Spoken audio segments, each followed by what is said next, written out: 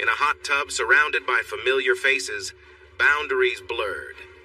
As Bonnie and Jules pushed me to join, to test how far I'd go, a crack split open in our lives. I took off to the beach alone, struggling to understand. Was this marriage I'd built with Bonnie the lie? Or was I finally seeing the truth about the people I trusted most? I walked around the old building, amazed that after 80 years it was still there and looked strong. I tried to open the padlock, then broke the rusty latch with a hammer. Inside it was dark, but it had been that way for years since we had carefully covered the windows long ago. The mismatched couches were still in place, as was the carpet that covered the walls. The bandstand was still there, along with the words Earl had painted behind it. Once, this had been a country store, built in the 30s. It closed down when supermarkets and chain stores became popular. Earl's family owned it, and he got permission to use it as a practice space for us. We all pitched in to get the electricity turned on. I had an uncle who owned a furniture store, and he gave us scraps and old carpets to help us soundproof the place. We could really make some noise. As I moved the flashlight, every corner brought back a memory. I remembered feeling sick from cheap wine and having to clean it up the next morning. I thought about that corner with the old love seat, where I shared my first kiss with Wanda Jenkins on a chilly November night just after my 18th birthday. I had just joined the band, being the youngest member. Everyone else was already 18 except for Earl, who was 21. I got along with everyone except for the drummer, Gordy, who didn't seem to like anyone back then. He later revealed that he was gay and felt frustrated that we got to date girls while he couldn't be open about his feelings for his boyfriend. We all sensed it, but he was difficult, so we never brought it up. We were a band, playing rock and roll in its simplest form. We were rough around the edges at first. It took us a year to get ready to perform. Earl was an excellent bass player. Gordy was a great drummer despite his attitude. Will was a solid lead guitarist. And I, James Grunt Thomas, played keyboards and guitar, with a bit of saxophone and harmonica now and then. This gave us a unique sound compared to many bands at the time. Gordy and Earl took the lead vocals while Will and I provided the backing. Occasionally we would bring in the Pointless Sisters, a fun group of girls who hung out with us just for the enjoyment. We were all young and exploring life, love, and relationships. We were fortunate to have a place where we could hang out. With Earl being 21, we could get drinks, as well as other fun things if we wanted. I knew a guy who could help us out. We experimented a little, but never too much to cause problems. If I felt we were getting too deep into things, I would say my brother needed some time away.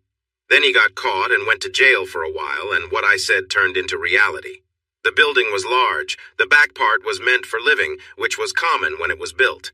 We made a small stage with materials I found at my construction job. We also asked my uncle for some used couches, and he gave us the best he had. There were some he was supposed to throw away, so we had plenty of comfortable seats. Some even turned into beds. We often spent weekend nights there.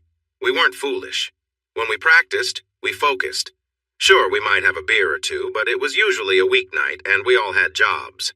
The parties happened on weekends when we didn't have a gig. We would play a couple of songs, then celebrate. Jerry was our newest member, handling our sound and lights. He usually brought a friendly girl with him on weekends, but not during the week. Earl and I were the serious musicians in the group. Sometimes we showed up and were the only two there. We took that time to improve our sound. Earl played bass and was also a good guitarist.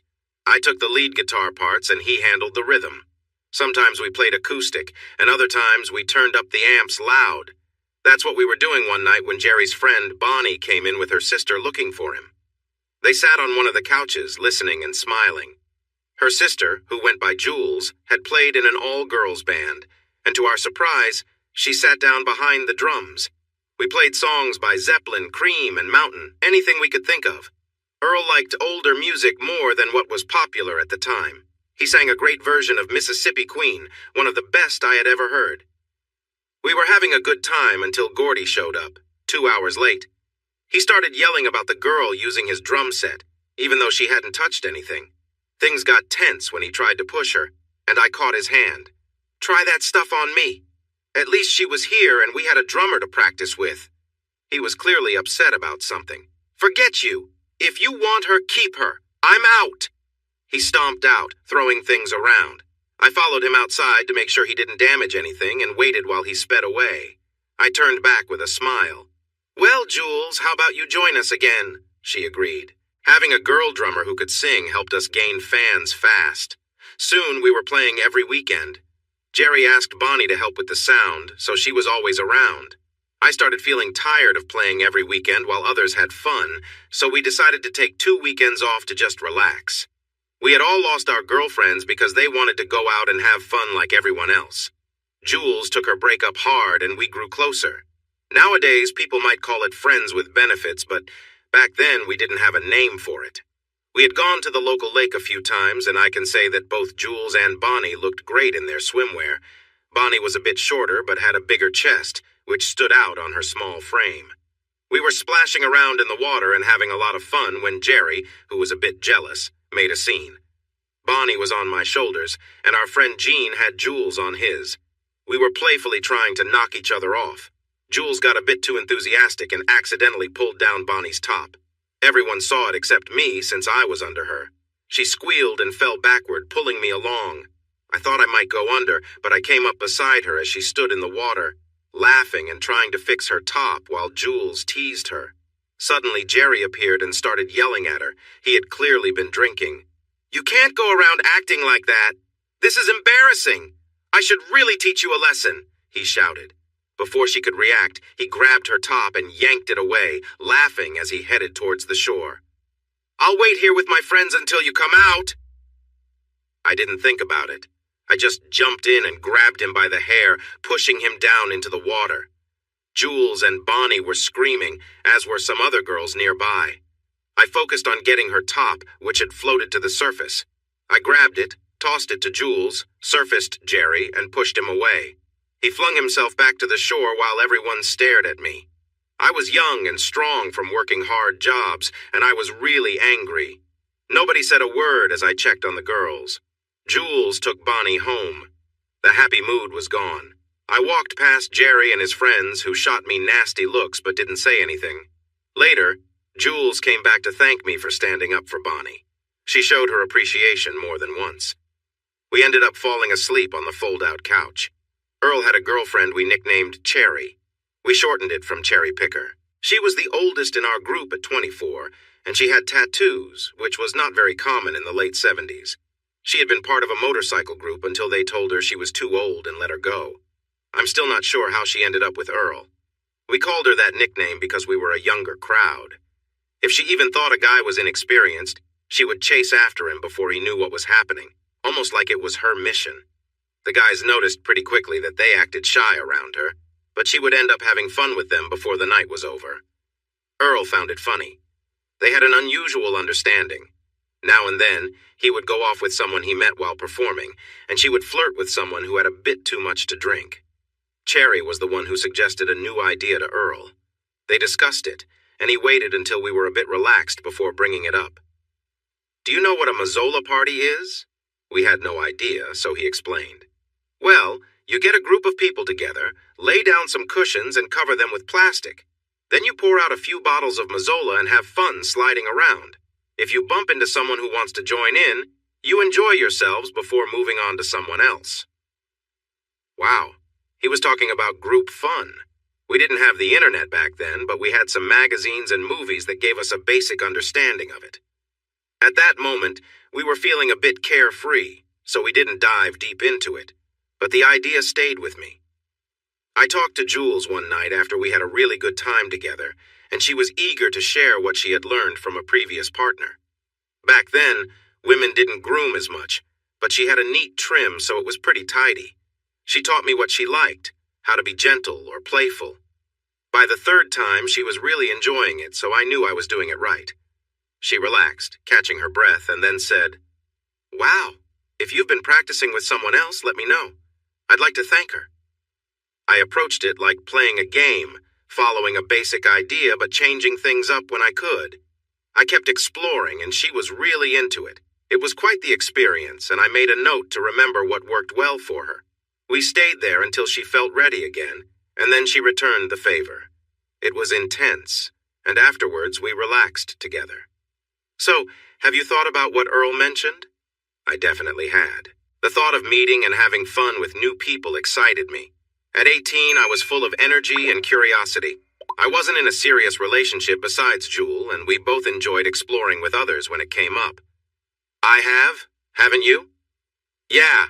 I talked to Annette and she is interested too. We don't need to involve Cherry, she's open to everyone. Jerry might join us if he finds a girl and if you let him. He's still upset because you replaced him. Rhonda and Vicky would likely come too if you asked them. They were just a couple of girls who spent time with us. Kind of like fans, I suppose. So we made some plans. I asked my uncle for old carpet padding he didn't need, and gathered some sturdy plastic from a nearby construction site. It was quite slippery, and I was curious if anyone would be able to keep their balance once we added oil. We ended up with a platform that was a foot high and 20 feet wide. Earl and I made some grooves on the sides to catch the oil. On the night of the get-together, the girls arrived with extra clothes, thinking ahead. I managed to get a big shower that someone had thrown out because it had a small crack. After fixing it, I also installed a toilet in the back room. We found an old water heater that was still working. It was useful when we had to clean up after a long night before work on Monday. I kept my nice towels locked away because everyone else tended to use them, leaving me with the rough ones they brought. I seemed to be the only one who knew how to use a washing machine, so I washed my towels and left the others until they were nearly unusable. They just tossed theirs and bought new ones. We stood around a bit unsure of what to do until I pulled out some marijuana. After a few joints, we started playing silly games where the goal was to get everyone to loosen up and have fun quickly. Before long, we were giggling and feeling carefree. I was familiar with Jules, so I looked at the others. Vicky was a little curvy, but had a lot of confidence. Rhonda was tall and slim, a nice balance. Annette, who was with Will, had beautiful skin and was quite striking. Cherry was also there, excited. Our sound technician, Booger, was there too. I wasn't sure how he got that nickname, but since there were more girls than boys, it didn't matter. Jerry showed up at the last minute as well on his own. We almost didn't let him in. He often stayed high these days and had even had some trouble with the police. Working with sound takes focus, and you can't do it well if you're not clear-headed. He had messed up our sound a couple of times before we decided to let him go. Plus, we had a good thing going. If the police started wondering about him and his friends out in the country, they might investigate, and we didn't want to lose our little haven. But because there were so many girls, we decided to let him in. Earl and Cherry kicked things off by running and sliding across the surface, both laughing joyfully. Once they got up, I grabbed Jules and we took our turn. Everyone wanted to join in after that. We must have slid for about 20 minutes until things started to feel more intense. Vicky slid into me, and I instinctively reached out. She giggled as someone else bumped into us, interrupting the moment. I could feel excitement building, so I turned to Annette, and we shared a brief connection. She sighed and seemed to enjoy it for a few moments until someone else collided with us, sending us off the surface. We quickly got back up and paired off again with new partners. I think I ended up with every girl at least once. We only took breaks to grab fresh drinks, laughing as we watched others. Cherry was clearly enjoying herself, engaged with 2 guys at once. Things began to slow down when a new person joined us. Bonnie had arrived while we were busy and decided to join in. She looked a bit nervous and leaned closer to me. I didn't really want to do this. I thought I did, but now I feel unsure. Can you help me out, Grunt? She looked so small, so I gently helped her away from the crowd. Will and Booger were trying to catch her attention, but it could have become a messy situation if Earl hadn't stepped in. What's going on here? Do you need some help, man? Earl shouted when he noticed. Just then, Jerry had mistaken Earl for someone else and was being overly forward. Earl reacted quickly, but it ended in a confusing mess for Jerry instead. Eventually, friends helped Earl push Jerry outside, and they closed the door behind him, leaving the rest of us to continue. This gave me a chance to guide Bonnie to a quieter room. She seemed shaky. I thought I could handle it, but it was too much for me. I wouldn't even have been on the floor if someone hadn't pushed me. Seeing her like that, I invited her to sit with me until she calmed down. She eventually laughed and looked at the mess we had gotten into. How are we going to clean this off? I pulled back the curtain to reveal a shower and took out some clean towels. I assured her I'd keep watch, but she looked at me with surprise before pulling me inside with her. I might need your help with my back. And anywhere else? I thought I was doing a good job as she smiled and relaxed a bit. She reached out to hold my hand, her eyes warm and open. She took a deep breath and then leaned against the shower wall, letting the water cascade over us. Her voice was soft and she said, "I'm ready. Let's just take it slow." The time we spent together felt unhurried and close. We were both immersed in the moment, moving together under the warm water, a steady rhythm that grew stronger. She held on, and I could feel how connected we were. By the end, her soft laughter filled the air, and she whispered my name with a smile. When we finished, I gently washed her off, careful with every touch. As I did, I noticed she seemed a little uncomfortable, so I asked, "Are you okay?" She winced slightly, giving me a shy smile. "I wanted this. I knew you'd be gentle. How was it for you?" she asked with a playful sparkle in her eye. I smiled back. "It was amazing, and you seemed so happy. You made it easy to feel close," I said. We wrapped ourselves in towels and walked back to the couch, where she curled up, wrapping herself in a blanket. She looked peaceful and relaxed, and it made me feel grateful to have shared that moment with her. "Why me?" I asked as I sat beside her, holding her hand. She laughed and leaned into my shoulder. "You're kind and respectful. You treat everyone with care, and I knew I could trust you. And," she admitted with a little blush, "I've always had a bit of a crush on you." We sat there enjoying each other's company, sharing soft laughter and quiet moments until we decided to join our friends. It seemed like everyone else had had a fun, carefree evening too. A few of our friends were lying around, clearly exhausted, while others were laughing and chatting softly. We all relaxed together, and after a while, a few of us decided it was time to grab some food. We headed out for a quick meal, laughing and sharing stories, filling up on burgers and fries until we were completely satisfied. When we returned, we found everyone else had either gone home or fallen asleep on the couches.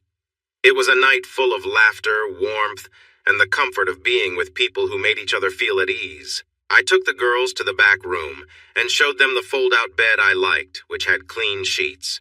They saw it, changed into their underwear, told me to change into my shorts, and get in bed.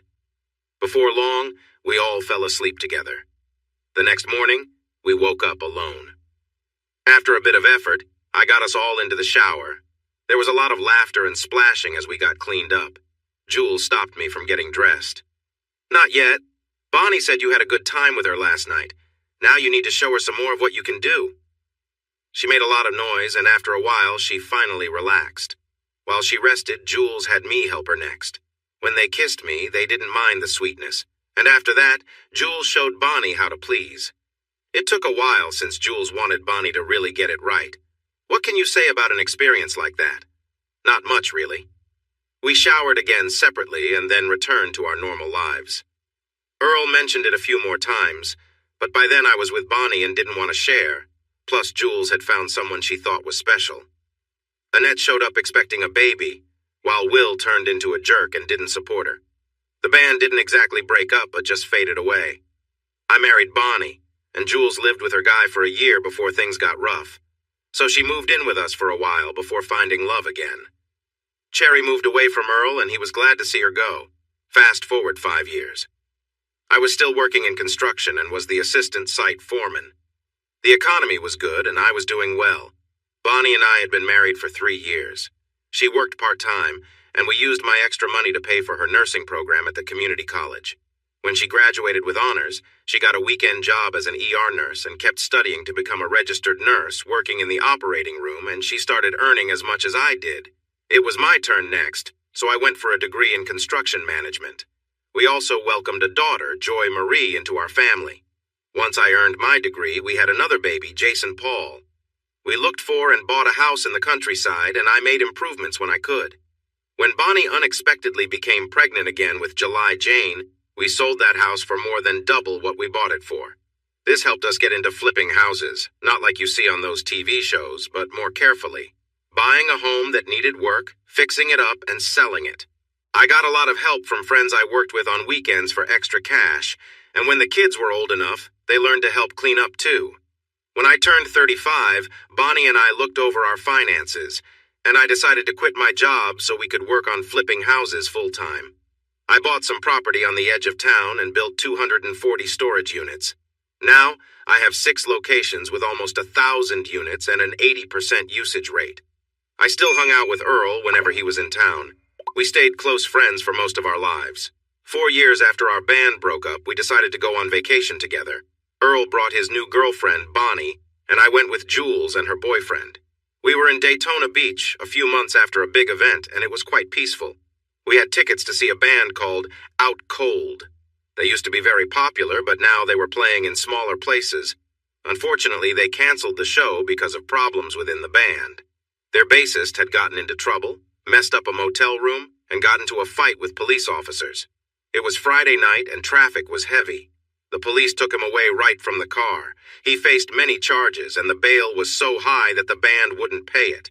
So they announced open auditions the next morning to find someone to play for that night's show. "Dude, you have to try out. It will make a great story, and what do you have to lose?" We had to encourage him to go to the audition. 4 people tried out before Earl, but only one was decent, and he seemed a bit stiff. They handed Earl an old guitar, plugged him in, and started playing. It was a song we used to do back home. Earl didn't miss a beat.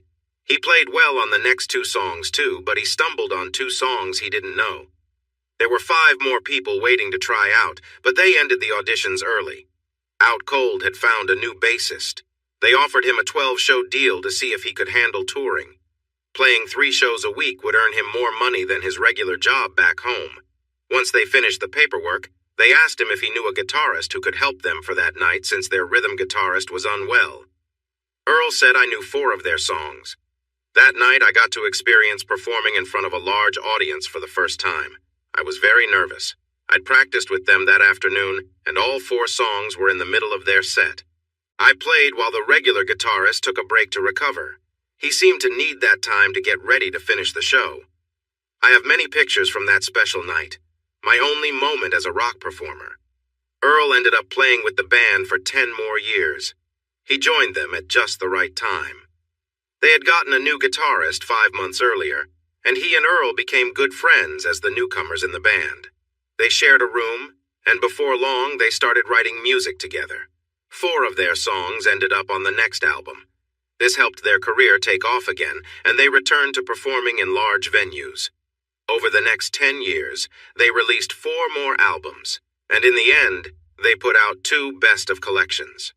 The first one was from before Earl and Jason joined, while the second featured mostly their work. Booger became a financial planner, and Earl invested a good amount with him.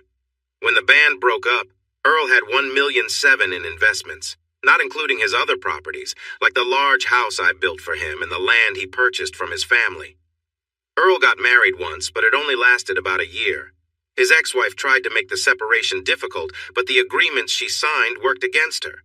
She said she didn't understand what she was signing, but that didn't earn her any sympathy from the lawyers. Their kids grew up and moved out, with the 2 oldest starting their own families. Bonnie wasn't sure about being a grandmother, but the moment she saw her first grandchild, she was all in. We had them over often. I think she would have kept them with us all the time if she could. Bonnie quit her job when our business became stable, helping me with everything from coordinating crews to ensuring we had permits. She learned a lot about construction.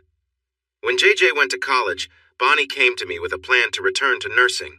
She updated her certifications and worked as an emergency room nurse for a month. One day I came home to find her in tears on the couch. Our small town was normally quiet, but 2 gangs from a big city started causing trouble nearby. They clashed and things escalated quickly. The emergency room became overwhelmed. Although the staff tried to help, 3 people died before reaching the hospital, and Bonnie held a 14-year-old who sadly didn't make it. After that week, she decided not to return to nursing. The local police were not kind toward the gangs, making it clear they needed to stay away. One gang tried to assert their power, but 2 of their members went missing, never to be seen again. The local law seemed typical of small-town folks. They may have their own fights, but when outsiders caused trouble, they came together. The leader of the national gang was a computer expert, and his plans showed he had less than a 30% chance of success, with a possibility of losing many members to jail or worse. He followed the strategy that many CEOs do. He left us alone and focused on expanding to the next town. About a year before Out Cold released their last album, the band decided to take a break for 3 months to relax, recharge, and write new songs. Earl brought his writing partner home, introduced him to the band, and soon he felt like one of us. One night we played music together, and it made Earl very happy. Soon after, he booked a 2-night show at the biggest cafe and concert hall in town. He called me to share the news. "Feeling bored? Who's joining you?" I asked. He seemed surprised. "You and Jules. Who else would I need?"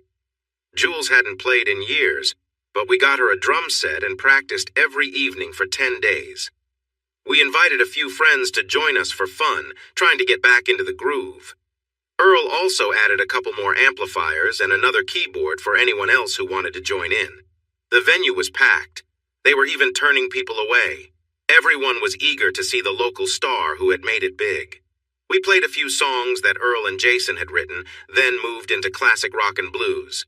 Jules sang lead on a few tracks, including Tell Mama, an old Etta James song that got the crowd excited.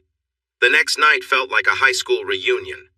True to his generous spirit, Earl and Jason donated all the money we raised to local charities, which only strengthened his legendary status in the community. Afterward, they went back on tour feeling refreshed, and their next album became really popular, mainly due to 3 songs Earl and Jason wrote while they were with us. Earl mentioned that he and Jason were growing tired of touring and were thinking about taking a break after the next tour. Sadly, their plans changed when the lead singer, drummer, and lead guitarist died in a car accident. It wasn't their fault, and tests showed there were no drugs or alcohol involved. They had been heading back from breakfast when another driver ran a red light. That driver was found to have been under the influence and faced serious charges. He served time before being released. Earl returned home with Jason, and they lived together. They released one album called Jason and Earl, which sold around 250,000 copies. Jason later asked me to help him build a house. Unlike Earl, he wanted a small cottage with a big yard. I built him a 500-square-foot house with plenty of outdoor features, including a large patio and a hot tub. There was a covered path to his pool and outdoor kitchen, and the yard was beautifully designed. He was very happy, and we spent a lot of time together. Annette had moved back to town, and we often brought her along. Though it wasn't love at first sight, it was clear there was an interest, and no one was shocked when she moved in a few months later. It was a big surprise when Earl passed away. He didn't drink much, loved to run, and was fit, but it didn't matter when his heart stopped working. We found him in his music room, surrounded by his awards and memories, his old bass guitar displayed proudly. He was in the middle of writing a new song and had the recorder on. We got to hear his last breath and his final words in this life. What the... He made the news, and the funeral was very crowded. He was somewhat of a local celebrity, but most people came because they truly liked him. He was just a friendly guy who happened to be successful. I was surprised to find out I was named the executor of his estate, and he had written a detailed will. He left Jason all their shared belongings. A few of his friends received small gifts to remember him by. He gave me his old bass guitar and the little house, along with the 9 acres of land it was on. He also wrote me a letter. "Grunt, so I'm gone, huh? I thought I would be around longer. We had some great times, didn't we? The best moments of my life were when we were playing music together in that old building. I bought it when my family wanted to sell it to a developer. I wanted you to have it in case anything happened to me because you would appreciate it most. Maybe you could organize a memorial party. That would bring back some memories, right? I hope to see you again someday. Maybe we can play music together with Hendrix or B.B. King. Tell Julie and Bonnie I said to look after you, and that I loved them like the sisters I never had, even if I had some thoughts I shouldn't have. Take care, bro, Earl." I read the letter in my office while Jules and Bonnie were with me. I'm not embarrassed to say we all shed tears. Most of his estate, nearly $3 million in property and investments, went to the county for expanding children's activities and improving 2 parks. That was so typical of Earl. There's a life-size bronze statue of him, standing and holding his bass, at the entrance of the park that was named after him. After inspecting the little house, I told Bonnie it was in decent shape, but I wasn't sure what I wanted to do with it. Bonnie and Jules said they would check it out so we could make a decision later. A lot of projects began to stack up. We had made it through tough times, even buying some fixer-uppers here and there. Now the economy was getting better, and there was a need for homes. I had 4 houses under construction, 8 more being remodeled, and I was looking for more opportunities. Jules spent a lot of time at my house, and the girls were in happy spirits, laughing about things I didn't quite understand. On Wednesday, they insisted I take Saturday off, no matter how busy we were. We had been working 6 days a week for 14 weeks, and we all needed a rest. I decided to give my crew Friday and Saturday off, paying them for Friday so they wouldn't lose any income. I was suddenly the best boss ever, at least until Monday came around. July was staying with us again, having just come out of a relationship. She still looked good, with a nice figure and a pretty face, even if she had a few wrinkles. She was a caring and sweet woman who just seemed to choose the wrong partners. We used to joke that I should make her a second wife. She moved into a spare bedroom and got comfortable. July didn't have the same motivation as Bonnie. She kind of floated from one job to another until Bonnie gave her a task to manage some property. To our surprise, she did an amazing job. After a few months, she came to us with a chance to take over a failed project with 11 new houses, most of which were almost finished. Only 3 had sold, and all were now in trouble with the bank. The bank wanted to get rid of it, so we bought it for about 40% of what it would be worth when the market got better. We put July in charge. The first thing she did was get a real estate license under our company. In 6 months, she sold 5 of the houses, covering all our costs. After that, we shared 25% of the profits with her after paying her fees. One day, it hit me that July had been with us for over a year. Even though she could move out, she chose to stay. I asked her about it once, and she got a bit emotional, thinking I wanted her to leave. I feel safe here, Jimmy. I love you both and the security you give me. I think I'm trying to figure things out for when I fall for someone again. I told her she was always welcome, and she relaxed. The next time we opened our hot tub, she joined us, and both girls were giggling at my reaction. Calm down, Jimmy. You know this body well enough. Bonnie said it was fine as long as you just looked. I glanced at my wife and saw she was also not wearing her suit. They both smiled at me, waiting for my response.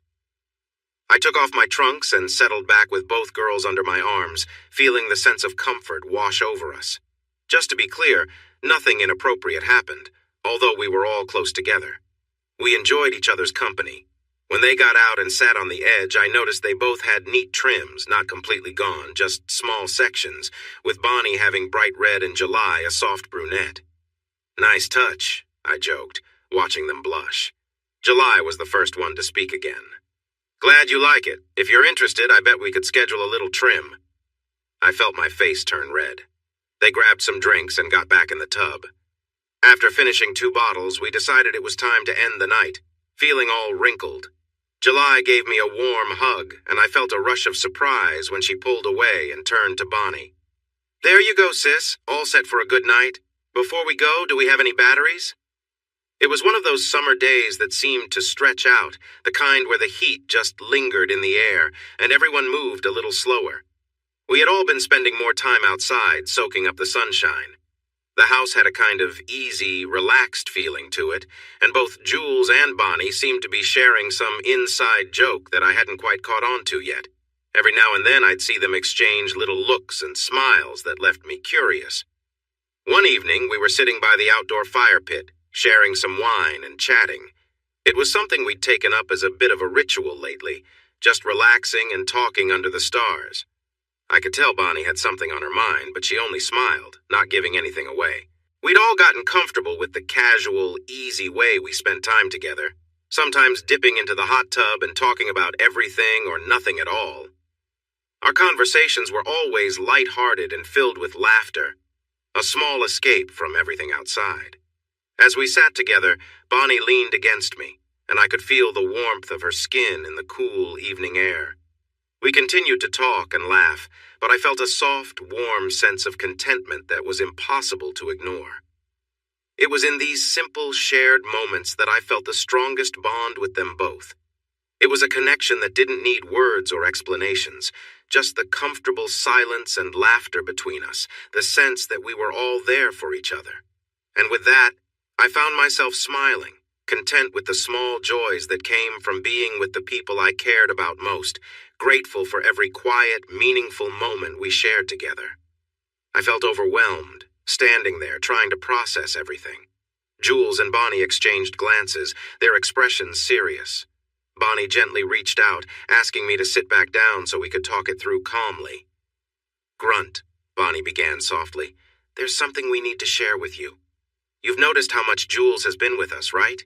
It's been years and she's like family, but there's more to it." She paused, glancing at Jules, who gave her a reassuring nod. "Jules has stayed here because she cares about us deeply. She's tried relationships before, but somehow they never felt right. And over time, we've all become closer." I looked at them, letting her words sink in. "So, what are you trying to tell me?" I asked, genuinely puzzled. Bonnie took a deep breath. "We've talked this over. We feel it would be best if Jules stays here for good as part of the family. But more than that," she hesitated, "she would be like a second partner to you, someone who shares in the life we have. I trust you, Grunt, and I believe we can make this work as a family." Her words took me by surprise. I hadn't seen this coming. I thought about all the years we'd shared, how close we'd all become, and the genuine care between us. But there were big implications, and I had to consider them carefully. "All right," I began thoughtfully. "So if we're really doing this, it means some things will change. I've always been committed to you, Bonnie, and this would mean dividing my attention and support equally. I won't take this lightly, and you'll both need to understand that it's a big adjustment for all of us." Bonnie nodded, her gaze steady. "We understand. But we also know this will make us all stronger together. We trust you completely, Grunt. We're in this as a family, and we're ready to work through whatever comes our way." I let out a long breath, realizing how much thought they had already put into this. They were both sincere, and I couldn't deny the unique bond we all shared. This was new territory, but I could see that they believed it would bring us closer. So, with cautious optimism, I nodded, knowing we'd face this new chapter together. "I'll take a drive now to clear my head." I left them in the tub, went inside, changed into some shorts, trainers, and a t-shirt, and hopped in my truck to drive around. I was gone for 3 hours, and they called me at least 10 times, all of which I ignored. When I got back, they seemed quieter than usual. "Living room now?" I didn't look back to see if they followed. They were on the sofa, padding the space in the middle. I took a chair across from them. "What brought this on?"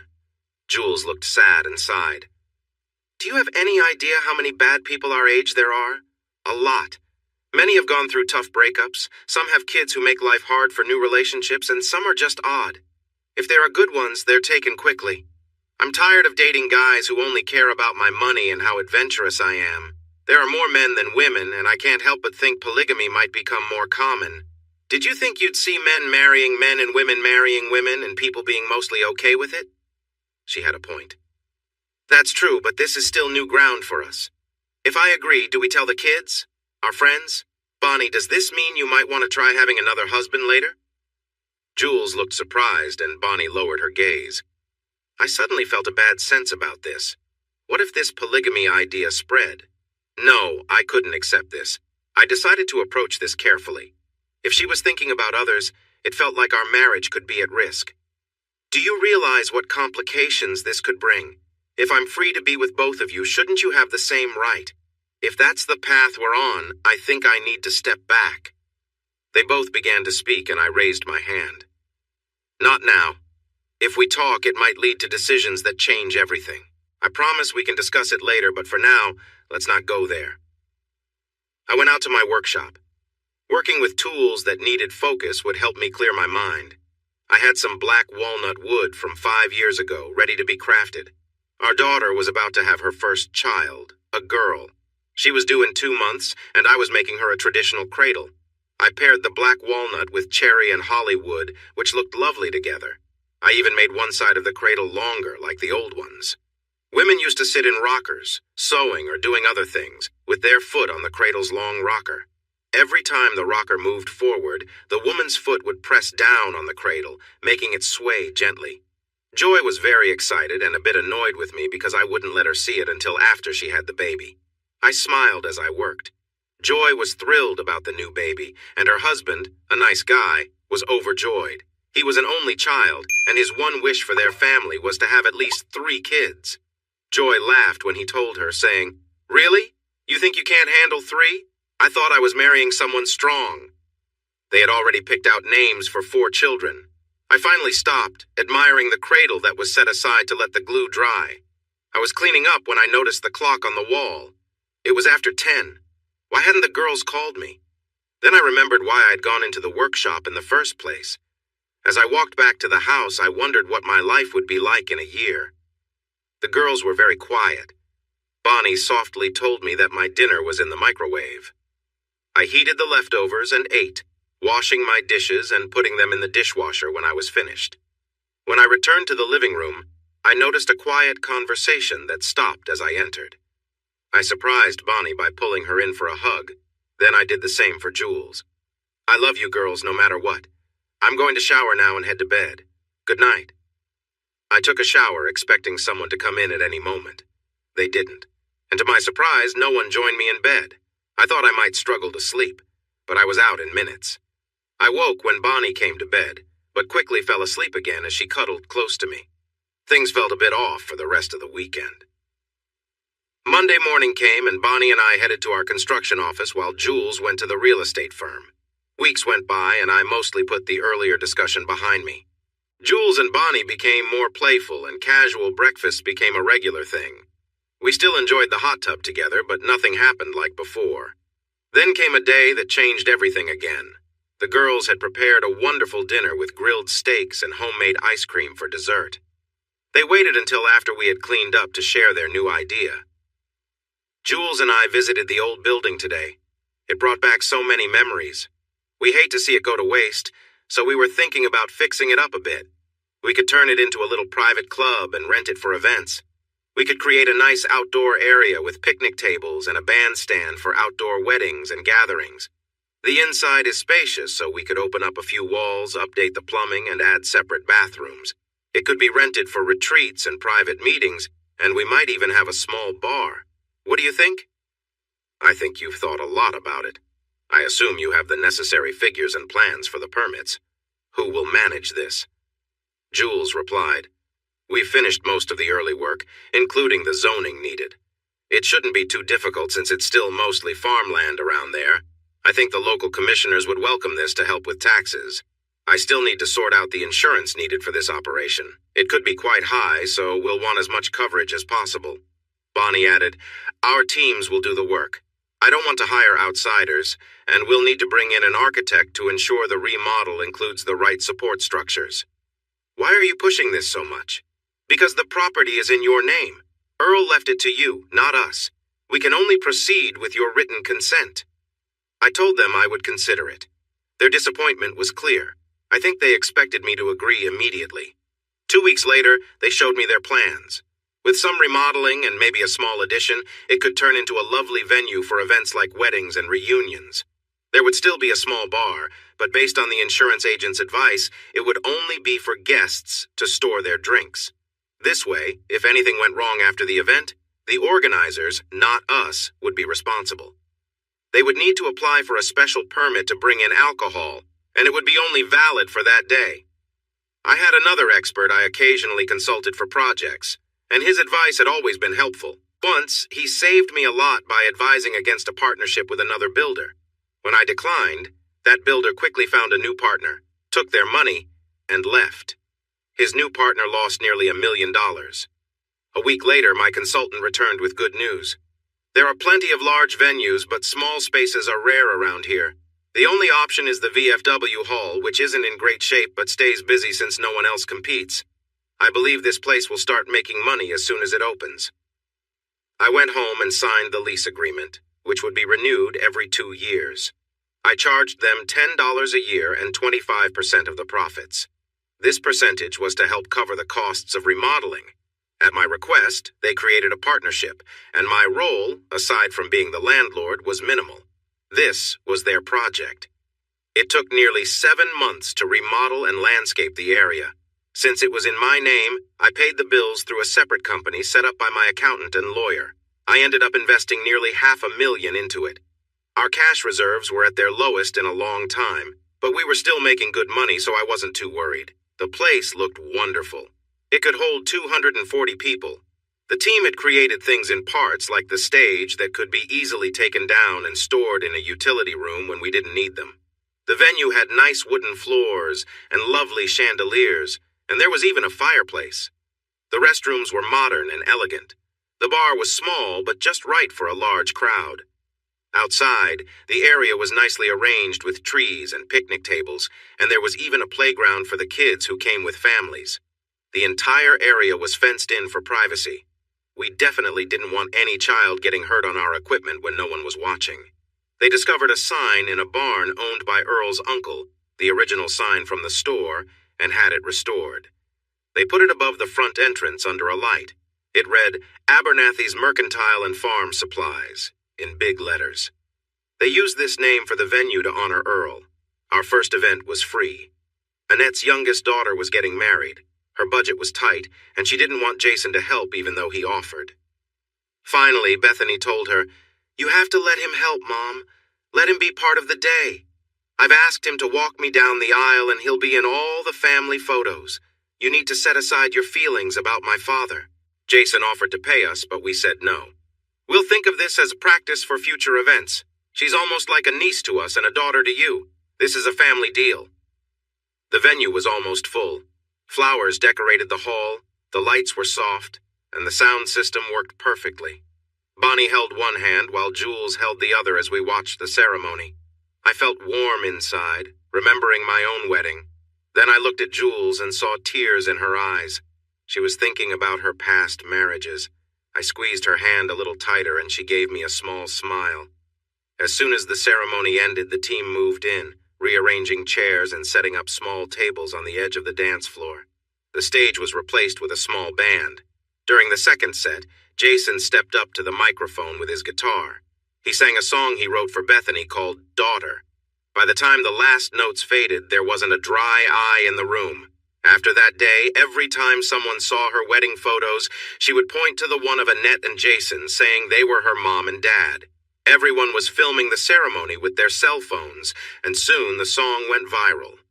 4 or 5 agents reached out to him, hoping he would sell the song or let them use it for one of their artists. Instead, he decided to give it away to a local singer who was starting to become popular in country music. He helped make the song and ended up producing the entire album, which included 2 more songs he wrote with the singer. Daughter climbed to number 3 on the country charts and number 6 on the pop charts. The other 2 songs also made it to the top 10 in country. Suddenly, he was in high demand and came out of retirement. He told Annette that if she didn't have his ring in 3 months, he would ask her to find another place to live. This was the push she needed, and soon we were planning a wedding again. The song's popularity had an unexpected benefit. Many people saw how lovely the venue was, and we quickly got booked for months. We hosted many weddings, family reunions in the picnic area that often included full meals, corporate events, and private celebrations. It became the go-to place for reunions. In fact, we even held our own 25th high school reunion there. It was great to see old friends, some of whom we hadn't seen in years. Jason came with Annette, and Will attended with his new wife, keeping his distance from Annette. Booger was there too, and surprisingly, Gordy and his husband showed up. We all said we would try to see each other more often, but I knew it was mostly just talk fueled by nostalgia and drinks. The old friends couldn't believe how much the venue had changed. Will smiled as he looked at the dance floor. It feels like just yesterday we were all having fun sliding on the floor. I grinned back. I can't help but think about it every time I'm here. Good times, right? Yeah, I wonder what it would be like now. Bonnie and Jules look even better and Annette is still stunning. I don't usually share this, but Grace and I have a pretty relaxed view on things. It would be fun to revisit those memories.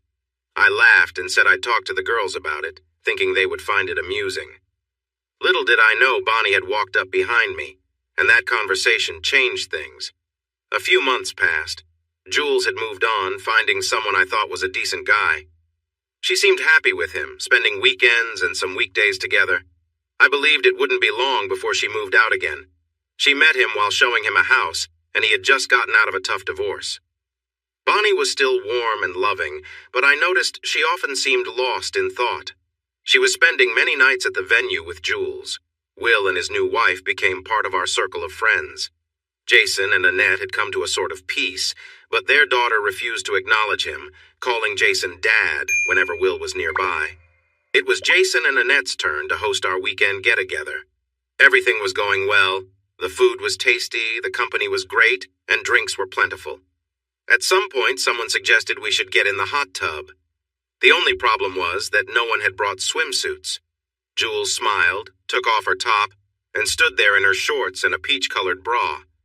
She gave a little twirl while her boyfriend laughed and jumped into the tub. He joined her wearing tight underwear. Who still wore those? Eventually, Will and his new wife hopped in too, with Will in silk boxers and her in her bra. Annette and Jason followed, then Booger and Jenny. That left just me and Bonnie. She was in a pretty sundress with just a pair of panties underneath. Slightly swaying, she unbuttoned the dress until it slid off her shoulders and fell to the deck. She stood there, clearly feeling the moment, and the others cheered. Soon there was a pile of bras off to the side. I decided to join in and we all sat together, laughing and relaxing. The girls asked for another round of drinks, so Jason and I went to the bar to mix them until everyone got what they wanted. After a few minutes, I noticed things had shifted while we were away. Bonnie sat on one side of Will and Jules on the other. The only free seat was next to Will's wife. I noticed her clothing had been tossed aside. My expression soured as I approached the tub. Suddenly, the jets turned on. Most everyone was without clothes, and I quickly noticed a few hands where they shouldn't be. Bonnie looked up and went pale when she saw my face. "This is too much," I yelled, tossing the drinks into the tub, then grabbing Will and pushing him away from the jets. Chaos erupted, and Jason pulled me back. We both ended up in the tub, and as I grabbed my clothes, I walked out, ignoring the noise behind me. I drove away, seeing Bonnie still in her state of undress. My phone began to ring almost immediately. I remembered that Bonnie, Jules, and I were on the same phone plan, which included a tracking app. We had set it up mainly for Jules because of her work, allowing us to see where each other was. I pulled over and took out the battery, making it impossible for them to find me. Not wanting to be tracked, I headed to the beach, about 2.5 hours away. With only wet shorts and a t-shirt on, I stopped at a superstore to pick up a few pairs of boxers, shorts, jeans, and shirts. I also got a new pair of sneakers and a few pairs of socks. I changed my clothes in the store, fitting everything into a small bag. I found a nice little motel a few miles from the beach that wasn't part of a big chain. For 3 days, I thought things over, enjoyed a few drinks, and learned to fish off a pier. Bonnie knew I didn't like the beach, so she wouldn't look for me there. I visited a beach we hadn't been to before, and I discovered I liked it. On my way out of town, I stopped at 2 ATMs and took out the maximum amount of cash, which let me pay for most things without a card. I took my time and considered everything. There were many warning signs, and while each one by itself didn't mean much, together they hinted at trouble. Something felt off, and it wasn't just the old shrimp I was using for bait. On the 4th day, I went home, wondering if anything had changed. When I arrived, my daughter Joy was the only one there, clearly there to watch over things in case I returned. She welcomed me with a tight hug, but seemed a bit hesitant. "You know I'm supposed to call if you show up. I don't know what happened, but Mom and Aunt Julie are really worried. They've had some arguments this week about a plan that didn't work out, but they haven't told me much. If I had to guess, Mom did something really dumb and Aunt Julie was involved."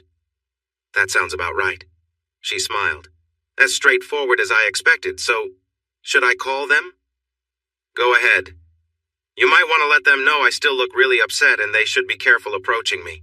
Tell them if they come in too strong, it might not go well for them." Joy stepped back, her eyes wide. "Daddy, are we going to have to split our holidays? I want my new baby sister to know both sets of grandparents, not just one at a time."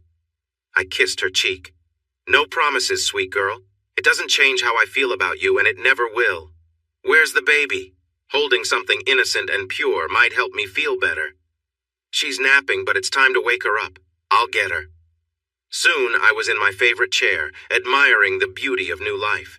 The baby was just old enough to notice her surroundings, and everything seemed amazing to her. I heard the door open, but didn't look up. Joy had mentioned that we were taking the baby for the weekend so she and her husband could spend some time together. I joked that it was too much information but encouraged her to enjoy it. They cleared their throats and I finally looked up. They seemed tired, which gave me a bit of satisfaction. Jules spoke first. "Where's Joy?" "She's off to spend some time with her husband." That made them pause. "Sweetheart, we need to talk." I smiled at Bonnie, but it didn't reach my eyes. "You're right about that. Before you begin, I need to know something. It's important to be honest. And if I find out you've lied, our marriage is over. Don't try to make it sound better than it is. Just tell me the truth. Was what happened in the hot tub planned?" A moment of silence told me what I needed to know. "So it was." "No, well, not exactly." Jules spoke up, so I focused on her. "Then what was it?" "We were just joking around about reliving some fun times from the past. It all started when Will and Grace began to share stories about how new experiences had helped their relationship. Jason mentioned some things from his time in the band, and Annette talked about a time she tried new things in a past relationship. So all our friends are into that. I never noticed, but that still doesn't explain the hot tub. We were all having a good time. With everyone a bit relaxed, the flirting got easier as the night went on. You were in a great mood, so in the bathroom, Jules and I thought maybe it would be fun to explore that a bit." Bonnie stopped talking, and Jules jumped in. "It was just fun, dear. We never thought it would go as far as it did. You seemed fine with it. And when you stepped out to get drinks, Will suggested we take it a bit further, so we just went with it." "Well then, what did my reaction tell you?" "That we really messed up. Will was pretty upset. He looked like he could use some help." Bonnie seemed a bit let down by me. "I'm sorry to hear that. Tell him I look forward to our next talk about it." "Is that your way of saying you want to confront him?" "We'll see how it goes when I see him next. Now, Bonnie, what do you want to do about our marriage?" Bonnie turned extremely pale, and Jules covered her mouth in shock. "Divorce? Are you serious? I didn't mean for things to go this way. I've never done anything like this before, and nothing really happened. I wouldn't do that again if it means losing our marriage." "I noticed you didn't say it was a bad idea. This is your chance, Bonnie. Be honest. Why do you want to explore this?" She lowered her head, speaking so softly I almost couldn't hear her. "You and our friends have had many experiences. I feel a bit left out when Annette and Jules reminisce about the past. You know you were my first and only partner." "Whose decision was that? I remember you being just as carefree as the rest of us. Why didn't you try to explore then? If that was what you wanted, why not then?" "I was scared. Then you were such a great partner that I forgot about everything else, but it's always been there, deep inside. I love our life together, but I'm not getting any younger, and just once I'd like to try something new. I think if I could do that just once, I could move on." I sighed.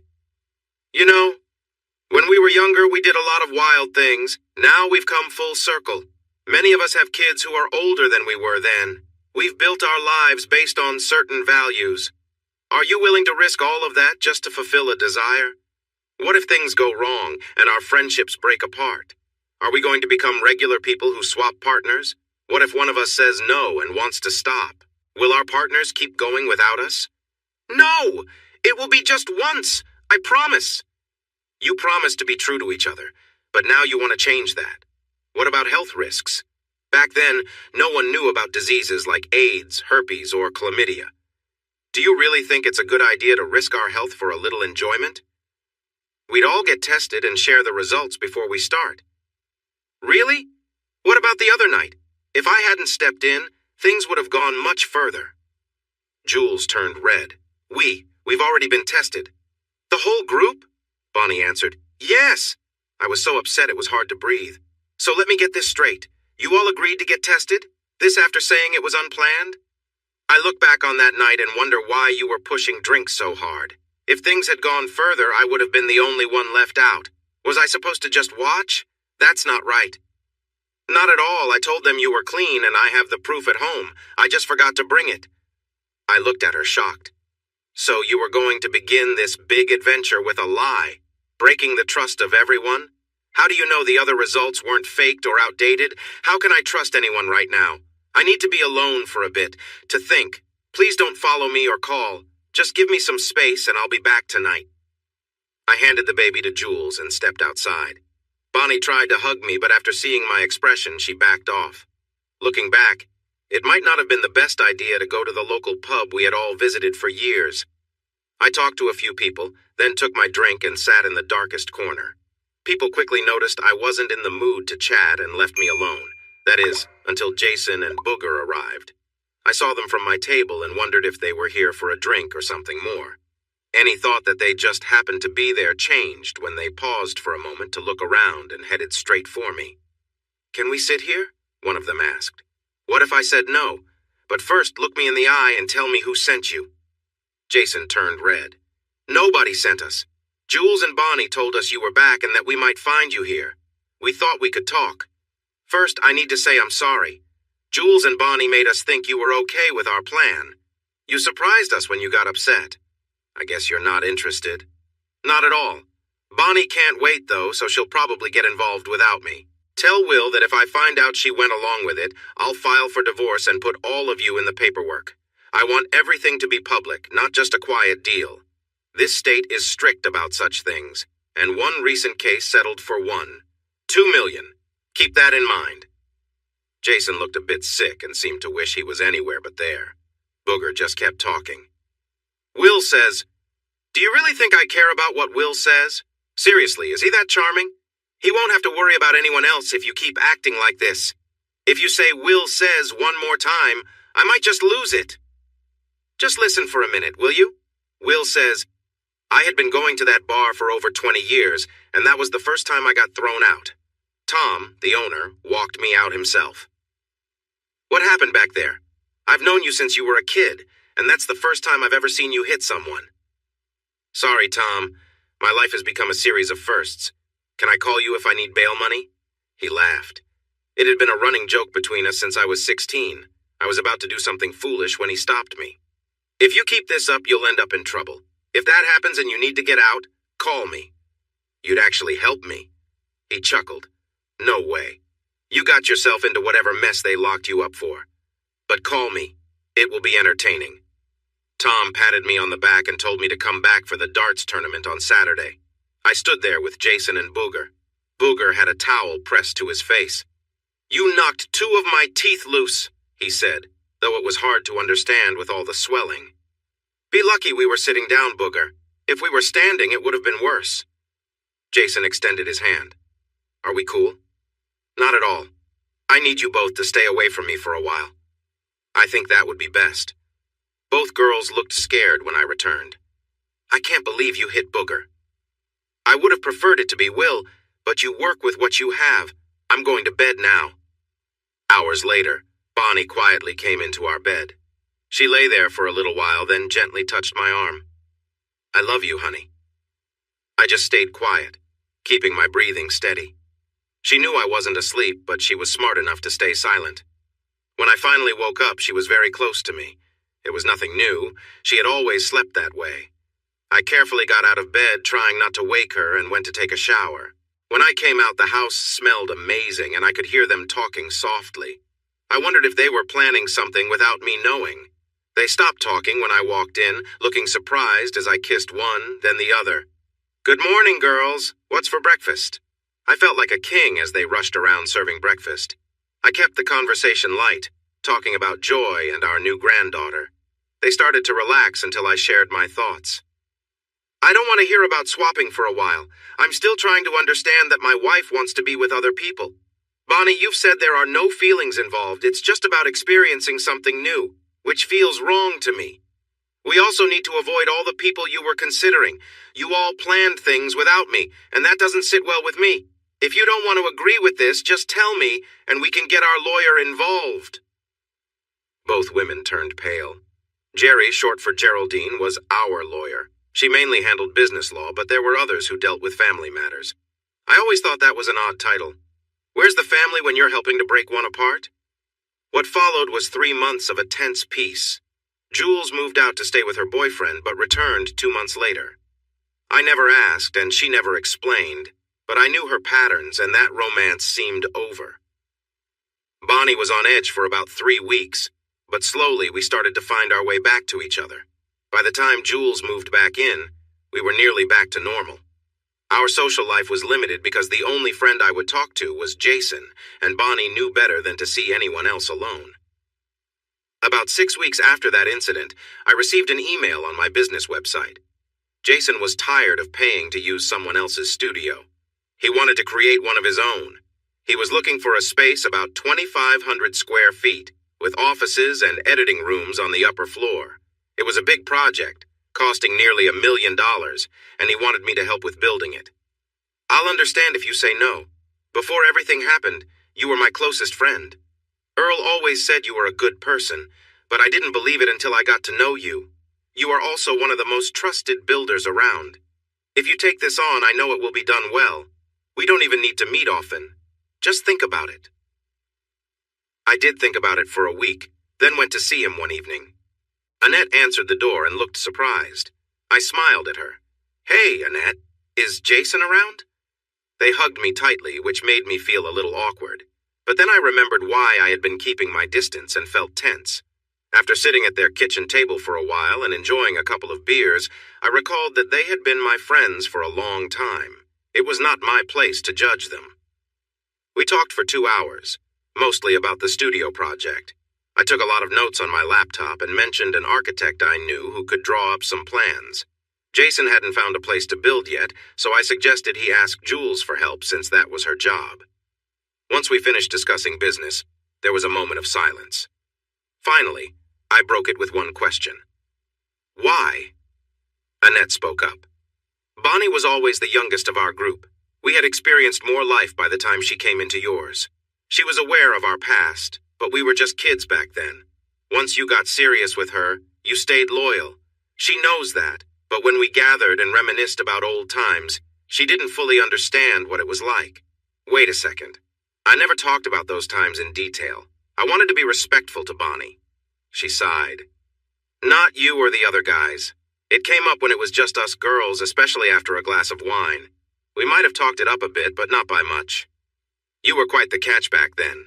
Tanned, fit, with that charming smile, you caught our attention. Plus, you were always considerate, ready to defend us if needed. Her smile faded. You know what? Of all the guys we knew, you and Jason are the only ones who have stayed in shape. You still have your muscles, and that hint of gray in your hair makes you very attractive. None of us expected it to develop into what it is now. Then Will came back, and he brought Grace. I think we all started living through their adventures. Will pushed things forward.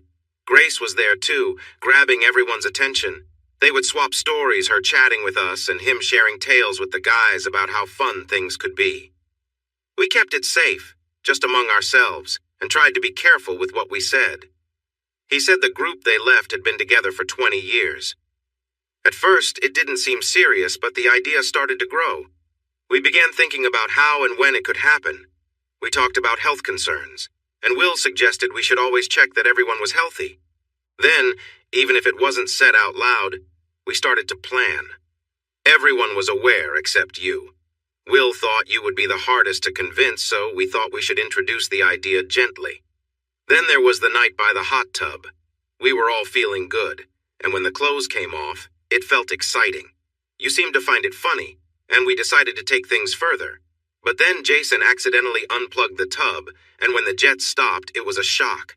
It felt like too much, too soon. I really thought you might hurt Will during the chaos. Jason ended up with bruises for weeks. Jason joined in. Looking back, we understand it was wrong to surprise you like that. I wanted to be honest from the beginning, but Will thought it would be better to ease you into the idea. I stared at them until they started to feel uneasy. Have you done anything yet? No. Will wanted to continue without you and include Bonnie, but she quickly stopped that. That would be wrong, and I won't go behind my husband's back. He has to be part of this, all or nothing. I can still picture how determined she was. That made Will focus on her more. But apart from the talk we had after you left, she hasn't spoken to him or anyone else until recently. We still have our wine nights, and the topic always comes up. Does Bonnie still want to go ahead? Annette looked down at the table, stirring her wine glass. I'm sorry, Grunt, but she does. It's really hard for her. She believes it will only be once, then it will end.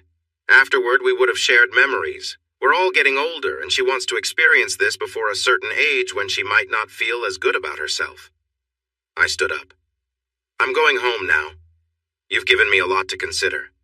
I feel like I need to speak with everyone who wants to take part, one by one, to understand the whole picture, except for Will or his wife. I still think they were acting behind my back, and I want nothing to do with them. I'll ask Jules to look for a place that fits your needs, Jason. I went home and told Jules about the plan, asking her to keep an eye out. Jason let others know, and soon people began visiting my office. Everyone knew I usually finished my paperwork near the end of the day, and that's when they would stop by. John, Jules's boyfriend, was the first to come. Even though Jules had moved back home, they still saw each other. I hadn't spoken to him much before, but in about 5 minutes I realized he wasn't very assertive. He seemed quite eager to please. Maybe that's why she kept him close, but Jules usually liked more confident men. I figured his time with her was limited. He seemed almost sad in how much he wanted to say what he thought I wanted to hear, and I dismissed much of what he said. Still, I asked him a couple of questions. You were married before, right? I asked. He nodded. Why aren't you married now? He hesitated, trying to find the right words. We started well, but after about 4 years, we drifted apart. She started going out with her friends, and one night she came home smiling. She looked a bit disheveled and mentioned she had met someone. I won't lie, I was out drinking, met a nice guy, and we ended up at a motel. It was exciting. If we stay together, you'll have to get used to me having some fun on the side. I promise I'll always come back, though. If you still care about me, let's make tonight special. I'm feeling great. What did you do? I asked. I went along with it. She was adventurous, and it was probably the best time I ever had with her. She apologized later, but soon after she was dating again. She often wanted to be together as soon as she got home. Eventually, after 6 months, she stopped coming back. By then, I was ready for the divorce. It probably hurt him, but I was straightforward. You seem to enjoy being in these messy situations. Is that how you want to remember your marriage? Because if it is, I have to let you know it won't end well, especially with Jules.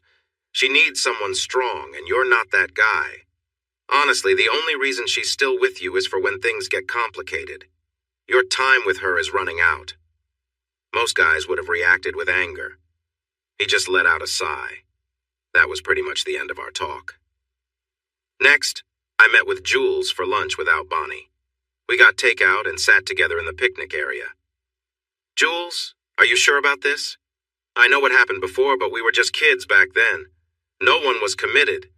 Now we have marriages that go back many years. Is it really worth the risk of damaging those relationships? She spoke thoughtfully. At first I was unsure, but I'm not risking what others might. We both know John won't be a lifelong partner, so if we drift apart, it would have happened anyway. Who doesn't want to relive the past? Plus, if I do this, I can keep an eye on you all. Honestly, Bonnie might change her mind, and if she does, I'm here to help you out. If she decides not to go through with it, you won't need a backup plan. We'll just get up and leave. I don't think anyone would be silly enough to try to stop us. If I upset them, I won't lose any sleep over it. We chatted a bit more, but soon enough we were saying the same things again, so we changed the topic. Since we were having a moment together, I asked her what she thought went wrong in her marriages. My first husband was a real disappointment, but I loved him too much to see it at the time. At first he reminded me a bit of you, but when his true self showed, I realized I had made a big mistake. Did you know that one of our worst fights was about you? That surprised me. Why would you argue about me? He had just lost his 3rd job and was complaining when I finally snapped. I got tired of his excuses and told him to step up for once. I used you as an example, and he went wild. The guy never went to college. I have a master's in business. Grunt is the perfect nickname for him because that's all he'll ever be. She smiled at the memory. I let him have it. Yes, I told him that he was just a high school graduate working in construction. But the truth is, he never lost a job once. Every time he changed jobs, they wanted him to stay. He worked hard enough to start his own business, owns a nice home, and has a wonderful family. What a loser! Let's see, you have a master's. You've been fired 3 times and quit once right before they were going to let you go for not doing well. We can barely afford our rent, can't think about having kids, and our cars are old and barely working. Yes, education is great, but hard work is better, don't you think? Now Jewel was laughing. I thought he was going to explode. He even started to hit me. I told him to go for it because on my worst day I was better than him and I was ready to show it. But instead of hitting me, he just stormed out. I filed for divorce 2 weeks later. Jules went from smiling to looking serious. Derek was different. He worked hard and had plans, kind of like the ambitious goals some countries had a long time ago. But that didn't go very well either. He hid a lot. I didn't see the problems until after we'd been married 6 months. The issue was that his plan wasn't really a partnership. He believed the woman should stay at home and obey. When I disagreed, he got aggressive. He didn't mind being rough and would threaten me if I didn't follow what he wanted. I was shocked. "Why didn't you call me?" She smiled slyly. "You would have done something rash." "No, I handled it myself. I waited until he fell asleep, then took a heavy object and wrapped it up. I gave him a good scare. By the time he got free of the blankets, he was already worn out. The last blow was to his pride. I'm pretty sure he jumped off the ground a good bit and was knocked out by the time he landed. I packed up everything I wanted, tapping him gently whenever he moved. It might take him a while to feel ready for love again after I was gone. Can you believe he called the police? They came to talk to me. I showed them my bruises, my black eye, and my split lip. I told them I didn't start the fight, I just ended it. They decided not to arrest me. I later heard that he was hurt quite badly. Maybe he would have been better off being calmer instead of trying to act tough. Wow, Jules, your choice in men is pretty poor. Didn't you ever meet the right one? Her eyes became sad for a moment. I did, but I was young and made a mistake. I still regret it. Besides, there is one man I have always wanted to be with, but I can't tell you who it is. I hope you can find it in your heart to let Bonnie have her dream, because if not, I fear she'll find someone else, and we both know how that would go. Can you hold me for a bit? We sat at the table until it got dark, while she cuddled up and we watched the birds flutter around the feeders I had made and hung up. Next, I talked to Jenny, this time inside our venue. I left Booger waiting in the car. I poured her a glass of white wine, knowing it was her favorite, and waited until she was on her second glass before I asked her about her feelings. Are you really okay with this? She nodded, but it didn't sound strong. I don't believe you. I think Booger is pushing you into this. Jenny, you're 10 years younger than Bonnie, and until now, she was the youngest in our group. You're a beautiful woman, and I know you'll catch a lot of attention if this happens. Can you handle that? My blunt words seemed to bother her, so I continued. This won't be love, Jenny. It will be just a physical thing. Can you look at yourself in the mirror the next day without feeling bad? Will you still see your husband the same way, knowing he pushed you into this? This is about your body. Do you think Booger will care about your feelings as long as he gets what he wants? He won't, and when the excitement is over, you'll have second thoughts. Then, we will all start wondering if our partners think they were better with someone else. It will create a cycle that doesn't end well. She was crying now, and I hugged her, telling her how much I admired her as a person. She eventually stopped crying, started to catch her breath, and then smiled. You don't use many words, do you, Grunt? I've been thinking about this a lot, but I just didn't know how to say it. I really need to consider it further. Booger won't be pleased. Booger isn't the one living with you, you are. She smiled and tried to be playful. Are you really going to pass on a chance with someone younger and exciting? If this ever happens, I'll make sure to get to you first. You can count on it. She laughed. If it happens, I'll make sure you're the first one, maybe even the last. We could just lock the door and spend time getting to know each other. Please stop. You're making me think too much about it.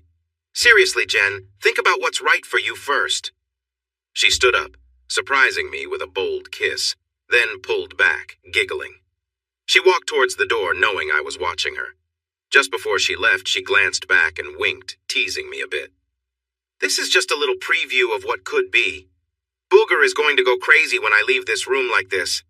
By the way, he doesn't like it when you call him Booger. Do you want me to tell him to come in? I don't care what he thinks. I don't want to talk to him. Everyone knows where he stands on this idea.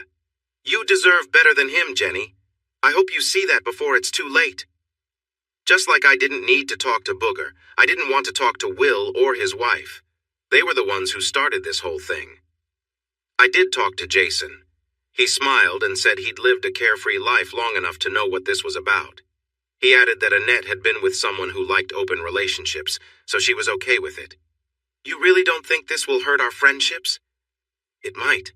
That's why Annette and I decided I won't be involved with Bonnie. I want to keep things good between us.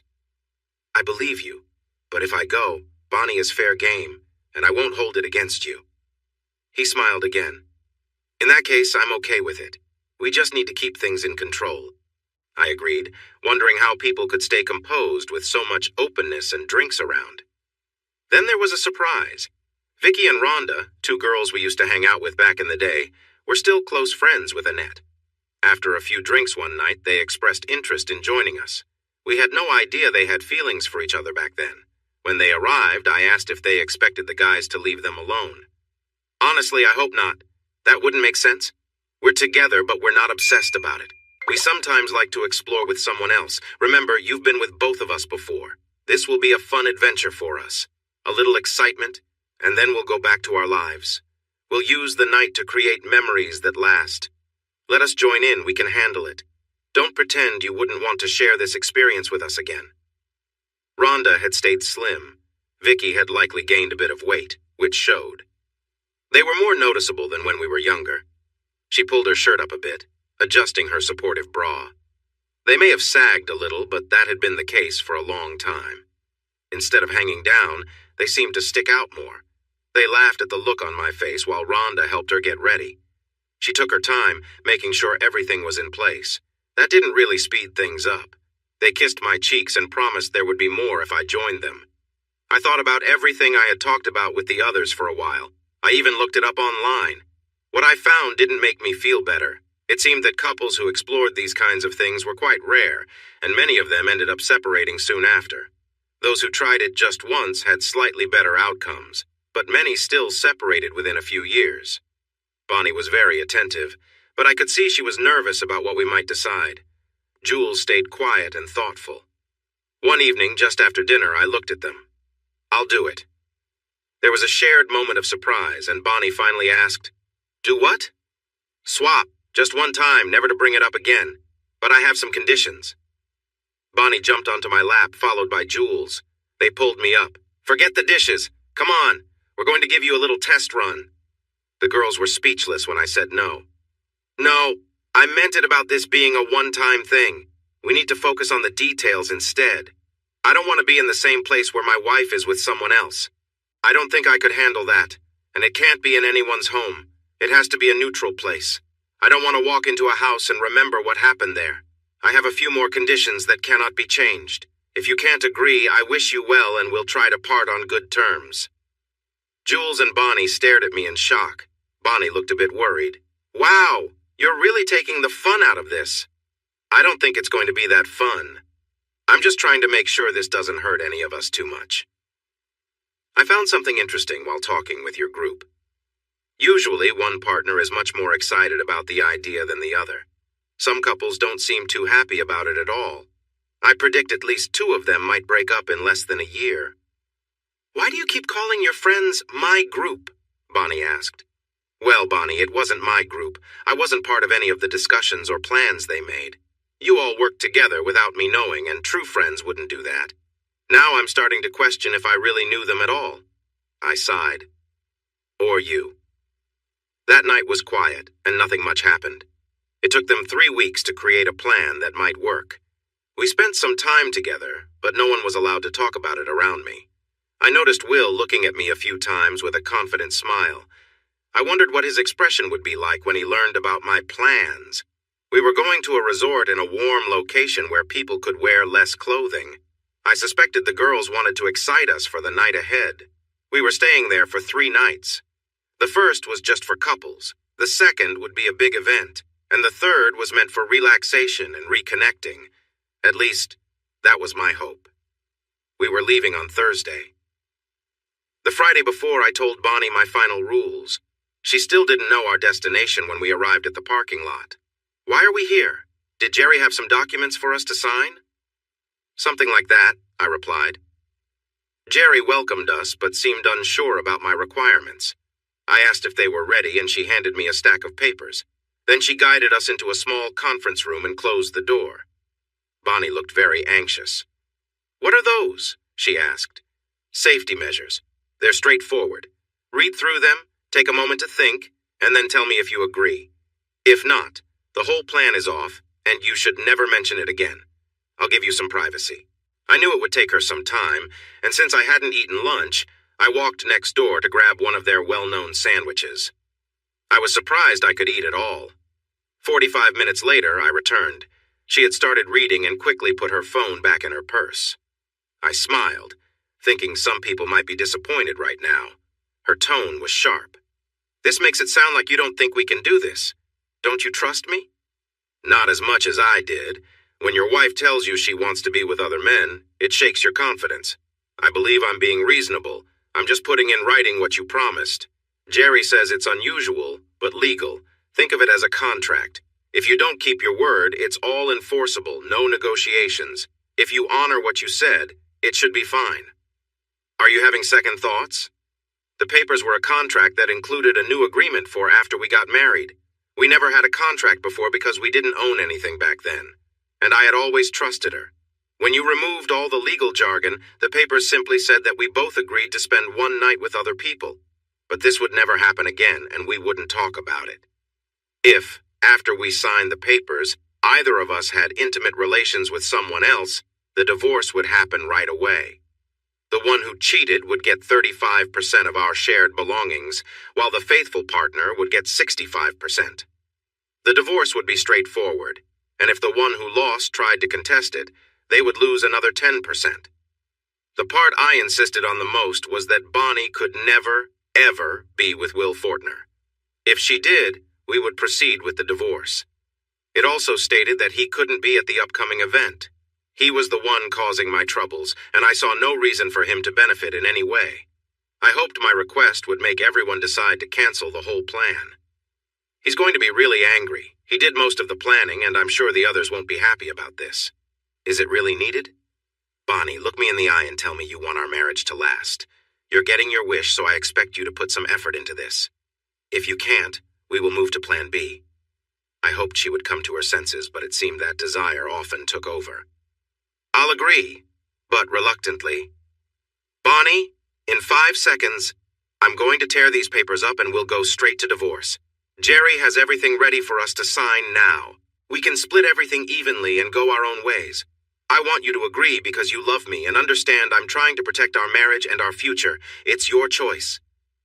Once I said that, I could see a change in her. Her expression softened. She still sighed, though.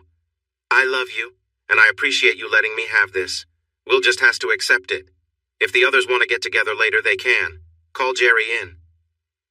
We signed the papers in several places, and Jerry had it all notarized. She gave us each a copy and said she would keep another in her files. That was it, and we were finished. She didn't say a word on the way back to the office. I waited in the parking lot for her to get out. Aren't you coming in? You handle the office, remember? I have to meet with Jason about the Parker project. It's falling behind, and he's excited about his new studio. I'll be busy managing things the rest of the day. Don't cook tonight. Have Jules pick something up, just not Chinese. She smiled at that. Jules would happily eat Chinese takeout every day if she could. Okay, sweetie. I love you. I gave her a quick kiss. I love you too. Now please get out of my truck. She laughed and skipped into the office. My smile faded as soon as she went inside. I hoped everything would go back to normal soon. I never usually took risks, but I felt like this situation might not end well. In a bad mood, I had a few subcontractors who were slow to get moving. I made it clear that I wouldn't pay for delays, and if they didn't shape up, I wouldn't hire them again. It was a weak threat because the construction industry was thriving. Guys would get annoyed over small things, quit, and find new work almost immediately. These subcontractors knew me well since I'd used them for years, and they remembered tough times when one job could mean the difference between staying in business and going broke. Jason was full of energy, like a kid on Christmas morning. He loved his office, especially because Annette decorated it. She hung gold and platinum records on the walls and displayed photos from his time in a band and with the artists he worked with. On a shelf behind his desk, there were 2 AMA awards and a Grammy. There were two guitars he owned, an old Fender and a classic Les Paul, displayed in matching cases. There were also amplifiers and a stack of keyboards ready to play. I let him borrow the bass guitar because I wanted to keep Earl's memory alive, and it was better to use it than let it gather dust. The office had pictures of Earl and some from when I played with the band Out Cold years ago. Jason was the guitarist I covered for when he needed to recover from food poisoning. The project was giving me a lot of stress. The electrical contractor nearly panicked when he saw how many wires a recording studio needed, and my team struggled with soundproofing and putting in special plexiglass walls. The computer guys were demanding a lot, but we still finished on time. We even came in under budget and 2 weeks early. Jason and I paused by the bass case, looking at a large picture of Earl. I wonder what Earl would think about our new project. Well, first he'd laugh a lot. Then he'd warn us not to do it. I was surprised and asked, "Really?" He nodded. "Definitely. During the 5 years we played with Out Cold, the lead singer married and divorced twice, the drummer 4 times, and Sammy went through a nasty divorce before his girlfriend left him too. The rock and roll life isn't easy for staying in one relationship. A couple of friends tried to join in, but it became too much for them and they decided to leave. Earl was smart to learn from his experiences. When he married Tammy, he made sure to protect himself. That turned out to be wise because while he was away, she started seeing other people. When Earl confronted her, she just laughed and asked how many fans he had while on tour. The truth is, Earl observed and stayed away from any risky situations, which ended up hurting Tammy during the divorce. She didn't have any evidence against him because he hadn't been unfaithful. He had recordings of at least 2 guys and reports from a private investigator about 2 more. I think if the judge could have given her less than what was agreed, he would have. Tammy realized she had made a huge mistake and begged Earl for another chance. She offered to sign a new agreement stating she would get nothing if she cheated again. Earl just smiled, said "Great White," and walked away, sending her a link to a song called "Once Bitten, Twice Shy." I had to think about that for a moment. If that's all true, why are you doing this? Like you. Net wants to try it, and I wouldn't mind one last adventure before we get older. We talked it over and made some basic rules. First, if we like it, we will continue with strict guidelines. If one of us decides once is enough, we will stop for good. I shared what I had done, and he laughed. I would have loved to see Will's face when he found out he went through all that trouble just to get to Bonnie, only to have it backfire on him. Is that what this is all about? Him wanting Bonnie? Yes, that and getting back at you. I don't know what happened in the past, but he really doesn't like you. It was less about Bonnie and more about getting revenge. Booger assisted him because he never got over being let go from the band. That surprised me. I couldn't remember anything that would cause that much hatred. I didn't push Booger out. The band simply split up. It's hard to need a sound tech when there's no music to play. He wasn't making money, so it's not like he lost much. That was 26 years ago. Will and I didn't really get along, and I didn't like how he treated Annette or his other girlfriends, but we managed. Why is he so angry with me? Jason smiled. It's simple. You ended up with the one he wanted for years. Plus, you succeeded. You have your own company while he's stuck in a middle management job. I hear he's not the best worker, and he might lose his job if he makes one more mistake. Getting with Bonnie won't change any of that. No, but it will boost his ego to know he was with your wife and that she wanted him. He is really going to be upset with you now. After all his planning and trying to create this situation, you've just ruined it. Grace won't be happy either. I think she wanted to take advantage of the situation if she could, hovering around to be there for you later. Once this is done, I plan to tell them to stop visiting. They bring too much trouble. Everyone else feels the same way except for Booger. What you did marks the beginning of the end for them. While it didn't make me feel better about what was coming, it did make me happy that we wouldn't have to deal with that couple any longer.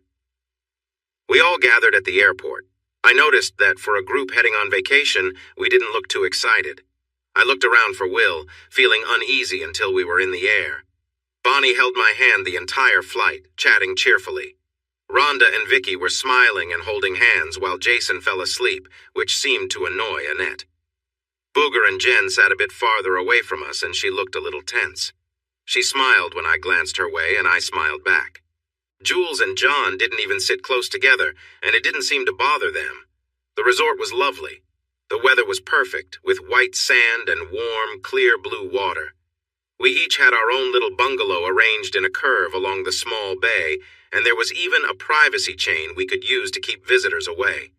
The bungalows faced the beach, and there was a nice porch to sit under when it rained or got too hot. If it weren't for the reason we were there, I would have really enjoyed it. We all went to our rooms, and the moment the door closed, Bonnie was excitedly all over me, more lively than she had been in weeks. Not one to overlook a good moment. I enjoyed our time together, knowing it might be the last time I felt this way about being her only focus. Tomorrow would change everything. Later that afternoon, we set up a fire on the beach and started grilling. Once we were ready, the girls exchanged smiles and playfully dropped their covers. They wore small black swimsuits. We were all adults, so there were a few signs of age, but overall we were in decent shape. We admired the girls, appreciating their shapes and sizes. Bonnie joked that they were putting in all the effort, and Booger quickly changed into his swimwear. Among all of us, he was the most out of shape, and I thought he looked a bit silly. He smiled, thinking he had the edge, but his expression changed when Jason and I changed too, showing we weren't wearing anything underneath. I had seen enough in locker rooms to know I was a little above average, but Jason was clearly well above that. The evening was relaxed, filled with laughter as we all enjoyed the warm water and each other's company. The group, comfortable in their surroundings, had a good-natured sense of openness and fun. We shared a few light-hearted jokes, and everyone seemed at ease, each person gradually letting go of any initial shyness. We swam and floated around, laughing at silly comments and casual observations. At one point, I noticed Vicky floating nearby, and we joked about how her personal flotation devices were helping her stay above water. She laughed and played along with the joke, adding her own humorous comments. Rhonda joined us, laughing and adding to the light-hearted atmosphere. The vibe was friendly and full of easy laughter. Meanwhile, I noticed Jennifer looking a bit distant, standing on her own by the water's edge. I swam over, playfully diving under and resurfacing with a splash to lift her spirits. She was surprised but laughed, and I reassured her that she didn't have to feel pressured about anything, reminding her that she could always just enjoy herself. Jennifer smiled, visibly more at ease, and joked back, making everyone around her chuckle. Everything felt light-hearted until I noticed Booger approaching Bonnie. He seemed a bit too persistent, and I could tell she looked uncomfortable. I made my way over and Booger backed off, realizing he'd overstepped. Bonnie gave a small, relieved smile, admitting that Booger had been a bit too eager.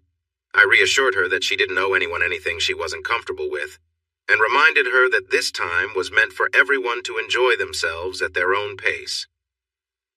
The evening continued with a renewed sense of calm and ease as we all settled back into the moment, sharing laughs and enjoying the company around us. The gentle atmosphere and supportive energy kept everyone connected, making it a night to remember. She probably would have talked to every man there if she could. Feeling a bit off, I got out of the water and went to the big grill set up under some trees near the beach. There were picnic tables around it. Jen and Annette walked up, both confidently showing off their bodies. I took a moment to appreciate how different they looked.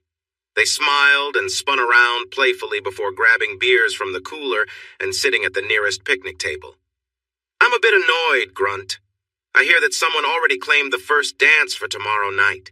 You better save a spot for me or I might be upset." I kissed Annette's cheek and was surprised to see her blush. Thinking back to the past, I felt hopeful. I plan to rest all day tomorrow to save my energy. I think I might need it. "Make sure to take your vitamins. I want you ready for anything." Jules and John then joined us. I couldn't help but notice how well Jules had aged. She had been single for most of her adult life, so she kept herself looking good. She took a quick look around and smiled. "What were you all chatting about?" Jen surprised me by answering with a grin. "Oh, just this and that. Sometimes serious stuff, but mostly we talked about whatever came to mind." She seemed to notice my awkwardness. I could tell everyone was having a good time, and to add to the fun, Jules decided to splash me with a cup of water. Laughter filled the air as I jumped back in surprise. "Tomorrow for sure," I laughed, trying to shake off the water. We cooked together and talked about everyday things, enjoying ourselves to the point we almost forgot we were without clothes. After we finished eating, the girls poured some wine while I chose a local beer, pleasantly surprised by how good it tasted. It was stronger than what I usually drank, so I made sure to take it slow. There was plenty of laughter, and the girls played some music while dancing around, making a fun line. The full moon rose over the island, casting a magical glow on the sandy beach. To this day, I remember it vividly. It was one of the most beautiful sights I'd ever seen. As the music shifted, they began dancing closer together, laughing and having a great time. I noticed Rhonda smiling and playfully joining in. I couldn't help but wonder if Bonnie had ever thought about being playful with girls, especially since she and Vicky were so close together. Before long, we were all feeling a bit nervous. The girls pulled their partners towards the beach, playfully urging us along. "Come on, Jimmy," Bonnie said with a tug on my hand. "I've always dreamed of being on the beach under the moonlight." It seemed like this was a planned moment, as blankets appeared. We were all slightly separated, but could still see most of the couples. The bright full moon didn't light up the place much, but I could hear sounds of excitement all around the cove. Bonnie ended up in a new position at the end, one she had never chosen before. I think she did it so she could see the other couples. I noticed someone looking and turned to see Jen sitting with her legs crossed at the edge of the trees. She looked curious as she watched us. It seemed that Booger had not satisfied her, and she smiled at me while Bonnie let out a loud cry of joy. I moved to a different position and focused on Jen the whole time. When I was done, Jen covered her mouth, stifling her own shout of happiness. I thought it was strange. It seemed like no one else would have noticed, especially with Bonnie being so loud. I relaxed, and Bonnie fell on top of me, breathing hard. When I caught my breath, I realized Jen was gone. In that moment, I felt so close to Bonnie. Slowly, all the couples began to separate and head off, some saying goodnight as they went. Bonnie took my hand, and we walked into the warm ocean water, letting the waves wash away the remnants of our intimacy. We entered our bungalow and almost collapsed onto the bed. I woke before sunrise, feeling tense. Today was important. After tonight, everything would be different. Bonnie seemed quiet when she woke up. I heard the shower running and considered joining her, but found the door was locked. I couldn't remember her ever locking the door before in our home. It sent a clear message. She didn't want me to come in. I think she was surprised when I asked about the door being locked. She was drying off, a towel wrapped around her while she worked to dry her hair. "Was it locked?" "I don't remember locking it," she said, her face hidden behind the towel. I knew she wasn't being truthful, but I didn't press the issue. "We don't have to go through with this. We can just stay here and let time pass." She just made a sound of disagreement, still hiding. "We've made our choice. Just one night, then I'll be yours forever." I thought of reminding her that she promised me that at our wedding, but things hadn't gone as planned. "Bonnie, look at me." She looked up, her eyes wide. "I want you to remember this moment later and know I gave you a choice, but you didn't take it. Our relationship will never be the same after tonight. It will be in the back of our minds in everything we do. I agreed to this, but you need to think about what it means for us. That's all I'm saying." I walked out, heading down the path towards the main part of the resort. I had planned to make a nice breakfast, but instead, I decided to treat myself. I found a cozy cafe and ordered the island special. Soon, a big plate of fresh fruit appeared, followed by eggs made with spices I had never tried before, topped with 2 unfamiliar cheeses and some sautéed mushrooms on the side. Even though I was feeling upset, the breakfast was quite good. I was almost finished when Jen and Booger joined me at the table. "Are you excited for tonight?" "I sure am," Booger said. I looked at him, trying not to show my irritation. "Actually, I'm not, and I don't want to talk about it." "Come on, don't be like that. Just think, while Bonnie is having her fun, you'll be with this attractive girl. She's got skills." Jen's face turned bright red with embarrassment. I was already getting angry, and this was not helping. "You know what, Booger? You should appreciate that Bonnie chose to marry you. Do you really think this will end well? She might experience something different, and then coming back to you could feel disappointing. A normal person would find this wrong, but once it's over, the thought of her with someone else will eat away at you. Do you really think this is just a one-time thing?" He didn't like being called Booger, but he hated being called Reginald even more. I took Jen's hand across the table. I'm sorry, Jen. I bet now, every time he's with you, you'll be thinking about how someone more confident might treat you. You're not just a pretty face, you have a kind heart and a good sense of humor. Be careful when choosing your next partner, and remember, if you need anything when we return, come to me, got it? Booger lost it. Forget you. I might do the same with Bonnie. What do you think about that? I took a deep breath to focus and let go of my anger. I was proud of how calm I managed to sound. What Bonnie does tonight is her choice. She's never acted that way before, but I've learned to expect the unexpected. One thing I can promise, if I hear you bragging when we get back, I will make life very difficult for you. I don't mean in a financial way. I mean you might find yourself in a tough situation. Look me in the eye and tell me you believe me. He turned a bit pale, and Jen looked shocked for a moment before she spoke. What happens on the island will stay on the island, you have my word. Thank you, Jen. I believe you. It's your husband that worries me. I hope he has good insurance. I suddenly felt very tired of everything. The more I considered it, the less sense it all made. Bonnie and I had been happy together for 26 years, but lately something felt different. I couldn't figure out why. I decided to take a stroll through the local market. I enjoyed the lively sounds and smiled at the children helping their parents at the stalls. One little girl was eager to sell me something, following me closely as I tried to leave. I stopped at a jewelry booth filled with necklaces made from colorful shells. Some were small and pretty, while others were large and eye-catching. It struck me that these handmade items were like the work Bonnie and I did with our homes and buildings. Everyone was just trying to earn a living and support their families. I bought necklaces for both my daughters and one for my daughter-in-law. There was also a delicate piece shaped like a flower. I knew Bonnie would love it, and I wondered if it would be my last gift to her. On my way back to our home, I noticed that Jen must have talked to the others about our earlier conversation. They seemed hesitant and overly polite with me, which only fueled my frustration. I spoke to them in short, sharp sentences, and they quickly left me alone, except for Jules. This is going to be the end of your marriage, isn't it? She asked. Most likely. I need some honest answers, Jules. What's going on? Why is she acting this way? It feels like she's trying to push me away. Tears rolled down her face. I really don't know. I've asked her, but she won't talk to me. She seems distant. The only time I saw her genuinely smile was when she held the new baby and during that hot tub night. Now she doesn't share anything with me. We sat in our shared sadness for a moment until she kissed my cheek and left. As soon as she was gone, Jen, Vicky, and Rhonda arrived. Vicky looked at me and sighed. You're not going to make a big decision, are you? No, I can't do that. Not if I want to stay married. But if she does, Vicky pressed, then she's made her choice. I felt their comforting hugs and allowed a few tears to fall. Jen pulled back and said, I'm going to do what I need to do, so I can show how much better you all are compared to him. I want to hurt him, but he might just enjoy it. Our time is running out and he doesn't even know. Promise I'll see you again, Jimmy. I might really need a hug then. I'm not going anywhere. Even if my marriage ends, I won't lose everything I've worked for or the people I care about. I'll make sure to hug you next time we meet.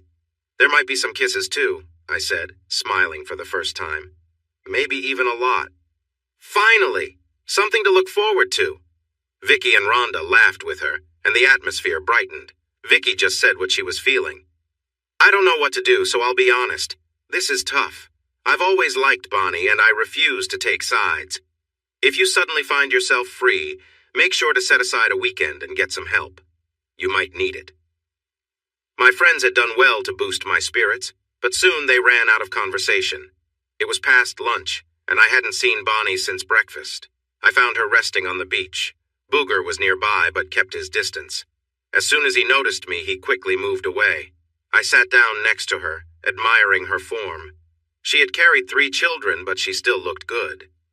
Her body had changed a bit, but the marks were light. She had just turned over, and I noticed her strong physique from regular workouts with Jules. Finally, she spoke up. Where have you been? I've been thinking. I could sense her frustration. Please don't lecture me. You agreed, and it's going to happen. Do you have anything to say? I do have some questions. The biggest one is why now, after 2.5 decades of a good life? Please don't say it's just to try something new. There has to be more to it, especially if you're willing to risk our marriage." She sat up and looked at me for a few moments. "I can't explain it clearly. You're the kindest person I've ever known. You're not perfect, but after all that has happened, I still care about you." But when we started fixing up the love shack, everything changed. I felt trapped, as if I had something tight around my neck, getting tighter every day. Now it feels suffocating. I need to break free before it overwhelms me. I was taken aback and couldn't respond right away. When I finally gathered my thoughts, I replied, "Bonnie, it sounds like you might be struggling with something deeper. You used to be a nurse, didn't you see the signs? We can seek help. You should get a checkup. It might be something physical or hormonal. Let's go home and work through this together. If I've been unkind or indifferent, I can improve." For the first time in a while, I felt a glimmer of hope. But then she quickly dashed it. "You can go if you want, but I'm staying. I've made my choice and I'm committed to it." Looking back, I realize I sounded desperate, and I was. "Nothing is set in stone. Remember our agreement. We can choose not to do this at any time. Let's leave here and go somewhere else, just the two of us. We can talk and reconnect. I'm willing to do anything to get us back to a better place. You just don't understand, Grunt. I don't want to go back to what we had. I'm tired of living a life filled with quiet sadness. I hope this changes something and I can feel happy again." Neither of us spoke for a long time. Finally, I stood up and brushed the sand off my shorts. "Well, I've done all I can. I hope you have a good time tonight, Bonnie. I won't be around to see it. I'm choosing to leave. See you back home." She took my hand. "Please, Jimmy, stay. I'll feel safer with you here. You'll have fun, I know it. We'll go back home feeling refreshed. Maybe I will listen to you and check if something is wrong with me. We'll be better, you'll see. I can see in your eyes that you don't truly believe what you're saying. I'm really sorry, but I can't go on like this. I'd appreciate some time alone to pack." She sat there, tears streaming down her face, but she gave me space. I wondered if this was the last time I would see her. As I packed, I noticed the outfit she had laid out on the bed. It looked like that would be her only outfit for the evening. I called the resort office and asked for a cab to the airport. They confirmed it would arrive in 30 minutes, and there was a flight leaving in just over 2 hours if I wanted a seat. They would happily arrange it for me. I walked out to the cab, taking one last look at the beautiful place. I would have loved it if things had been different. A few people from our group were on the beach and they called out to me. I waved back, noticing none of them were my wife, before getting into the cab. I arrived early enough to get a ticket and sat down to wait. 20 minutes later, a woman rushed up from behind, calling my name. My heart lifted, thinking Bonnie had changed her mind, but when I turned around, it was Jen. She had tears in her eyes as she hugged me. "Can you help me get a ticket?" I bought one, glad that the process was easy. We sat quietly together.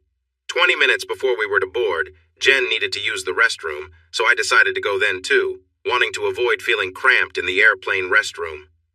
Inside, I felt frustrated. There, at a urinal, stood Will, bragging loudly to the man next to him. "Yeah, my partner and I planned a big party here, but one of the husbands got mad and said I shouldn't join. We're going to sneak in after dark, and he won't know until it's too late. I can't wait to see his face in the morning. Hey, if you want to join, we rented all the bungalows on Half Moon Bay." The man looked uncomfortable, his eyes wide when he noticed my expression. I grabbed Will's shoulder and turned him around. He was still grabbing himself when I hit him as hard as I could. My punch landed on his ear and he went down without a sound. He let out a couple of loud breaths when I kicked him in a sensitive spot. I was surprised I didn't hurt him more, but at that moment, it didn't really matter. The man ran out of the bathroom and I was left alone. In a quick decision, I took his wallet from his pants and then did something very disrespectful. After I washed my hands, I walked out. I gave him one more kick just to be sure he remembered our little encounter. The last time I saw him, he was lying under a urinal, looking very beaten and confused. I tossed the wallet just outside the door, hoping someone would find it and use it wisely. Jen was by her luggage, looking confused. Some guy just ran by like he saw a ghost. What happened in there? Some drunk was acting foolishly in the stalls. He was so out of it that he passed out under a urinal. Let's go. It's time to board. Just before we got on the plane, I glanced back and saw Grace looking surprised. She quickly left, probably to tell her husband what happened. We didn't say much on the flight home, both of us likely wondering if our lives were about to change. I drove her home, and we finally started talking about it. I asked her what she planned to do. I don't know. I don't want to live with him right now. Maybe this is the end for us. He's been acting strange since Will came back. Here's some advice. Until you are sure, look after yourself. Move around some money, cancel any joint credit cards. You can always set things back later. How did he react when you left? She smiled for the first time. He went off the deep end. He'd made promises to Will and John. I told him if it mattered so much, he could figure it out with them. Not what I wanted to hear. I pulled into her driveway as she used her phone. What a jerk. He already closed our bank accounts. That was quick. What am I going to do now? I don't have any money and I really don't want to be here when he comes back. Well, you could ask your Uncle Jimmy for help. He's always ready to support family. I couldn't do that. How would you explain it to Bonnie? I think my expression made my thoughts clear. I don't think I have to explain anything to Bonnie anymore. We have our separate checking accounts along with the joint one, plus our own business accounts. Besides, the old Bonnie would think I was a bad friend if I didn't help you. Go get what you need while I grab my truck. If nothing else, we can put it in storage. I went home, grabbed some clean clothes, and took some papers from our safe. We had our business phones connected to the house in case we got an important call after hours. We always kept the audio on to listen to the messages. The message box was full. While I was in my home office getting some paperwork I needed, the phone rang. There was a pause, then a sniffle, and then Jules's frustrated voice came through. For goodness sake, Bonnie, say something. Do it before it's too late.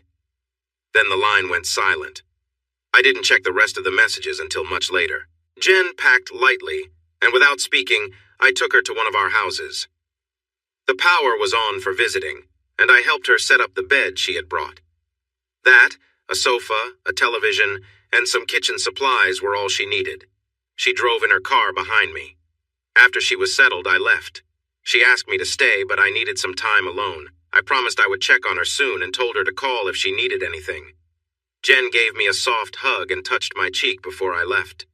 I'm sorry, Jimmy. I'm sorry we got into this situation. I'm sorry too, Jen. From my last talk with Bonnie, I could tell something would have happened regardless. You don't need to feel guilty about me. Like Jen, I wanted to be away from the house and everything. I called my managers and told them I had an emergency and would be out of town for a couple of weeks. I promised to call in every few days and for them to contact me if needed. I took my work laptop and not much else. I had been to the beach last time, so I decided to go the other way, ending up in the mountains in a different state. At the bank, I withdrew enough cash to get by and set off. I bought a cheap phone with a pay-as-you-go plan and left my high-end phone in pieces in a drawer at my shop. I reconsidered and put it back together, but when I was 50 miles down the highway, I turned around and stopped at a rest area. I taped it under the bumper of a big truck. I had no clue where the driver was headed, but they would be able to track it and wonder where I was. On a whim, I stopped at a marina by a large lake that rented houseboats. After a lot of conversation and a little extra cash, I secured one without leaving a paper trail. They did want me to leave a credit card in case something got damaged. The woman who helped me smiled sadly as she showed me how to use the boat. I don't know why you want to disconnect, but I suspect there's a woman involved. It's not my place to ask, but are you sure this is the best choice? I sighed, realizing it might be that obvious. I explained, I'm like an old wolf. When I'm hurt, I prefer to retreat into solitude to either heal or find peace. It will pass soon and I'll be ready to face my challenges. For now, my main goal is to find where the fish are biting. She gave me some advice and directed me to a small grocery store for supplies. I passed a local market and stopped to pick up some fresh vegetables before loading up on meats and sandwich items. I also bought a 12-pack of my favorite drinks, some soft drinks, and I was set. The owners insisted on giving me an hour of guidance before I went out on my own. This lake is big, but it's not too big. Be careful. You're not the only one out there who might be unsure. For the best fishing, head north towards the lake's opening. There are plenty of big fish up that way. Satisfied, they left me alone. The boat had a small TV and a satellite dish. Keep an eye on the weather reports. We get thunderstorms this time of year. If you see one coming, find a cove, drop the anchor, and wait it out. Stay away from the main channel when it storms. The water can get rough. I spent time fishing, visiting other marinas, and eating at various local spots. Most were good, a few were exceptional, and one had some pretty bad food. I would anchor in a cove, walk ashore, and explore the woods in the national park that mostly surrounded the lake. When I returned the boat and shared how I had spent my time, the owners looked shocked. That area is a bear reserve. People shouldn't be there, especially with the mothers caring for their cubs right now. You were lucky. I smiled. Sometimes not knowing can be a blessing. Well, that would have been useful information when I rented the boat. You didn't read any of the pamphlets we gave you, did you? Their concern made me rethink not reading the information. I called in every day and listened to my managers express their frustrations about my absence. They had a common complaint. Bonnie is driving us all crazy. Maybe you should call her so we can focus on work. I had set my phone to private, warning them ahead of time. That way they couldn't give her my number, which I was sure they would have by now. The time had come for me to return home, whatever that meant. I arrived home mid-morning, hoping to avoid any drama for a while longer. Bonnie and Jules were on the couch when I walked in. Bonnie jumped up and nearly rushed toward me, but Jules held her back. "Bonnie, remember what we discussed?" It must have been a serious conversation because she stopped right away. I almost smiled. "Hi, Jules." Then I turned to my wife and simply said her name. "Bonnie." She sat back down, looking hopeful. "Can we talk about it?" "Why?" We talked and talked until we reached this point. In the end, you pretty much told me to stop complaining because what was going to happen would happen whether I liked it or not. It feels like you made a decision on your own. Why should you be upset if I choose to spend time away from you? This is an open marriage, right? I spoke up before she could say more. Before we go further, did you meet up with Will? I saw Grace at the airport when I was leaving, and I find it hard to believe it was just a chance encounter. If she was there, he must have been nearby. Jules spoke for the first time. They were there. We didn't know they would come.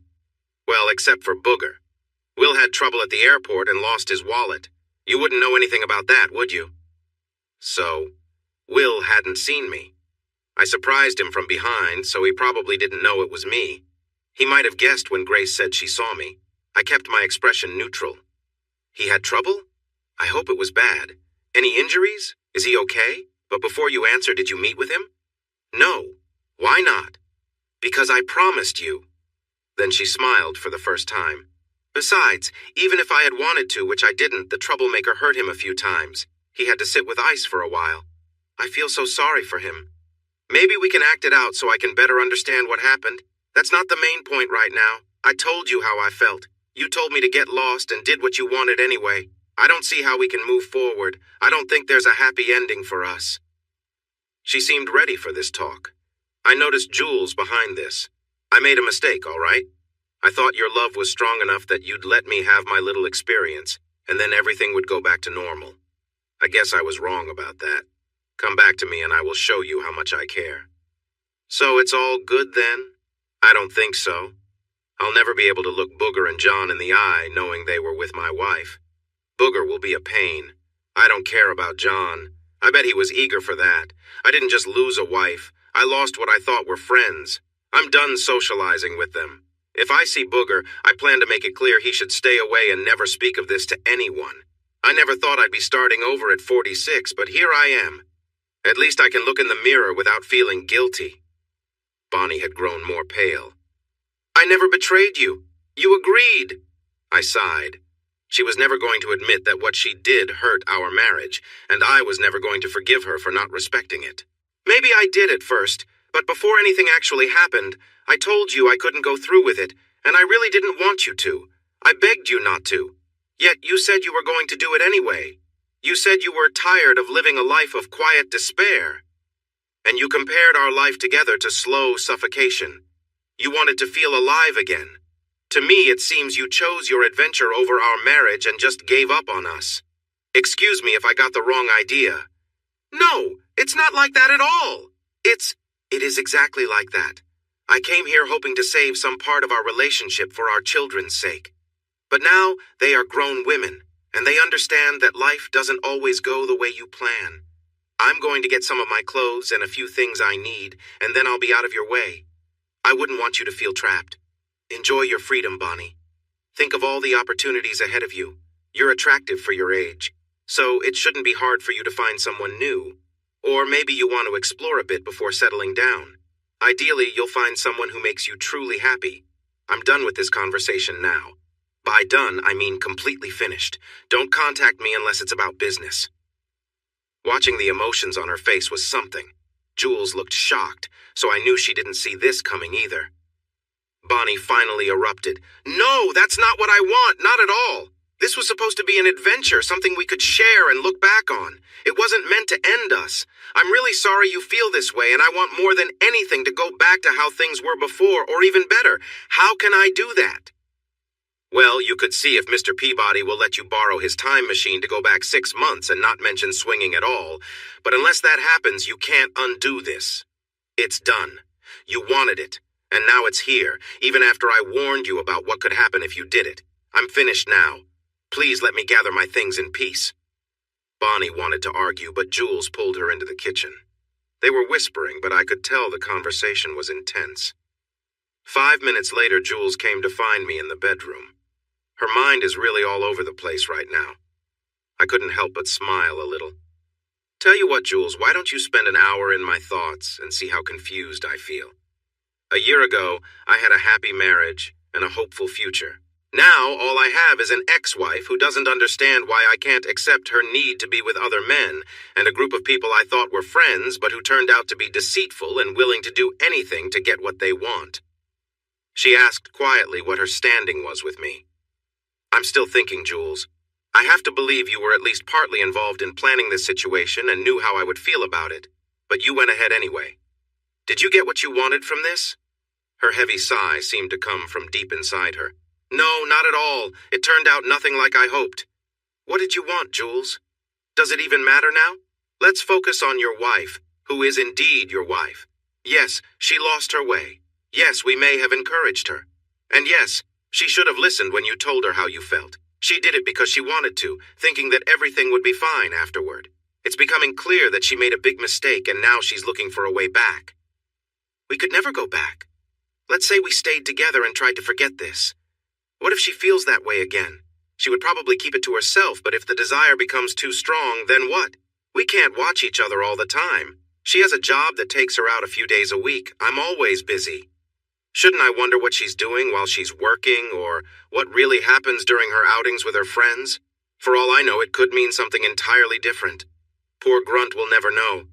I can't help but wonder what she was up to before all this. Please, tell me the truth, Jules. Was she involved with anyone before our trip? She never cheated on you, Jimmy. Not that I know of. I will admit that there were times when you weren't around and the group got a bit close, a little touching, a little kissing, but Jen and I usually tried to put a stop to it. Bonnie didn't try to stop it? Her face turned bright red. No, but she didn't encourage it either. Nothing serious happened, I promise. Distance with friends? Kissing? Does that sound like a happily married woman? I think I've heard enough, Jules. Thank you for your honesty. She tried to say more, but eventually gave up and left. They were sitting at the kitchen table, their tear-stained faces visible. They looked up at me, and I just nodded. I was heading out when Bonnie started crying about how sorry she was, and that it would never happen again. I had a feeling she wasn't really sorry for what she did, just sorry about the trouble it caused. I truly believed she would likely do it again later on. But that was a problem for her new partner, not for me anymore. I moved into a house we were nearly finished fixing up. It was a cozy 2-bedroom home. I chose it mainly for the big outbuilding that came with it. I wanted to set up my woodworking tools again so I could have my workshop. Working with wood to make useful and beautiful things helped me relax. I didn't file for divorce because I didn't want to accept that my marriage had ended. I felt like I just wasn't what she needed anymore. I knew one of us would eventually give up, either her or me. We still talked often since we needed to for our businesses. It didn't take long for our employees to notice we weren't living together, or that Bonnie was a touchy subject for me. One woman kept bringing it up, telling me I needed to deal with things between us every time I was around. I kindly asked her multiple times to stop and focus on our work, but she wouldn't listen. So I took care of the issue my way. She was a subcontractor and a really good sheetrock finisher. When her current job was done, I simply didn't hire her again. She called me many times until I stopped her number, and then her partner came to see me. I had always liked her, so I let her talk. "Why won't you hire us anymore?" she asked. I smiled. "I can't afford you." She looked puzzled. "What do you mean? We charge a bit more than others, but we do great work and we're quick. You've always liked us before.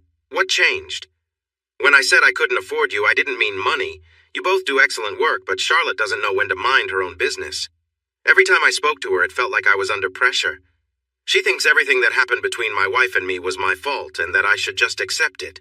The cost I was talking about was my well-being. Being around her raised my stress levels. My doctor says I need to avoid stress when I can, so I had to let that go.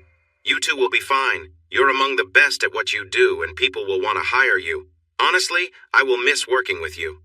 She thought for a moment and then made a suggestion. "What if we do it this way? You talk to me only. Hester will be told not to say anything to you at all. I promise she can behave. If she doesn't, just let us know right away." "That won't work, and you know it. She'll pout until it explodes. Let's just skip the drama." Hester smiled back. "I enjoy a bit of drama. Seriously, I'll make sure she behaves if it comes to that." We've had a few talks about her focusing on her own life instead of others. I'm as tired of it as you are. Give us one more chance. Their work was great, and I didn't like the team I had replaced them with, so I agreed. I made it clear that if Charlotte acted up again, I would let them go immediately. It was 2 weeks before I saw them again at one of my job sites. I happened to have Jen with me. She liked the house I let her stay in, and Jules set up a lease tune deal. I had explained Hester to her one afternoon while Jules and I handled the house paperwork. It was meant to help her credit so she could buy it later. It turned out Booger wasn't great at paying his bills. When Jen saw my truck, she stopped to say hello and gave me a big hug. I noticed Charlotte's eyes widen and I smiled. Jen caught the look. "Is that her?" "Yes, it is." "Well, let's give her something to think about." For the next 20 minutes, she stayed close to me, playfully touching my arm and laughing at everything I said. When I walked her back to her car, she surprised me by leaning in and giving me a big kiss. I was caught off guard and turned bright red while she laughed. "The deal still stands, Jimmy. Once you and Bonnie sort things out, and if you're single, I want a chance. Promise me." I surprised her by kissing her back. "You have my word. You've caused enough excitement today, so go now." I playfully tapped her arm and she jumped. Her smile was huge as she drove away. I looked up and saw Charlotte watching me, so I smiled at her. She turned bright red and started walking toward me, but Hester held her back. Of course, she called Bonnie right away. I stopped by the office, and she had a curious look on her face. "So, you and Jenny?" "No, not me and Jenny. She just saw my truck and stopped by to say hello. She was teasing Hester. But if it were me and Jenny, would you care? How many partners do you have now?" "None. No man has been near me since that weekend." "Why not? I thought after trying something new you'd be out there more. I hear the meat market is always busy with people looking for fun." The meat market isn't its real name, but everyone calls it that. It's the place where people go if they want casual connections. It's really popular with younger folks. On Tuesdays, older women would go there looking for younger men. The young men showed up mostly for casual fun, though some were on the lookout for a relationship. I'm not into that. I just wanted a simple experience, something without feelings involved. You don't understand, do you? There were feelings involved. You made plans and secretly talked to people who were supposed to be our friends. You were acting behind my back, even if you didn't go all the way with them. How many times were we together before that weekend when you thought about one of the guys instead of me? Bonnie flushed red but didn't deny it. I thought it would be a fun adventure for both of us. I wanted to try something new and you were supposed to add to your memories. Looking back, I should have let things be. I got caught up in the thrill. If I had known it would hurt you this much, I probably would have stopped. I am truly sorry I caused you pain. You want honesty, so I'll be honest. After thinking it over, I don't regret what I did. I needed to feel good about myself again. I wanted you to be close to me and to show how much we care for each other. But you're not, and I'm feeling lonely. You need to make an effort, Jimmy. I took a deep breath. Let's go over this again. You're sorry you hurt me. You're not sorry about being with others. You also said you can't wait to show what you've learned, and if I don't join in, you'll share it with someone else. Did I get that right? At that moment, I finally upset her. That's not what I meant. I only meant I'm sorry for hurting you. I did what I did and I won't do it again. It's time for you to stop feeling sorry for yourself and come back to me. If you don't get it together soon, someone else might come along. That was the last straw for me. I didn't say anything else, even as she yelled and followed me to my truck. I managed to get inside and lock the doors before she reached me. That made her angry, so she stood in front of the truck, blocking my way. I was glad I had four-wheel drive that I could activate easily. I started the engine while she stood there smirking. Her expression changed when I pressed the gas and she jumped out of the way. I drove over some landscaping and brushed against her car. Then I left. 3 hours later, the police visited me. Thankfully, I knew both of them.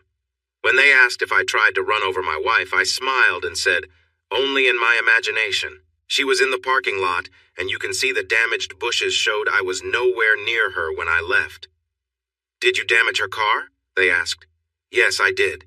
But I did it on private property, and I won't report it to insurance.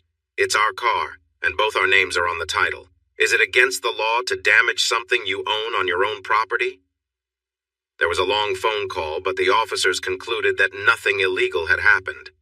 I called the car dealership and arranged for a rental car to be brought to me. They took my wife's car for repairs. A week later, I received the divorce papers. I made sure to stay away, so when Bonnie came, she had no one to talk to except for herself and Jules. I knew I would eventually have to deal with her, but I wanted to do it when I was ready. It wasn't a pleasant situation. I made sure to have witnesses with me, thinking it might help. As usual, my plan didn't work. First, Bonnie tried to cry, but when that didn't work, she became angry. "There will be no divorce. This isn't what I wanted when we started this, and it's not what I want now. Just admit you love me, Jimmy, and we can fix this." "Can we fix it, Bonnie? You planned behind my back for months, went ahead with your plans when I begged you not to, and now you are angry that I want out. For 4 months, all I've heard is what you want. When did you stop thinking about me? You've become very selfish, Bonnie, and I don't want to live with that. What if in 6 months you decide you want something else? We had good times together, but it's time to move on."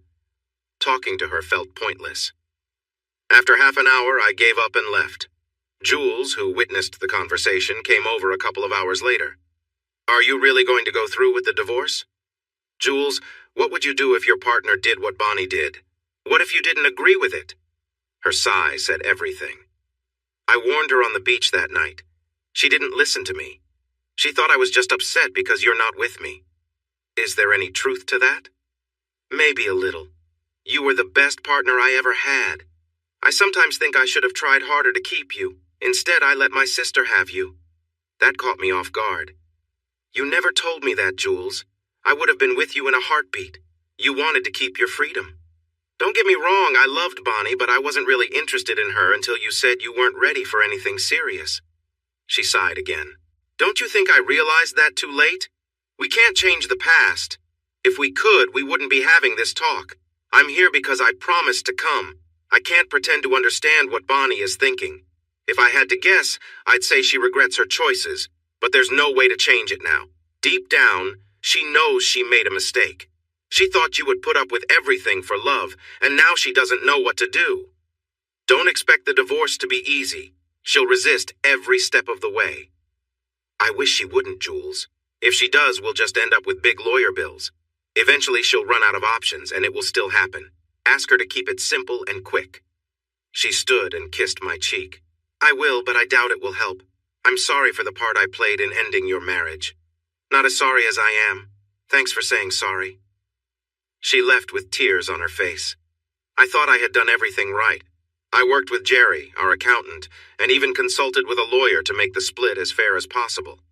We were connected in many ways, and I wanted to keep sharing ownership, as long as we didn't have to interact much. My son-in-law was our project foreman, and my son worked at a different construction company to learn how the business worked. July was in her second year of law school, planning to focus on real estate law. The idea was to pass on joint ownership to them when we retired, to keep the family business alive. I worried that if she fought too hard, we might have to sell what we built, and that dream would vanish. Of course, that was another tool she had.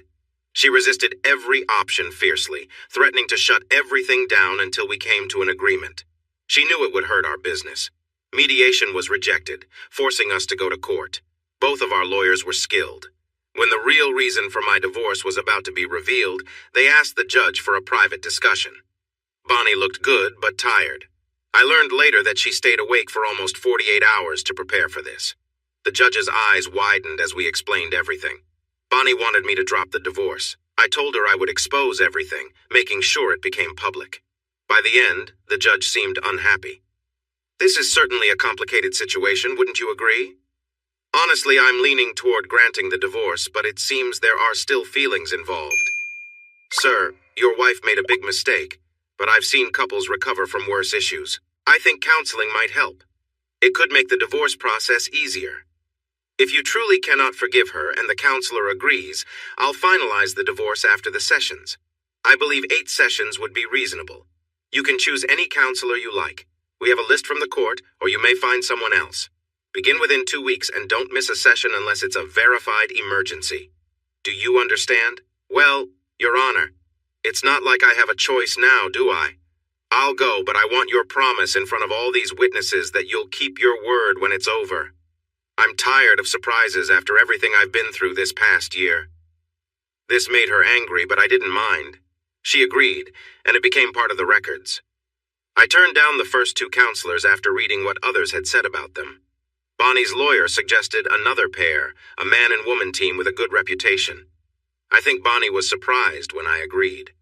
Our first session was set for Thursday at 6. I arrived 15 minutes early and was surprised to see Bonnie already waiting. She smiled at me but didn't come closer. I liked the couple right away. Josh and Jane Hart had been working together for 6 years. They seemed like they had many interesting stories to share. Jane got right to the point. Just so you know, we're not here to save your marriage, nor are we here to break it apart. We're neutral. Our job is to help you find a solution to your situation. If you expected something else, we're sorry. Here are the rules. You will speak one at a time. For now, talk to us and not each other. No interruptions. Be respectful and listen when it's your partner's turn to speak, just as they will listen to you. Understand? Do not nod. We're recording these sessions. You can have copies for your records. This way, if there's ever a question, it's easy to check back. We've read your file and will ask some questions to understand your feelings. Who wants to start first? Bonnie went first. She told her side of the story like it was a fairy tale, saying how much I had liked the idea at first, but then backed out at the last minute. She described how she ran home upset while she carried on. It took her 45 minutes to tell her story, mentioning my adventurous younger years and how she wished she had been more wild herself. Josh stopped her, saying it was time to end the session and we would continue next time. I thanked the counselors and left. Bonnie stayed behind, hoping for some private time with them, which she got to some extent because they set up a solo session for her. She was surprised when the counselors told me what she had done and offered me the same chance. I said I would like that, but wanted them to hear my side first. They both agreed this was a good plan. When the next session came, Bonnie was shocked when they asked her to let me speak. I began by talking about our early days and how we dated. You know, this all happened before AIDS and some of the more dangerous illnesses we have today. We were just kids trying things out. My friends and I were a bit wiser and more relaxed about dating. You could spend the night with someone, and they might be with someone else the next day, and no one would get upset. Why? Because there were no expectations. No promises were made, so nothing was broken. If anyone got serious with someone, the playful dating would stop right away. Bonnie was a couple of years younger, and she didn't really join us until the summer after high school. Yes, I was her first and only love until recently. We were committed from the first time we were together. I never missed the old way of dating. It was fun, but after a year with Bonnie, I was happy with just us. We got married, had 3 children, worked hard, built successful businesses, and became financially stable. I thought I had the perfect life. I paused to collect my thoughts. Bonnie tried to speak, but Jane signaled for her to stay quiet. Rules, Bonnie. You'll get your turn soon. Then 2 things happened. A friend passed away and left me some property that included the place where we had many of our fun times. An old acquaintance, a man I never liked much, moved back to town. He and his wife had their own way of living and soon began to push it onto others. Almost every couple we spent time with fell for it, including my wife. It started with talk, then flirting, and a little playful dating until everyone wanted to go back to those carefree days. Or in Bonnie's case, try it for the first time. We argued about it for months. I stopped it the first few times, but then came the hot tub incident. It upset me enough that I decided to leave for a few days. I explained everything in detail, while Bonnie blushed and looked down. After that, things were quiet for a while, and I thought we had moved past it. Then she gave me an ultimatum. I could either go along with this new way of living, or she would do it without me. I felt stuck. If I didn't go along and she did, it would surely ruin our marriage. If I joined in, I might save something, even if it would never be the same. In the end, I just couldn't do it. I begged her to stop and leave with me, but she said she was going through with it, and I would just have to accept it. Maybe that's not the right wording, but it was the essence of it. She made her choice, and I left. Now she expects me to just get over it and act like nothing happened. She told me she was sorry for hurting my feelings, but not for what she did. Recently, she even told me that if I didn't resume our normal life together, she would invite someone else into it. That really changed everything for me. It all comes down to trust, and I find that hard to manage. When she goes out, I worry she's off with someone else. I can't help but wonder if, when we're close, she's thinking of someone else instead of being with me. That's why I want a divorce. I just can't pretend everything is fine anymore. The counselors nodded, understanding my feelings. I spoke more about where my life was headed. There were always things I wanted to explore, dreams I set aside because I was married and had responsibilities. Now, for the first time, I can focus on myself a little. I paused, laughing at the realization. I guess now I'm doing what Bonnie has been doing all along. As the session ended, I stood up smiling. The counselors tried not to smile, while Bonnie looked quite upset as I left. The next few meetings felt very routine. It seemed like things would never change. They said we could heal over time, and that our marriage could improve. I thought about this a lot and spoke with some people, including the lawyer for my divorce. In the next session, I arrived with a briefcase. I have given this a lot of thought, Bonnie. I think I found a way to work things out and get back together, but you will need to follow some rules that might be hard. Bonnie looked happy for the first time while the counselors watched me closely. She wanted to agree right away, but I asked her to wait so we could discuss everything. First rule, you will not have any contact with Will, Grace, or Booger ever again. You can talk to the others because they were open about everything. Never means never, Bonnie. If you see any of them in public, you leave right away unless I'm there. No messages, calls, or social media. Is that clear? She agreed a bit too quickly for my liking, so I emphasized the point. I mean it, Bonnie. If I catch you saying hello to them, the divorce is back on. I understand, Jimmy. I promise. Good. Next, I want a health check from our doctor. I know you've been with other people, even if it was just once. I need to know you're healthy before we can be close again. She seemed a bit upset, but agreed. They were clean. We all had to show a health report first. What about your results? How soon did you share them before your outings? 2 or 3 weeks, I think. And during those weeks, did everyone stay faithful or only have one partner? Will and Grace have a swing club they visit often, and please don't ask how I know.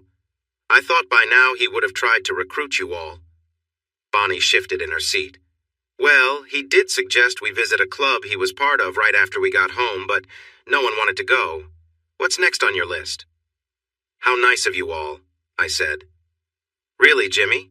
Enough with the sarcasm. I messed up, I admit it. Can we just move on? Okay, but just so you know, if you bring up anything like swinging or swapping in our marriage again, it will be over right then. I could see Bonnie was getting fed up. I've learned my lesson on that. Next. I took out some papers I had with me. Have your lawyer look at these. It's a post-nuptial agreement. It states that if either of us has any romantic involvement outside of the marriage, we would give up everything we built together and leave peacefully. No mistakes, no exceptions. We pack and go. I smiled. I got this idea from a story I read. Looks like it wasn't a waste of time after all, huh? Bonnie didn't like it. She argued and fussed, but then she surprised me and agreed to sign. She wanted me to come back home after our last counseling session, which would be in 5 weeks, and then she would sign the papers. I was shocked. I never expected her to agree to such strict terms.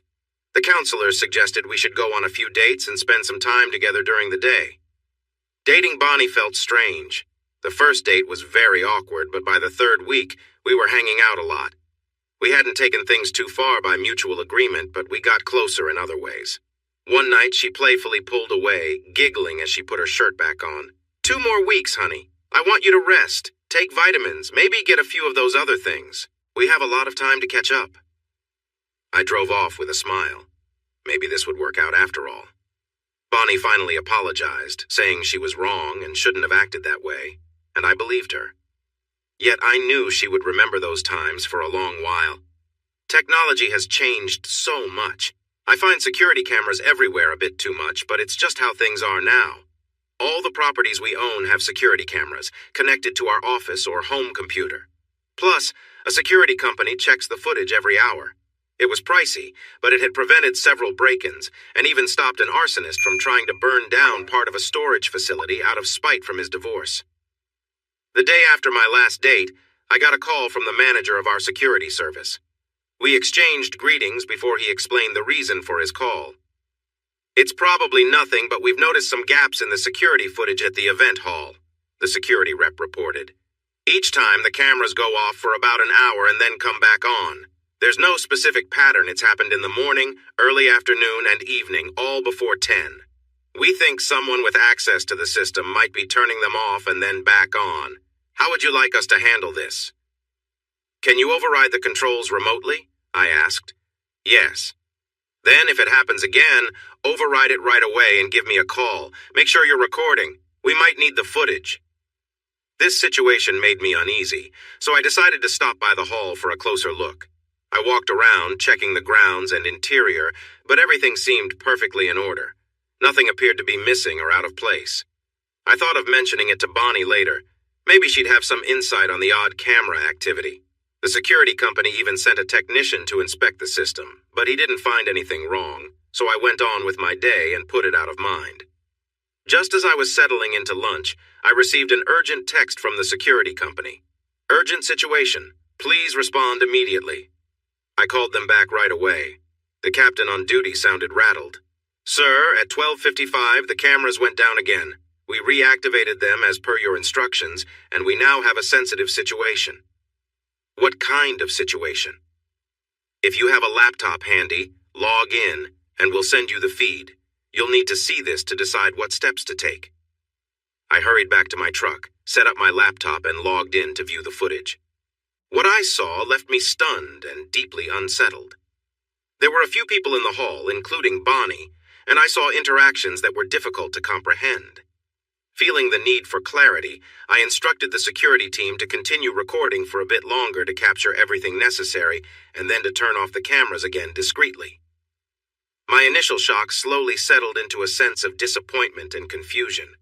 Just as I was about to log off, I decided to listen to the audio feed to gain better insight. Bonnie's voice came through clearly. This has to be the last time, guys. I'm working on my relationship with Grunt, and I don't want to risk it any further. If we keep this up, we're bound to get caught. I listened in silence, feeling a deep conflict within me. I'm serious, Will. This will be the last time for a long while, maybe forever. I've enjoyed it, but I want my husband back more than anything else. Don't even think about trying to threaten me. If this gets out, I'll make sure Jimmy comes after you and the whole group. We have resources, Will, and he could make your life very hard. At the very least, he would give you a serious beating. Remember how long it took for you to heal last time? Imagine it being much worse because he wouldn't just stop after one hit. Will looked uncertain for a moment. He caught me off guard. It would be different if we faced each other. Bonnie smiled. You're a handsome guy, Will, but you're not tough. Jimmy knows how to handle himself. He works with his crew and is very strong. He learned a lot about physical work and construction. He might not be a champion fighter, but I would bet on him every time. But let's focus on what we need to do now. You know the rule. 1 hour, and the security system has to be back up. I'm surprised the security company hasn't asked about the gaps. With that, she leaned down. Will smirked as he continued talking. How about this? Let the group rent this place for a party.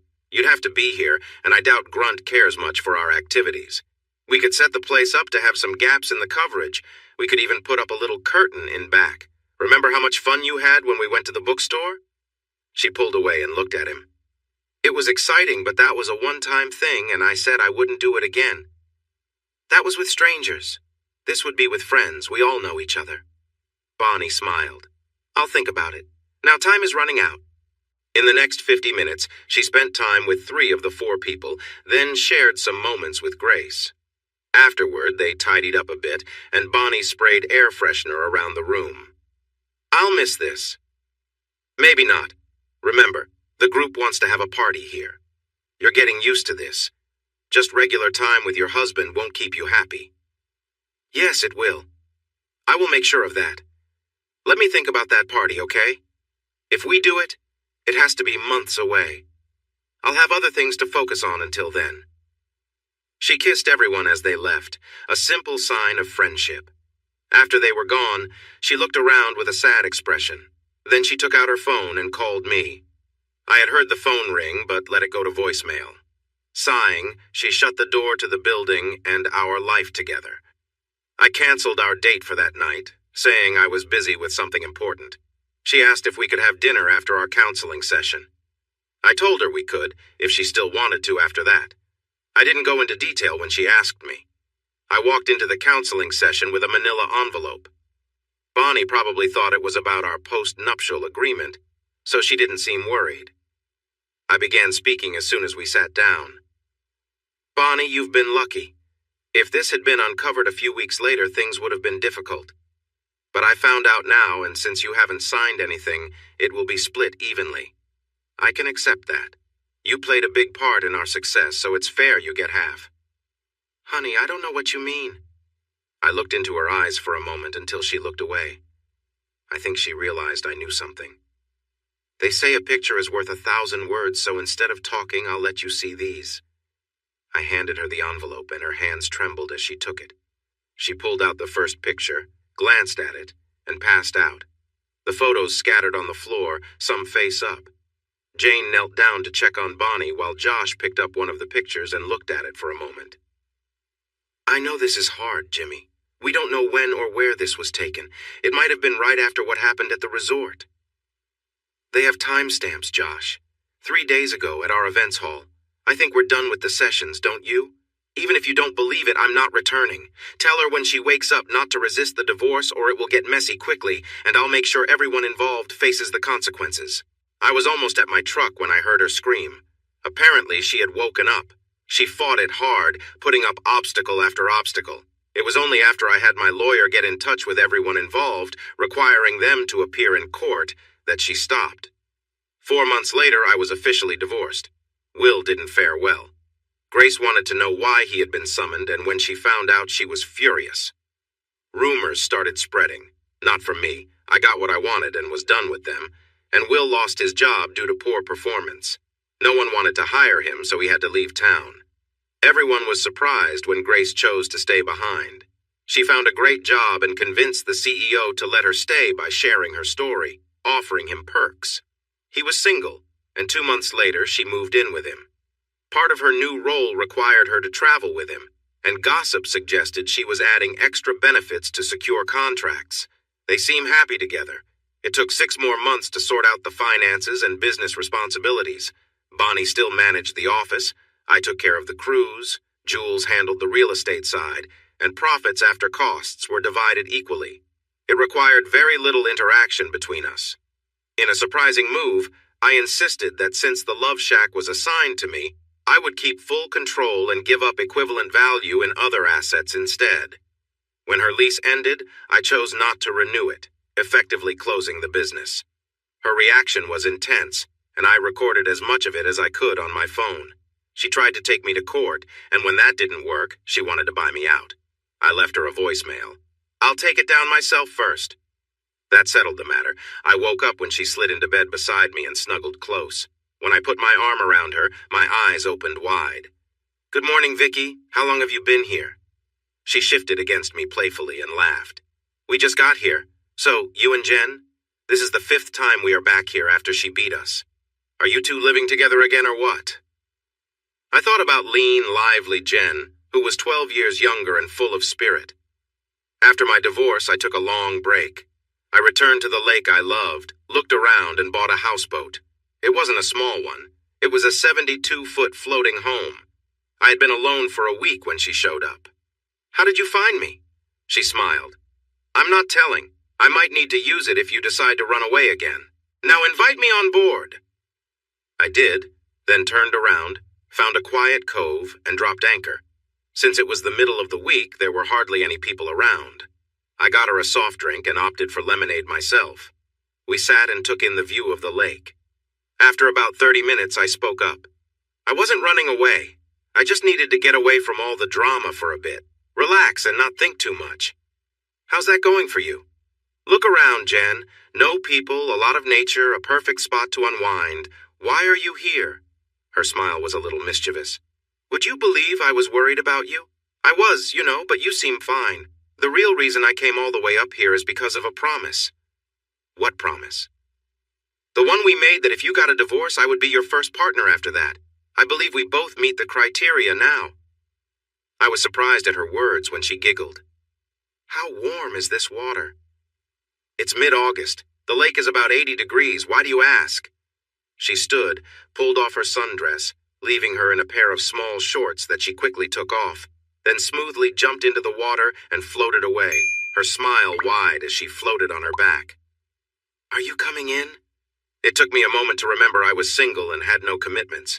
In a flash, I changed my mind, took off my shorts, and dove into the water. It felt refreshing. I came up gasping for air, and she floated over to me, wrapping her arm around my neck and settling in behind me. I could feel her warmth against my back. That was quite a view, hun. When we get back to your boat, I'd like to take a better look at it and see if we're a good match. What do you think? I think we should swim back to the boat right now. She reached around and touched me. Oh, that feels nice. With a push, we spent another 30 minutes floating and getting to know each other better. Finally, after a moment, she gently pushed me back. Time to go, honey. We swam back, and I let her climb the ladder first, playfully nudging her as she reached the top. She squealed a bit and then smiled. I can think of better uses for that mouth. Come on. As soon as we were on the deck, we embraced, feeling a spark between us. I turned her around and we shared a deep moment together. She gasped, then started to sigh as we moved together. It had been a while since I felt this way, and soon I sensed it building up. Honey, I'm getting close. I already have, she said, holding me closer. Just let it go. It had been a long time for me, and it felt overwhelming. Afterward, we lay there catching our breath for a moment before she giggled. Been holding on to that for a while? It felt like ages, but I think I finally caught up. Oh no, we're not done yet. Let's take our time this time. I was just as excited, but now I want to enjoy it fully. We got up, tidied ourselves a bit, and went into the lounge, settling on the sofa. A little later, she was sitting comfortably on my lap, and we enjoyed each other's company for a while longer. It was a nice time together, and soon I felt that excitement building again. After a while, we both took a break, panting. Honey, you have to go easy on an old man, I joked. When I find one, I will. Right now, I'm hungry. Is there anything to eat on this boat? She wandered through the small kitchen and the bedrooms, making little pleased sounds while I prepared sandwiches. She looked at the bathroom and frowned. The shower isn't big enough for both of us. Boat life, remember? Limited space. If you want a nice shower, we'll have to wait until we're home. Oh no, you're stuck with me for 2 weeks. We'll figure out how to make it work. We prepared a small meal and ate it at the back of the boat, enjoying the sunset and watching the moon rise. This is a beautiful view. It is indeed. She glanced at me and smiled. Was I worth the wait? You're worth the wait and so much more to me right now. Good answer. You've taken care of me and now I'm ready to tidy up and go to the bedroom. I hope the bed is nice. I was glad I had chosen the room with the queen-sized bed at that moment. She took a shower and then let me have a turn. I realized afterward that I needed to buy more towels when we got back to the marina. We cuddled, and she started to share her plans for the day when she suddenly stopped talking and let out a little snore. I smiled in the dim light and held her a bit closer. I woke up feeling nice, watching the blanket move up and down. I pulled it back and she giggled. "I'm glad you woke up so quickly. Good morning. Breakfast will come later. I'm a little busy right now." She gasped in surprise as I playfully pulled her close. She soon forgot what she was doing as we enjoyed the moment together. "Enough! Now you keep your hands to yourself while I finish what I was trying to do before you interrupted me." A little while later, I was feeling good. She laughed as she caught her breath. "Looks like you're still catching up. Don't worry. We'll get you back to normal soon." She jumped up and ran into the bathroom.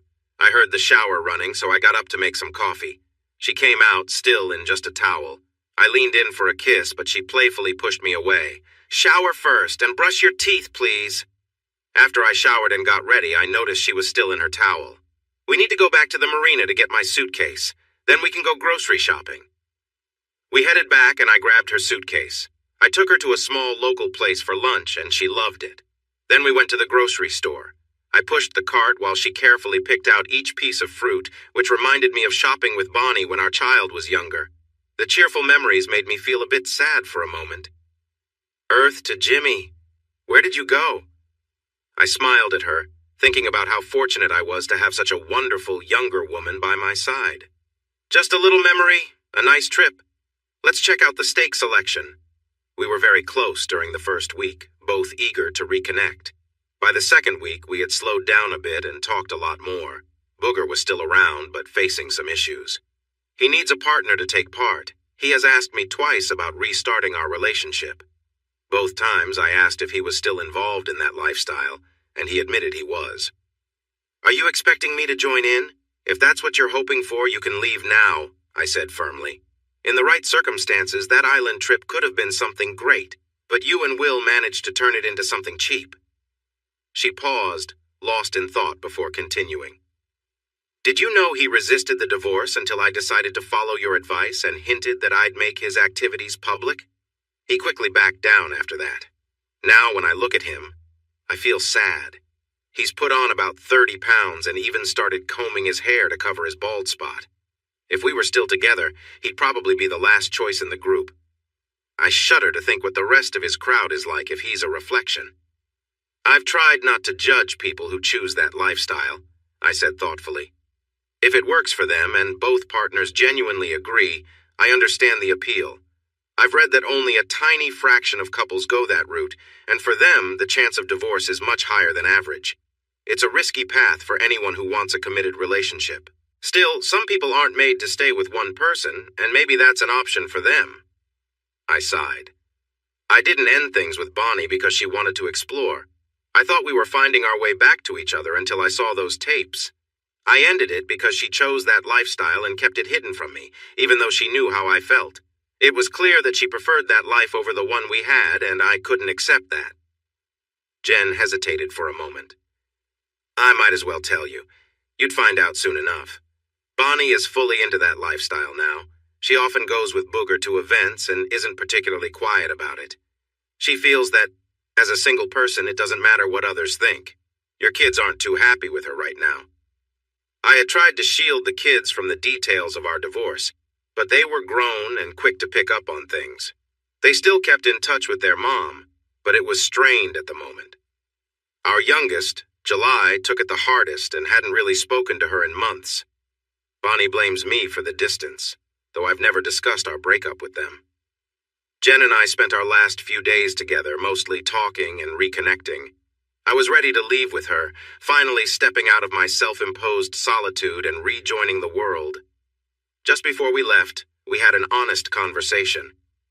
"I don't know about you, but I'd like to keep seeing you when we get back. Maybe this is just a phase for us, but I'd like to see if it could be more." I kissed her. "I'll be seeing you until you tell me otherwise," I said, squeezing her hand to make my point. She jumped up with a smile and hugged me tightly. "I'm not looking for anyone else." So if I was in a serious relationship, why was I with Vicky? Jen and I had been together for a few months. She wanted us to live together, and I was thinking about it. We both agreed we didn't want to get married right away, but we wanted to be partners. We were at a restaurant when Vicky and Rhonda walked in. They seemed unsure at first, but I waved them over. It had been over a year since our trip to the island. We greeted them warmly and asked them to join us. We chatted briefly until Vicky smiled and said, "So, you and Jen?" I figured that would happen. Jen has liked you for a long time. Jen turned red and everyone smiled more. I knew if you got to him first, we wouldn't stand a chance. I'm happy for both of you, but we still wonder what could have been. I couldn't help being curious. Have you taken any more trips since the island? Rhonda answered. You mean, have we tried swinging again? No, the last time was not very memorable except for Jason and Annette. Just as she said this, Jason and Annette walked in. They were looking for a table, saw us, talked quietly, and then went back outside. Jason, please wait. I'd like to talk to you for a moment, and Annette too. Can you come back and join us? I promise it will be a good chat. He looked at her and she nodded. Annette had changed her hair and it looked nice. Great hair, Annette. You'll outshine everyone if you keep that up. She laughed. I thought you would remember, Grunt.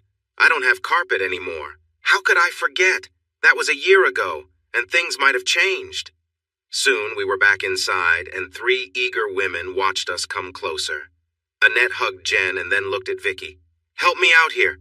I need to hug you too. Vicky jumped up with Rhonda following. Annette hugged both of them, and all the girls hugged Jason.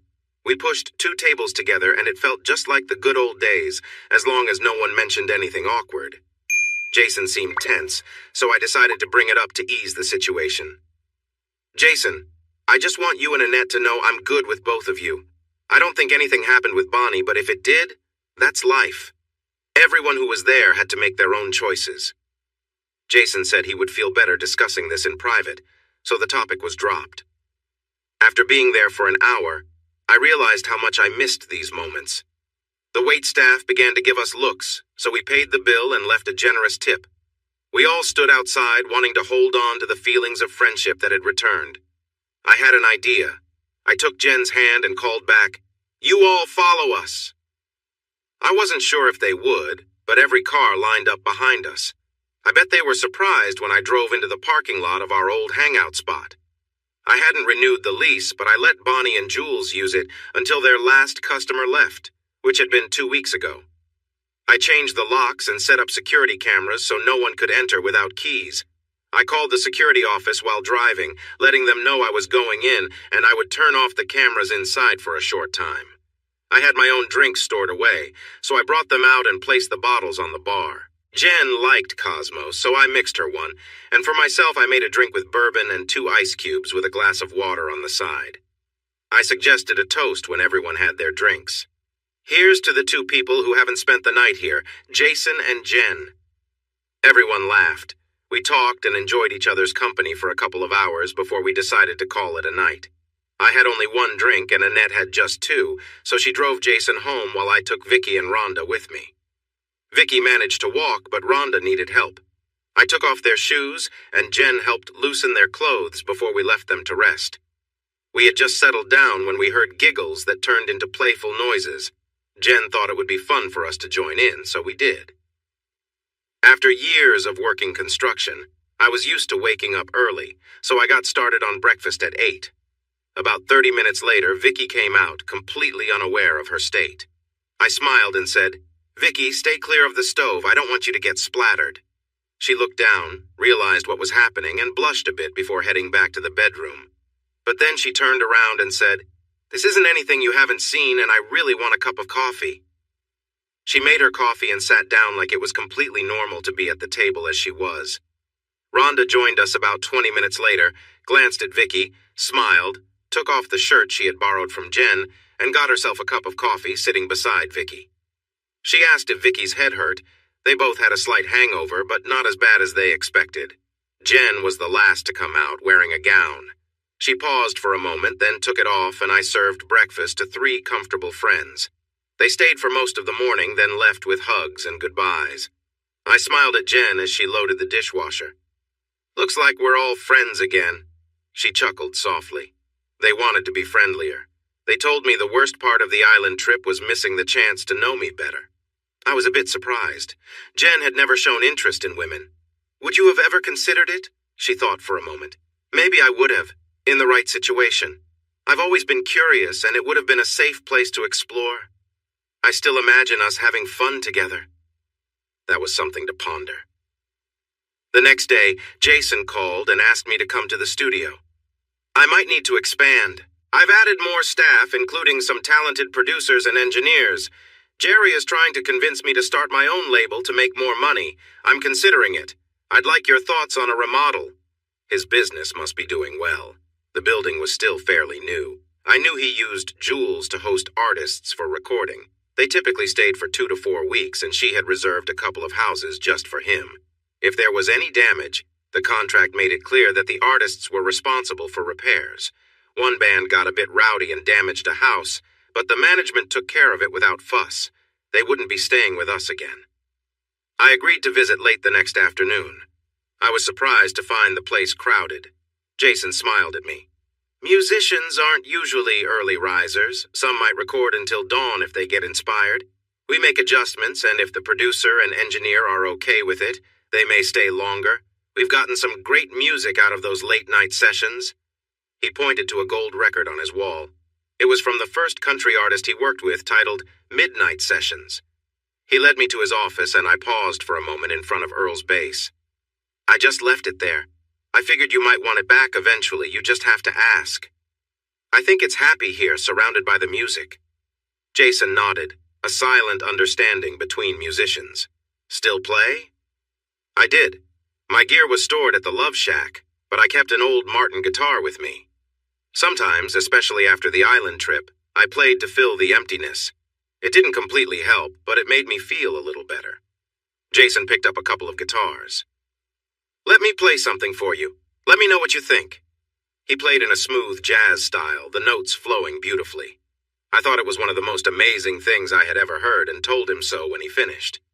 He chuckled. It is pretty good even if I wrote it. Now I just need to find some words for it. Earl was the lyricist in our duo, and I have a hard time with that part. It took me 4 months to finish a song called Daughter. Earl always said you were one of the best lyricists he'd ever known. That surprised me a lot. Earl and I had tried writing songs a few times when no one else showed up for practice. I thought the situation was rather childish even at that time, and I told Jason so. He just laughed and handed me the other guitar. Think about it. We played for almost an hour, singing old out-cold songs, a couple of Tom Petty songs like Wildflowers, and a Bob Seger song I had always enjoyed. Jason had a decent voice, and I thought everything sounded great. After we finished playing, we talked about his plans for growth. You need to build up, Jason. You don't have enough land to expand outwards. You could see that this hadn't crossed his mind. A second floor? You're allowed to have multiple levels. I would suggest at least 3 so you have room to grow later if needed. If you don't need it, you could rent it out for a little extra income to help with the costs. Jason was excited about the idea. Will you help me with it? I wanted to ask you a few months back, but since we hadn't talked since the trip, I thought it was best to wait.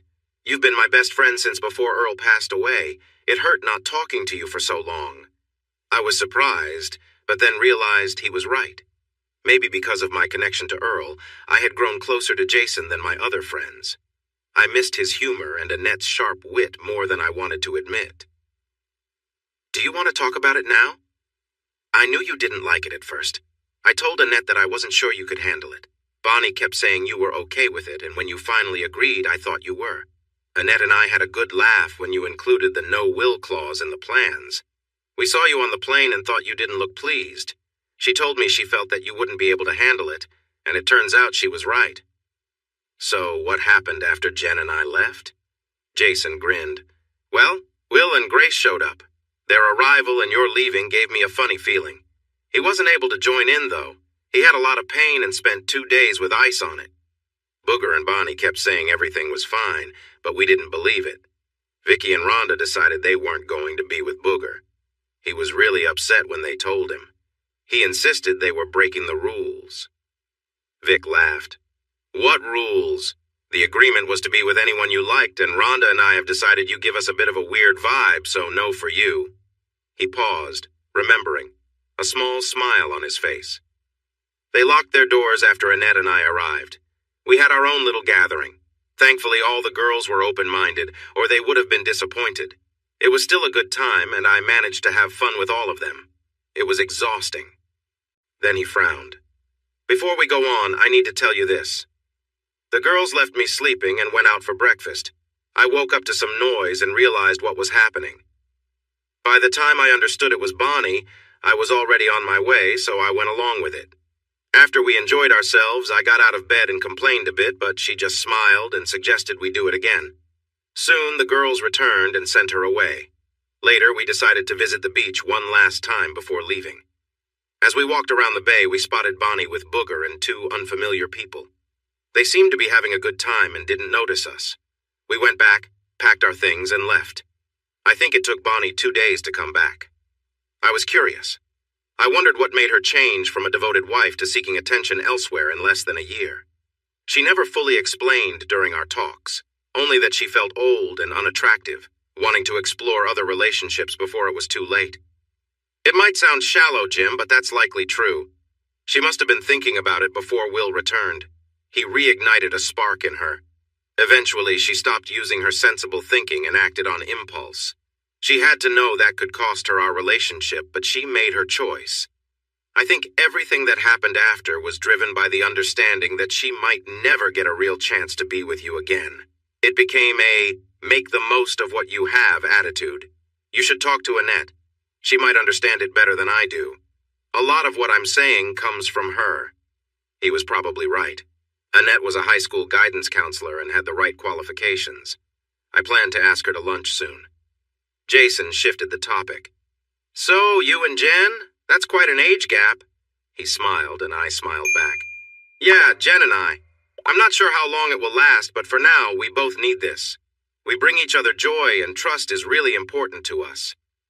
We arranged to consult the architect who designed the original building to see if adding upper stories was possible, and I left feeling much better.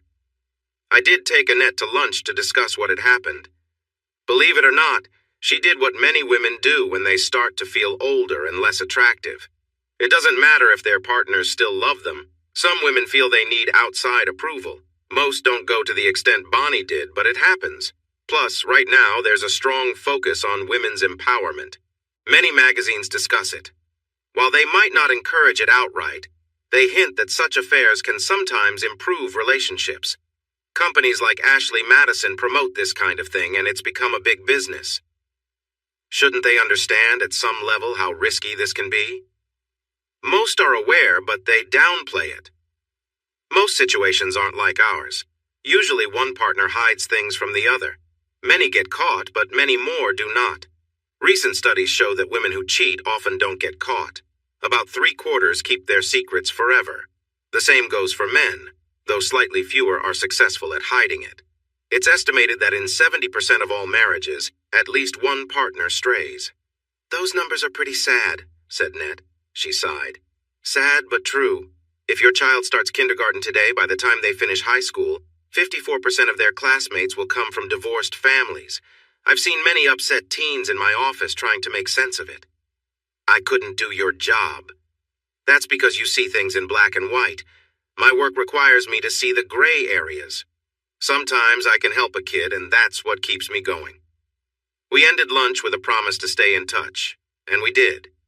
I started playing golf with Jason and Rhonda again, even though she often won.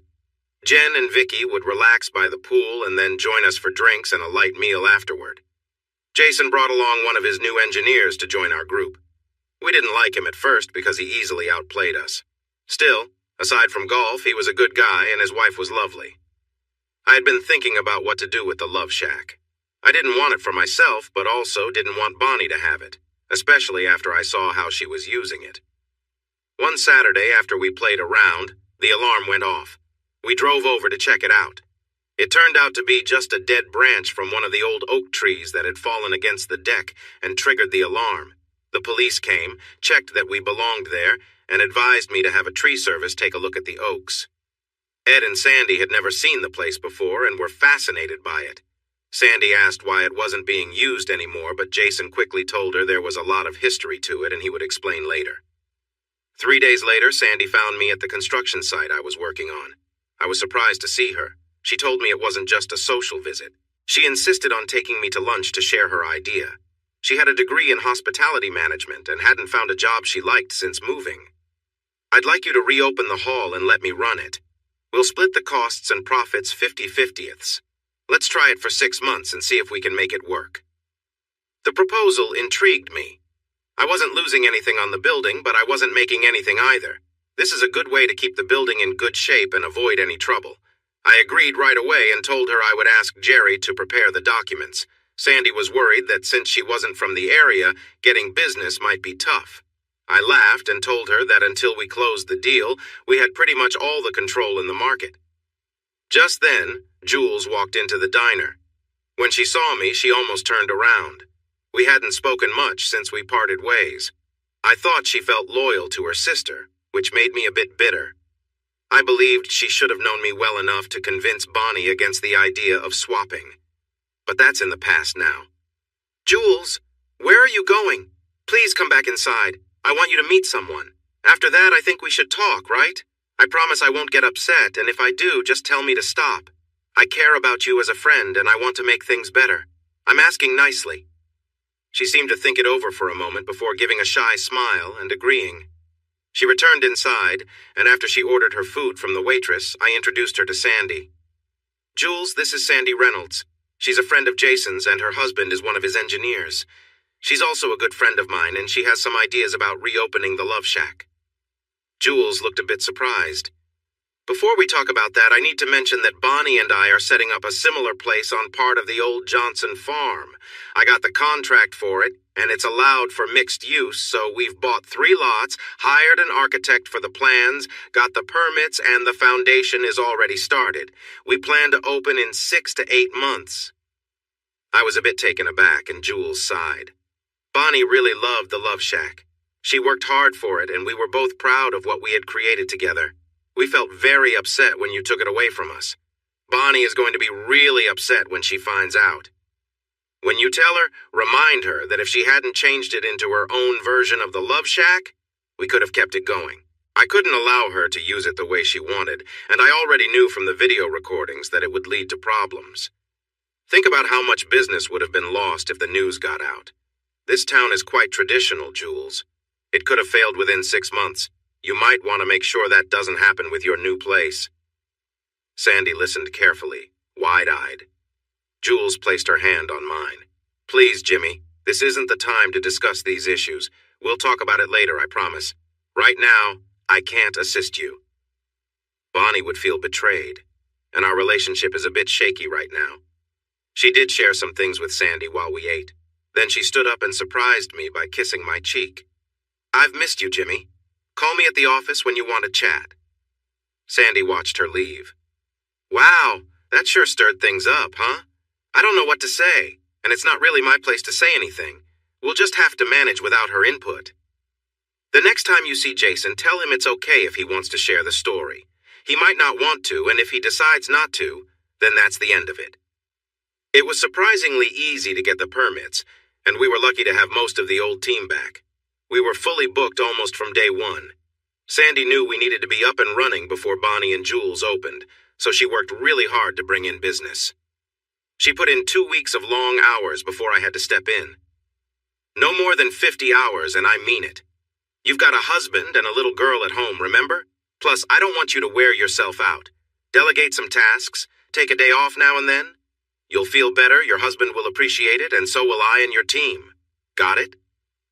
I could tell she understood, but I needed to keep an eye on her. I knew how easy it was to get caught up in trying to make something work.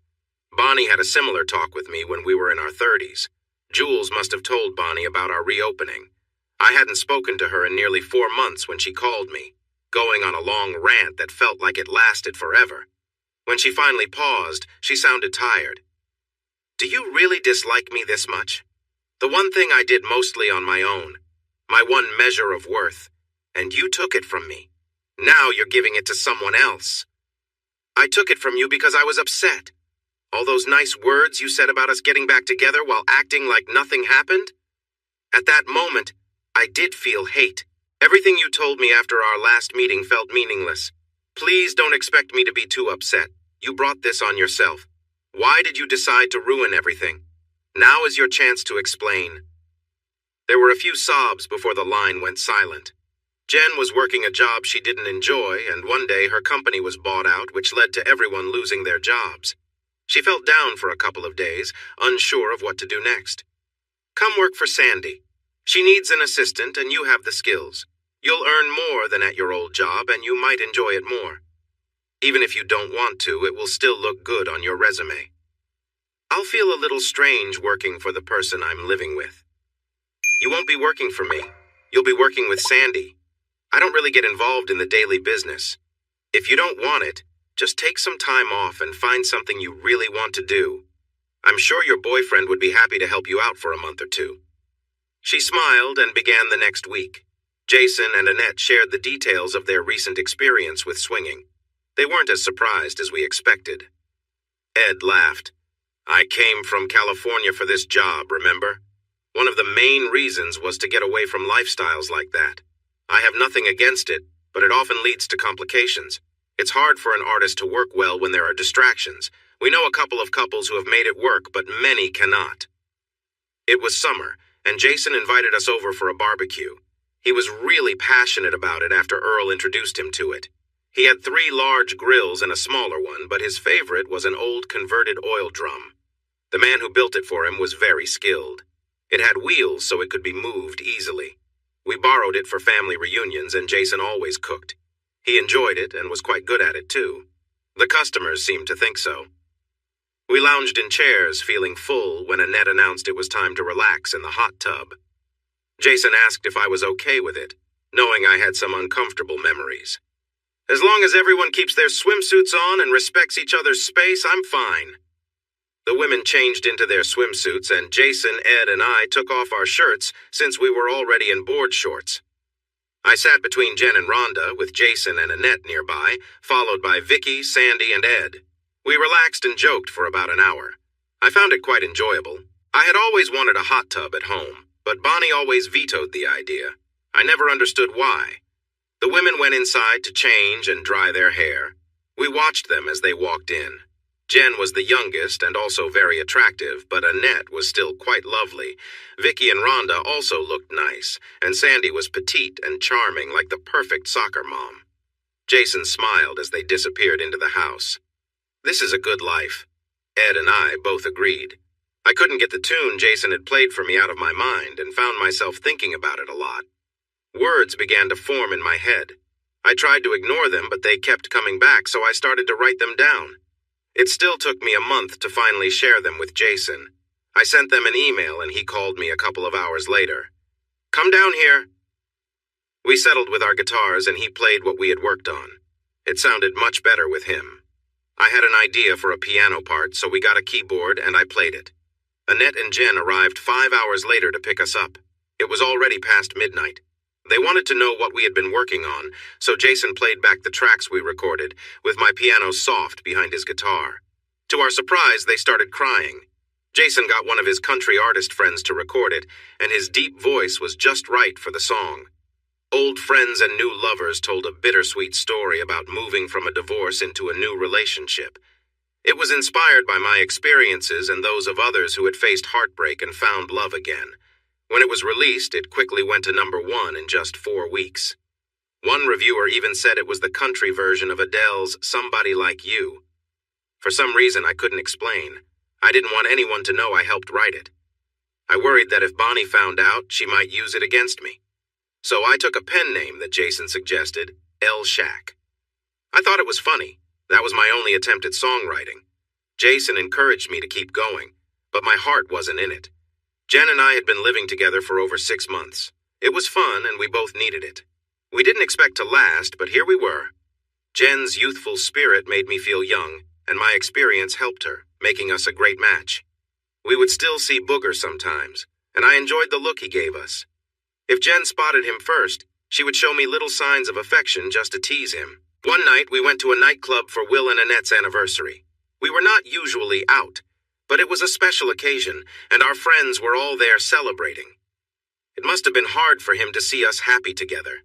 The women were dressed beautifully, and throughout the night we all danced together. Rhonda and Vicky danced slowly with the guys, just like Ed, Jason, and me. Vicky liked to tease, and she playfully danced close to me, making me aware of her presence. I reacted naturally, and she laughed as she danced over to a quieter spot, joking, "I missed my chance before, but now I'll send you back to Jen." Jen found it funny, and soon I saw her dancing with Vicky, who was doing the same thing with her.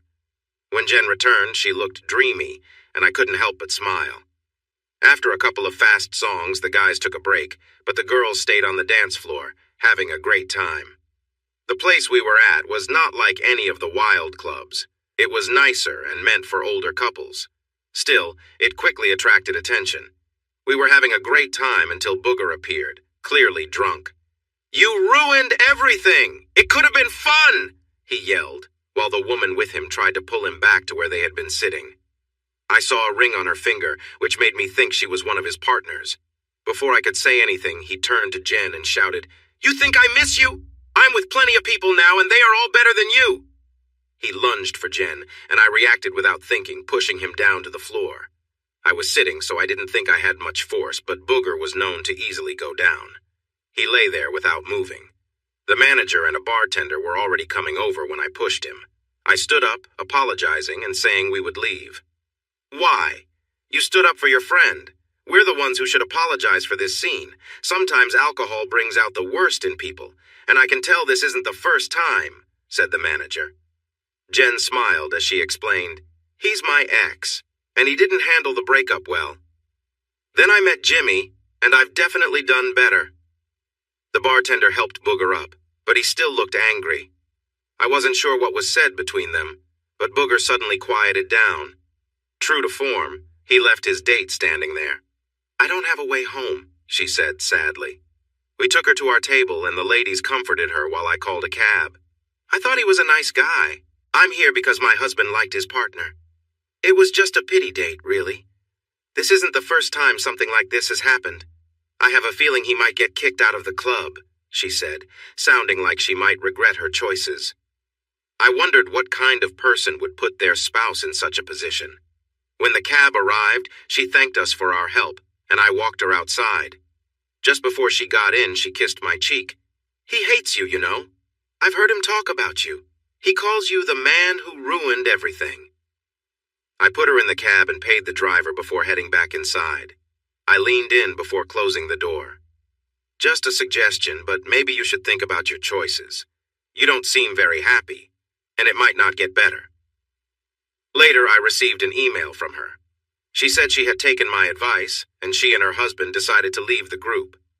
She mentioned that Booger got angry when they told everyone, blaming me for messing up his life again. Booger sent me an email too. It included a picture that I immediately wished to delete. Instead, I forwarded it to Bonnie and asked her if she thought it was wise to let her partners take such pictures and share them online. Later, Jules told me Bonnie confronted Booger about it, which led to him being banned from the group. Privacy was very important to that group. Booger tried to hit Bonnie, but she was quicker. She knocked him out with one blow. He really needed to stop being so weak. It was the 4th of July, and I was heading to my old home. All my kids were there and really wanted me to come so we could be together again. I emailed Bonnie, asking if we could be nice to each other for a few hours. I didn't want to walk into a trap. She replied right away. "We got along for 25 years. I'm sure if we both try, we can be polite for a few hours. Are you bringing someone with you?" That was a dig at Jen. Bonnie was not happy that we were living together. I had talked to Bonnie one day at the office when I was getting the pay stubs for the crew. They had direct deposit now, but still received weekly stubs for their records. Normally, I would let someone else handle it, but we were really busy, and I hated taking anyone away from their work. Bonnie was surprised to see me and was actually nice at first. Then she made a cutting remark about Jen. "Bonnie, what's your issue? We weren't together until after our divorce. You've probably been out with several guys and maybe gotten close with a few through your swing club, and you're mad because I'm with one woman? She's too young. Let's be honest, when you have fun, do you go out with younger men?" She didn't reply, which told me everything. "Enough! I didn't come here to argue. I'll see you at the picnic." At first, we acted friendly, but after Bonnie had a few beers, she became snippy. I pulled her aside away from the kids and let her have it. You need to stop this before I get angry enough to leave. I don't insult you for your choices, so stop making comments about the one woman I'm with. I don't think she said more than a few words to me for the rest of the afternoon. I watched her when she wasn't paying attention, wondering if her lifestyle was taking a toll on her. I was surprised to see she looked at least 15 pounds lighter. Her hair was lighter and longer, and the sundress she wore suited her well. The only difference was her eyes. They looked harder, and she seemed less happy. I wondered if her new life brought her the joy we once had. She caught me looking and smirked, swaying her hips a bit. That didn't make me want to get close to her. All I saw when she moved was booger. The kids were happy but cautious.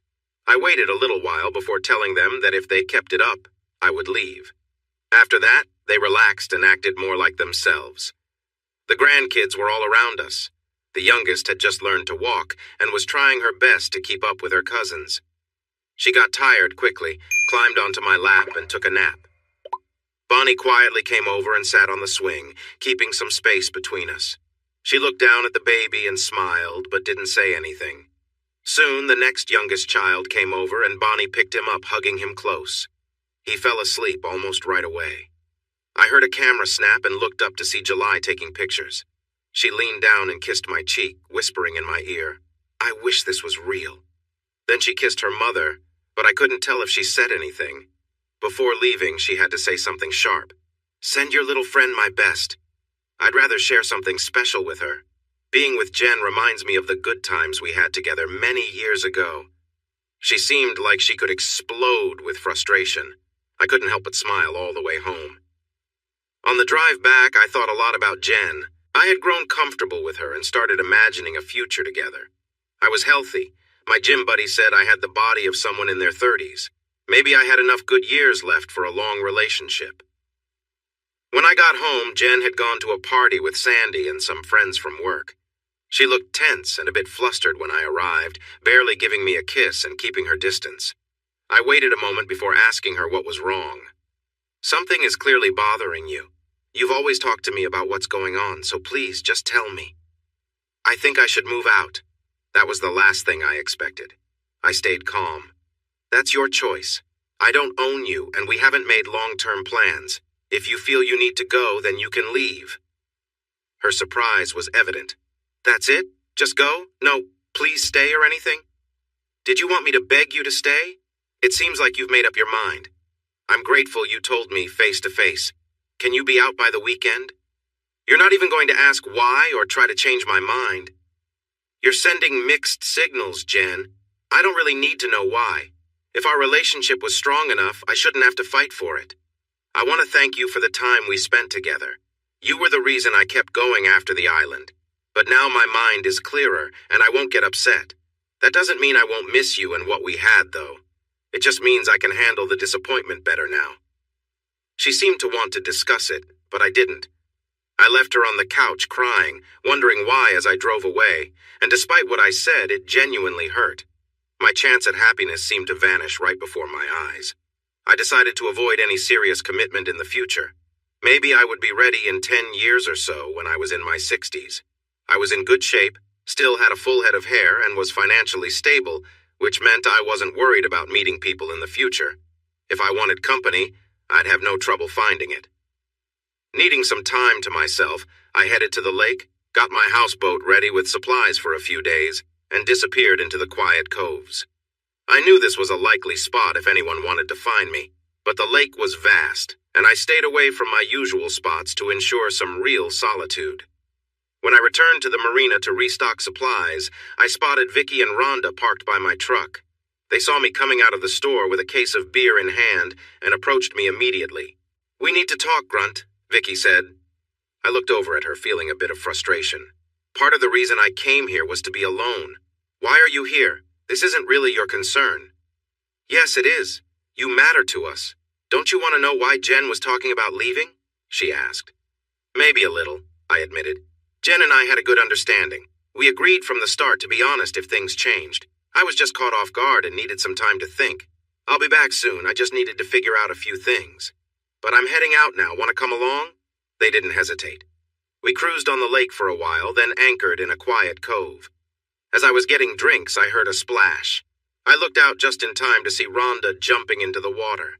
I picked up their clothes and set them on a chair, then leaned over the rail to watch them. They were laughing and enjoying the warm water. Vicky glanced up and called out, "We haven't done this in ages. Come join us, Jimmy. It's fun." I smiled at their enthusiasm and threw the ladder over the side for when we'd need it later, then jumped in. We spent the next hour or so floating around and laughing. There were plenty of playful splashes and hugs along with some light-hearted teasing. Eventually, we climbed back onto the boat and got dressed. Well, mostly. They skipped their tops and asked if I'd put sunscreen on them. I declined, so they shrugged and helped each other out with it, laughing as they did. I just enjoyed the easy, carefree company as we relaxed together in the warmth of the afternoon sun. Finally settled, they relaxed in their chairs with drinks nearby. "Can we talk about it? Could I stop you?" "No, but it would be amusing to see you try," smiled Rhonda. Vicky took the lead in the chat. "You know Jen was upset that you spent the afternoon with your old family. This was the first time in over a year I had all my kids together. If that meant dealing with Bonnie for a few hours, I was okay with it. I didn't invite her because it would have been a mess. Bonnie doesn't like Jen because I'm with her now, and the first argument would have sent me running. I planned to make it up to Jen when I got back, but she didn't give me a chance, hitting me with the 'we need to talk' speech as soon as I walked in. Honestly, I never thought this would last. The age difference is... I'm too far away, honey. Will you give him a nudge for me?" Vicky smiled and did just that, standing up to playfully poke him. Then she got off her chair. "Get in between us, Grunt. That way we can both reach you if you say something silly. Or I could just toss you both over the edge. It's about 4 miles to the marina. Hope you're good swimmers because we're right in the middle of the bear reserve, and you don't want to wander along the shore here." They both looked shocked. "Wow, Grunt. Ever since the incident, which we call the disaster because that's what it was, you've been difficult. Yes, what Bonnie did to you and us was wrong. We thought you'd be okay with it because of your past. Another reminder of how we can misjudge our friends. You don't think we regret our actions? It broke up a group that had been together for years. One mistake and now you and Bonnie are separated. Jen and Booger are separated. Jules lost her boyfriend, and Jason and Nett were on edge for weeks. Even Rhonda and I had a few tough weeks. It was supposed to be fun after all." She sighed.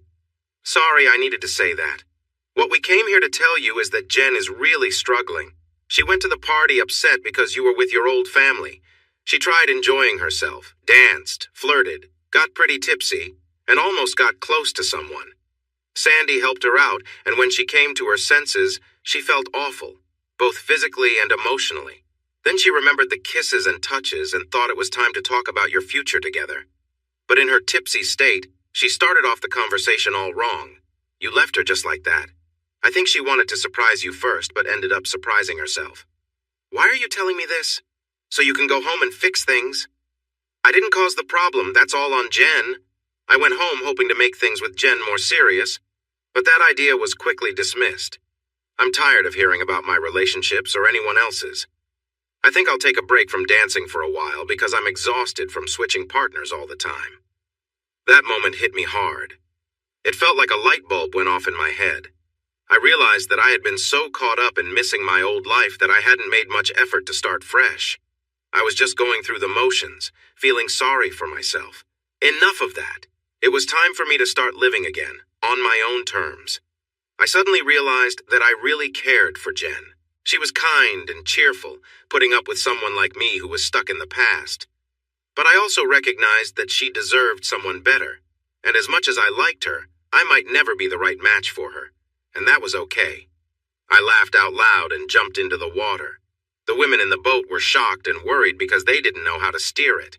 I managed to grab the ladder and climbed back on.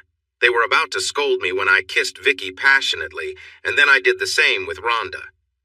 "What's going on?" Vicky asked, surprised.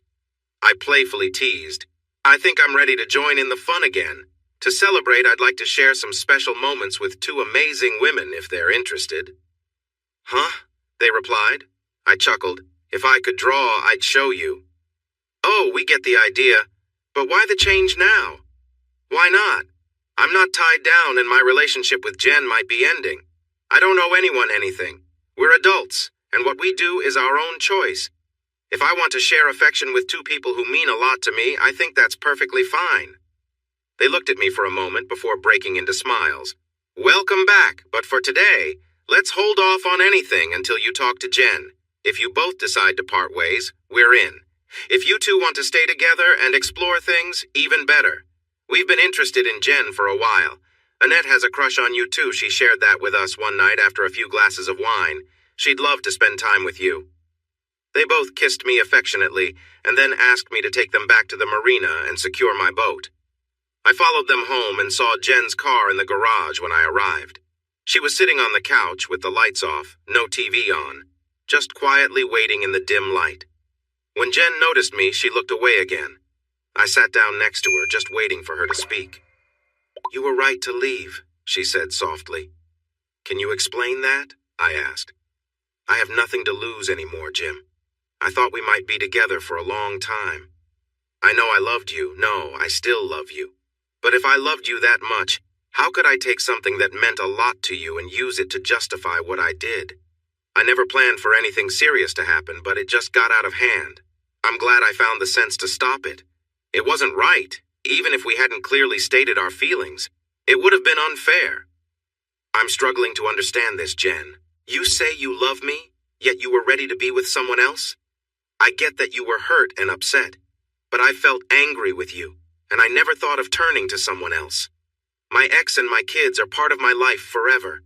I could go without seeing Bonnie again, but not my kids or grandkids. They are who I am." She looked shocked and said, "I would never come between you and your family. I know how much you care about them. I was just hurt that you couldn't share your time with me and them. Just so you know, my kids like you. They understand you didn't break my marriage, and they don't hold anything against you. Bonnie, on the other hand, is upset. She believes you had a part in everything that went wrong and thinks our divorce is partly your fault." "That's not fair. This mess started with her. When you first disagreed, she should have let it go. I feel like I ended up okay, but it wasn't my fault."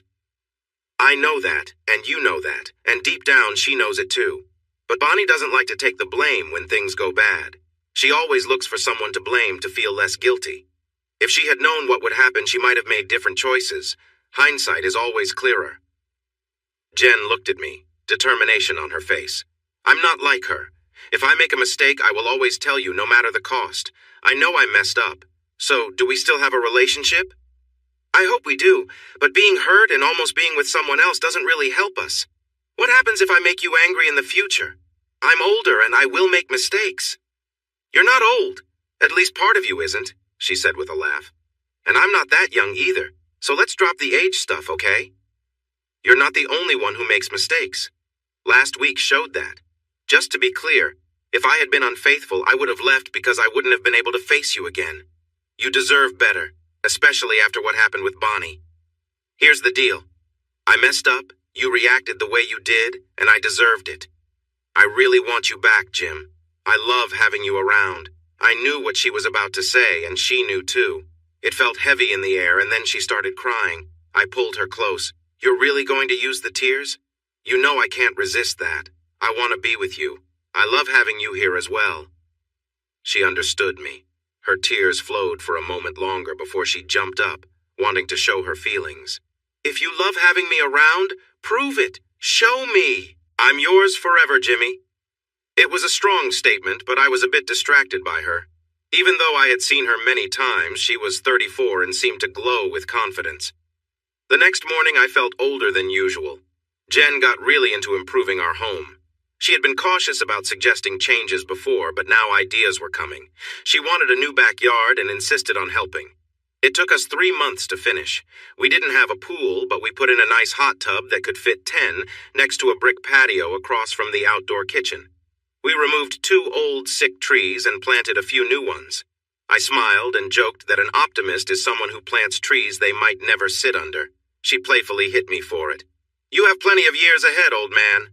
We'll hang a swing from this tree for your great-grandchildren when they visit. You might be old then, but I'll still look good. Everyone will wonder how you got so lucky." Old Man became her nickname for me. I picked her up and spun her around, kissing her happily. Once we settled into our relationship, I wasn't surprised to come home one day and find July on the patio chatting with Jen, who held the baby. Well, she wasn't really a baby anymore. She was almost 2 years old. Jen and July had met by chance and grown close over lunch. Later, July told me she liked Jen and knew she had nothing to do with our breakup. Bonnie still disliked her, but these days it felt like Bonnie disliked everything. If she had known what was next, she would have been even angrier. When we finally finished the backyard, we invited our friends over for a gathering. Jason and Annette, Sandy and Ed, Vicky and Rhonda, and us. We let Jason use the new grill, and soon we sat down to enjoy some perfectly cooked T-bone steaks. He also grilled corn on the cob, while Jen prepared potato salad and coleslaw. It was one of the best meals we had ever tasted. As the night went on, drinks were flowing. Jen and Vicky sipped on wine, Annette and Rhonda worked on a pitcher of Long Island iced tea, and Jason and I enjoyed our favorite craft beer. Ed and Sandy had brought a 12-pack of hard cider. Eventually, they noticed our large hot tub and walked over to check it out. I removed the tarp and turned it on, enjoying the size and the rising bubbles. "Why didn't you tell us? We would have brought our swimsuits." I looked at Rhonda and smiled. "When has a swimsuit ever stopped you? If you want in, just go for it." Those girls were quite bold. Vicky was in her underwear almost immediately. Rhonda grinned and took off her skirt, playfully pulling her shirt over her head. She wasn't wearing a bra. Vicky laughed as she tossed hers away, and it humorously landed on my head. We all burst into laughter as cell phones came out to capture the moment. Annette smiled at Jason, and with a nod, she soon had her shirt and skirt on the patio table. She wore a very minimal piece, and every eye was on her as she stepped into the tub. Sandy and Jen exchanged looks, seemed to make a decision, and soon their clothes were neatly placed on chairs as they ran, giggling towards the hot tub. 5 attractive figures were on display, and they looked at us. "Are you guys coming, or what?" We moved toward the tub, but they stopped us. "This is an underwear-only tub. If you want in, you need to take those off." Jason just smiled and shrugged off his shorts, revealing his amusing boxers adorned with little hearts. "Hey, Ned got these for me. I had no idea I'd be showing them off tonight." Ed laughed as he opted for his underwear.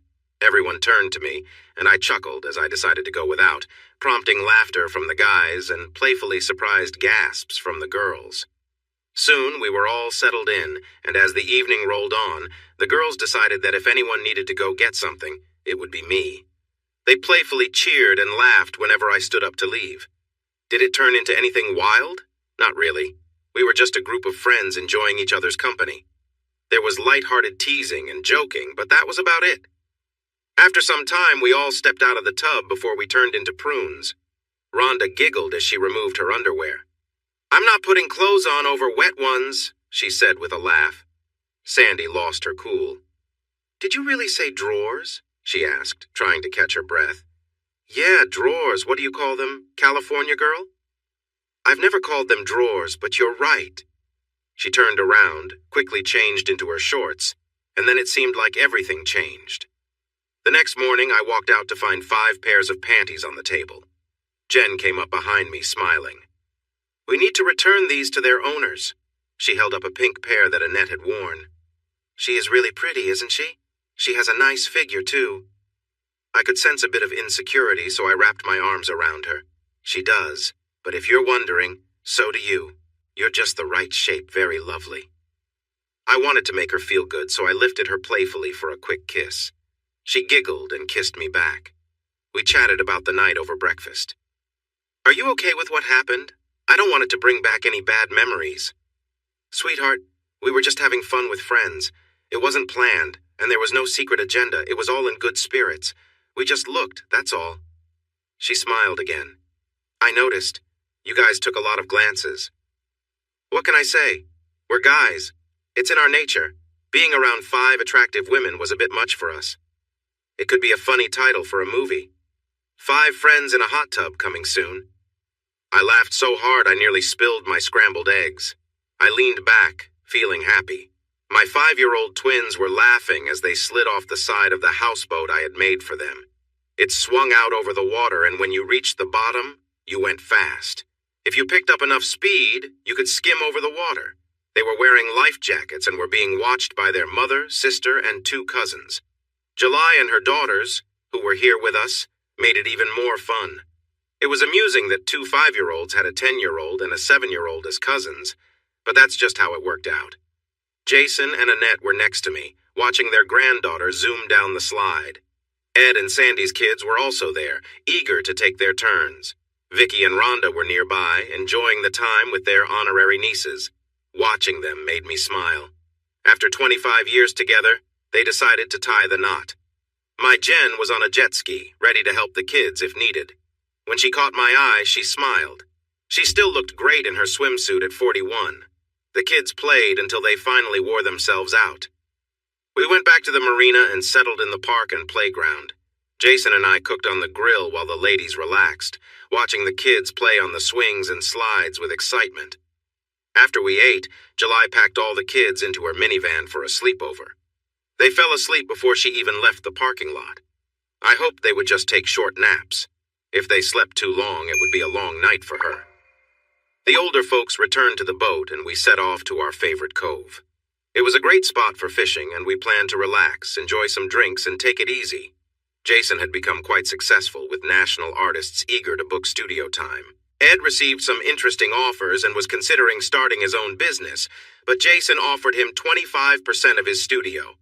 They made a deal and hired talented people, deciding to take a few days off to enjoy themselves.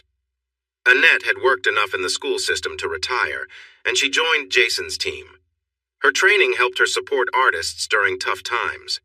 Sandy still ran the Love Shack, and it was doing well. We had been around long enough to serve the next generation, with kids and younger relatives of our past customers now using us. We even thought about opening a second location that Jen would manage, but then she had kids. She would say it was a surprise and try to stay serious, and didn't want to be away from them for too long. She decided to focus on being a full-time mother. We could afford it since my business continued to thrive. I retired at 50 and passed it on to my kids, who paid me 20% of the company's earnings, which kept me comfortable. I bought a house by the lake we loved and built a workshop in the backyard. To stay active, I made outdoor furniture to sell at the local farmers market, and I was surprised they let me. The organizer explained they welcomed all kinds of crafters, and that's how I fit in. I worked every other Saturday, mostly attracting customers through word of mouth. It kept me busy and happy, and oddly enough, it was quite successful. My older kids enjoyed teasing me when they found out Jen was expecting, joking that my grandkids would be older than her new babies. They liked Jen, and we visited often, especially during the summer. After fishing for an hour without any luck, we decided to call it a day. Sometimes the fish just don't bite. We cleaned up and grabbed a fresh beer before joining the ladies. They were whispering together and quickly parted when we approached. "What are you planning, girls?" Vicky smiled and held up a bottle of vegetable oil. "Not planning, just recalling." It was around that time when everyone was feeling very relaxed. Some of us had aged, but we accepted the changes with grace and style. I smiled as the guys joked around. Even now, I can't say what made us think of it. It all began as a light-hearted story. Vicky, Rhonda, and Annette were sharing memories of our younger days with Jen and Sandy during a cozy night in at Vicky and Rhonda's house, enjoying some wine. They had recently gone to a show that featured male performers and had a bit too much to drink, as Vicky liked to say. Sandy was the one who suggested it first. "You remember when we lived in California and Ed was working with those creative people? Some of them led pretty laid-back lives. One artist would only work with Ed because she felt he was the only one who understood her. Ed told us it was during one of her dramatic moments that he snapped. 'Okay,' he said, 'you can miss this session, but you'll still pay for it. You have a great voice, but in the end it's just work, like being a butcher or a tax person. If you mess up their taxes or give them the wrong cut of meat, what are the chances they'll come back to you? Keep giving me these half-hearted efforts, and soon you'll find your albums in the bargain bin. It's up to you.'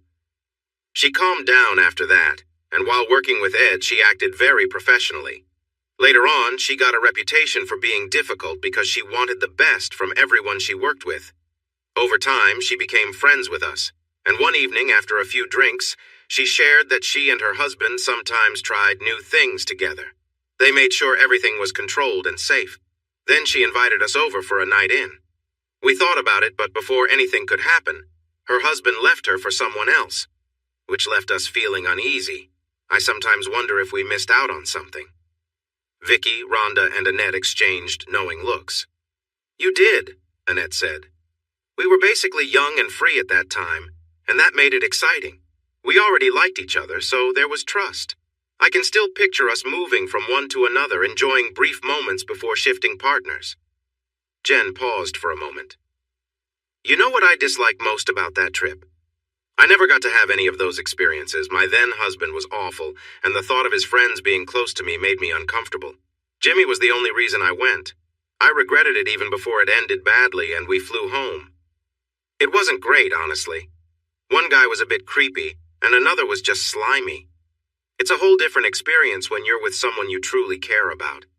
They moved on to other topics, but the earlier chat lingered in their minds. 4 weeks later, we all found ourselves in my hot tub. The agreed rule was that everyone would be completely comfortable. Some playful gestures had been becoming more noticeable, and Annette must have felt the moment was right. She had spoken to Jason, and Sandy had tipped off Ed. They seemed a bit uneasy around me and Jen, but Annette had just enough to drink to bring it up. We've thought about this quite a bit. Everyone except you two is on board for a traditional gathering. It's up to you, but we'd love for you to join. It can be just this once or become a regular thing, depending on how it goes. I know Jen is curious about what might have happened if you stayed on the island. You have lovely memories with us, even if some parts are tricky. This time you can trust us. No one is going to leave or love anyone less. It will just be fun. Think it over. Then they shifted their talk to the funny things one of the artists had done while working. I weighed the idea for a few days before sitting Jen down. Do you really want to do this? She hesitated for a moment, but I stopped her. Jen, please be honest with me. I'll ask again, and if I don't hear the truth, this will be the last time we talk about this. Got it? She nodded. Yes, I'd like to try it. Just once. You all have memories that I'm not part of, and I want my own too. But if you feel any doubt, we won't do it, and we'll forget this conversation. I appreciated her honesty. The rest of that day and part of the next, I spoke with everyone to see how they felt. They all wanted to, but were hesitant, recalling how the last attempt didn't go well. I invited them to my house the next evening and ordered pizza so we could focus. The air was thick with tension as I sat beside Jen and held her hand. I'm in, but with conditions. First, this is a one-time event. I want to create a nice memory, so it needs to stay within our group. I really don't want Bonnie and Jules to find out. It's not just about their feelings. I don't want to deal with their reactions. Lastly, I'll take charge of organizing it. If we want to relive some memories, let's call it a gathering. We'll do it at the shack when they're closed. Any questions or thoughts? They all exchanged glances, grinning and trying to speak at once. After checking their schedules, we settled on a date in 2 weeks. Jason and Ed helped me build the frame. It was 24 feet long, 10 feet wide, and 2 feet deep. The setup was meticulously designed with extra care to ensure a safe and smooth experience for everyone involved. We created a large padded area with several layers of strong, waterproof plastic lined with foam to cushion any falls. The space was covered with shrink wrap to keep everything in place, creating a large, fun slip-and-slide environment. Instead of the usual soap or water, I had ordered several gallons of massage oil online, thinking it would be safer and make things glide more smoothly. Ed and I spent the night before the event setting everything up and testing it out to make sure it would hold up. After everything looked good, we relaxed with a couple of drinks, feeling prepared. Are you ready for this? Ed asked with a grin. Yeah, I think so, I replied, chuckling. It'll be fun, and I think Jen will get a kick out of it too. I just hope I can keep up with the energy around here. I'm not exactly in my teenage years anymore. Ed laughed and, looking a bit sheepish, admitted, Jason and I had the same thought, so we decided to get a little help from our doctors just in case. We're all set. Finally, the day arrived. We gathered around the slip-and-slide area with everyone watching as Jason and I poured the massage oil over the surface. There was a slight pause as everyone took it in, perhaps feeling a bit nervous, but the excitement quickly won out. To break the ice, I gave Jen a playful nudge, sending her sliding down the slick surface with a surprised laugh that quickly turned into pure enjoyment. Before long, everyone joined in, laughing and sliding around, each person embracing the carefree fun of the moment. The entire atmosphere was filled with laughter as we all relaxed, enjoying the playful energy of the day. It was a simple but memorable way to come together and share in a lighthearted experience that everyone could enjoy, feeling like kids again as we celebrated the moment. Ed and I had spent the night preparing the large, cushioned area for everyone, ensuring it was safe and comfortable for our playful gathering. We lined it with padding and poured on plenty of massage oil to keep things smooth and easy for everyone to slide around. Each of us felt a mix of excitement and nerves, unsure what to expect, but ready to enjoy each other's company and let loose. As everyone gathered, we began slipping and sliding across the cushioned space, laughing and cheering each other on. It became a lighthearted scene as we bumped into each other and enjoyed the carefree atmosphere. The afternoon was filled with laughter, silly antics, and a sense of togetherness that made the day memorable. After a couple of hours of play, we all sprawled out in a pile of towels, exhausted but content, sharing smiles and quiet moments. I clumsily tried to stand up, sliding around a bit before finally making it to the edge and rolling out onto the fresh towels. The rest of the group soon followed, and we helped each other dry off, chuckling at the amount of oil still clinging to us despite our best efforts. Once we'd all cleaned up as best we could, we settled around the bar with fresh towels on the stools, and I poured drinks for everyone. We were quiet for a moment, each of us reflecting on the day, when I raised my glass with a smile. To the memories. They all grinned, lifting their glasses and echoing, "To the memories." We laughed, sharing stories from the day, making light of funny moments and mishaps. The joy in the room was undeniable. When it was time to go, we all promised to return the next day to clean up the area. Each person left with a smile, knowing we'd shared an experience to remember. Later that evening, Jen and I returned home, still feeling the warmth of the day. We showered together, the quiet of the moment allowing us to reflect. I could sense she had something on her mind, and after a moment she asked softly, "Do you still care for me?"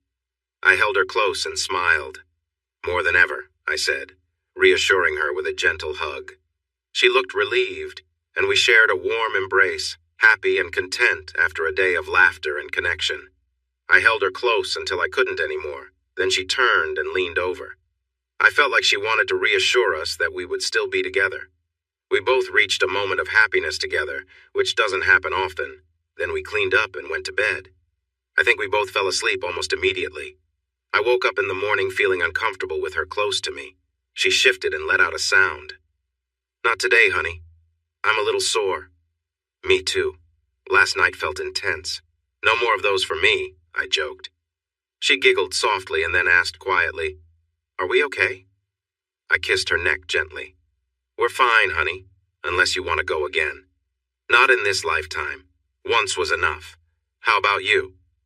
"I'm happy with what I have right here, so no, never again." We cuddled for a while until there was a knock at the door. I checked the security monitor and saw our friends waiting outside. I kissed Jen's neck and went to answer the door, forgetting I wasn't dressed. Vicky raised an eyebrow. "Casual Tuesday?" I looked down and smiled. "More like Forgetful Tuesday. What's up?" "We brought breakfast for you. After you eat, we'll help you clean up. Sandy has an event on Thursday and we need everything to be perfect." I smiled back.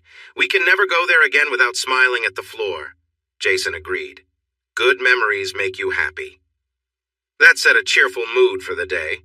We joked around as we cleaned. It took hours, but we turned our place back to normal.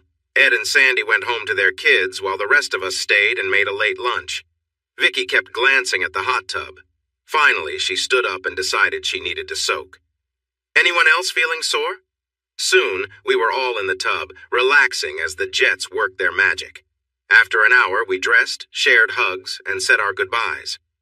I thought it might feel strange afterward, but we returned to our everyday lives. Occasionally, we'd catch each other's eye and laugh, but that was it. 4 months later, I found Jen crying on the couch, surrounded by our friends. I worried someone might have passed away. "What's happening?" They left us alone on the deck. I sat beside her and hugged her tightly. "Are you okay?" "No. Yes. Maybe. I have something to tell you that you may not like." My mind raced with thoughts of her leaving me. I was tightening up when she blurted out, "I'm going to have a baby." "What?" "I said I'm having a child. Your child. What do you want to do?" I never imagined I'd be a parent at this point in my life, I thought quickly. I had seen Jen look longingly at Sandy and July's kids, and that thought made me smile. "First, we need to get married. We should find you a good doctor. I want what's best for our baby. Oh, and we might need to move soon. This small place is fine for us, but I want a bigger house with a nice yard, maybe a swing set and a pool. Are you okay with that? I don't want to sound unromantic. You know I care about you, and I'll get the ring as soon as I can. I'm just being practical. Are you with me?" She started crying more, but I could tell it wasn't just sadness. The others were looking in from the patio, and seeing her like that made them rush back in, smiling and wiping their own tears. "Leave everything to us. You'll be married at the shack. It'll be the best wedding ever," Sandy said, beaming. "We have everything covered like flowers and napkins," Rhonda added. I was happy they owned a florist shop and managed events. Sandy always picked them for weddings at the Love Shack. I leaned back and enjoyed the happiness on Jen's face. I stood up, and they all turned to look at me. "Excuse me, ladies, but I need to find a ring. Then I'll talk to Jason and Ed about matching tuxes." As I left, they joked about not being stingy. Once the planning was done, I chose Jason as best man, with Ed and Vicky as groomsmen. Rhonda was a bridesmaid, and she and Vicky looked amazing together in the pictures. That was also the night Vicky finally asked Rhonda to marry her. I didn't keep the wedding a secret, but I didn't make a big deal out of it either. All my kids came, and July's daughter was the flower girl, while my youngest grandson was the ring bearer. I didn't invite Bonnie because, honestly, I didn't want her there. This was Jen's special day, and I didn't want the past to overshadow it. July told me Bonnie didn't take the news well. She disappeared for 3 days and looked awful when she returned. July also mentioned how Bonnie freaked out when she heard about the twins. I didn't understand why. It had been years, and I had moved on. Bonnie remarried about a year later to a quiet man, but July said she seemed to be the one in charge. They still went to parties, but it sounded like there were problems since both came back with marks on them. It worried me. I took a deep breath and decided to call her. Bonnie was surprised to hear from me. I hadn't talked to her in about a year and a half because I didn't see the need. After she said hello, she quickly turned rude. "Do you have time to talk? Aren't you busy with twins? Is she cheating on you?" "Not that I know of," I replied with a grin. "You'll let me know if she shows up at one of your parties, right? How are they going? Don't you think you're getting a bit old for that?" I noticed her quick intake of breath, so I spoke before she could respond. "The reason I'm calling is that July mentioned you're getting into some unusual situations. She said you come back with marks on your skin. It's not my business, but you should reconsider what you're doing. The kids are uneasy about having the grandbabies around you. Susie even asked July if you'd been in trouble because of the way you looked. That's all I wanted to say. I also think you deserve happiness, and I don't believe you're happy right now. Face your issues, Bonnie, before you lose the people who matter to you." I thought I heard her crying when I hung up.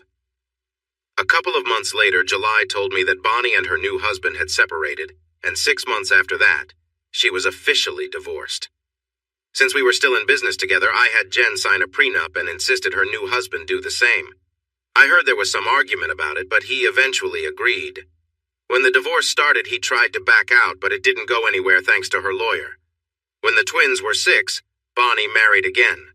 Her new husband was a few years older and a straightforward man. I liked him right away.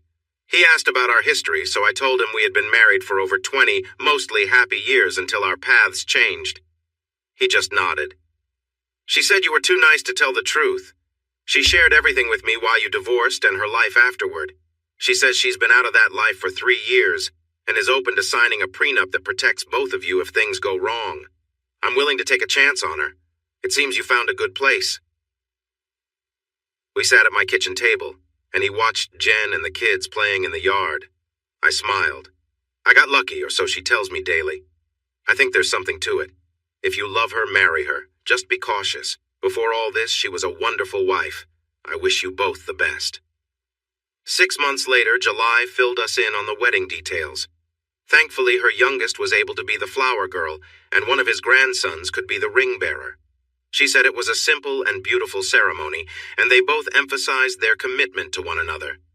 Jen smiled, happy that her mother had found joy, then returned to planning for Vicky and Rhonda's wedding.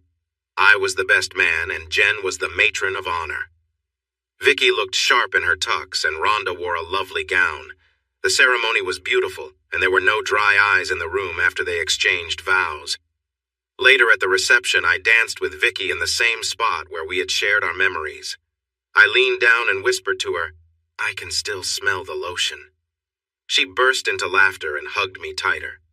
A few months later, Annette asked me why I agreed to the Mazzola party. I did it for Jen. She often felt left out when we reminisced about the past. I thought this would help her feel included like the rest of us. Sharing memories can really bring people closer. I sighed. I also agreed because of Bonnie. She was in a similar situation to Jen, but handled it poorly. If it had only been you guys, I could have managed and probably enjoyed myself like I did with Jen. Instead, Bonnie schemed behind my back, arranging something without my input. There was no respect in it. It just happened. Do you ever think about doing it again? With you all? No. Ed and Sandy have stayed with us occasionally, but it was all casual, just friends enjoying each other's company. I once asked Jen at a girls' night out if she would consider doing it again, and she quickly said no. I can imagine her response. I have a great partner and wonderful kids. It was fun, but I can't see myself doing it again. Honestly, just thinking about being with someone else makes me uneasy now.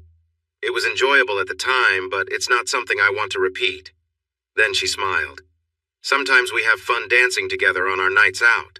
I bet there were times when she came home all flustered and had a lively evening. I leaned in and kissed her. For some reason, she turned red before thanking me and promising to keep it up. We still have our hot tub nights, but not as often as before. We live farther apart now, and everyone has jobs and other responsibilities, so we don't see them as much as we'd like. We do have our private hot tub nights once in a while and still have fun like we did when we were younger. Life is good. Hey everyone! Thanks for watching. Don't forget to subscribe and turn on notifications so you won't miss any of the exciting stories we have coming up. What do you think about the characters in this story? Let us know in the comments. We'd love to hear from you.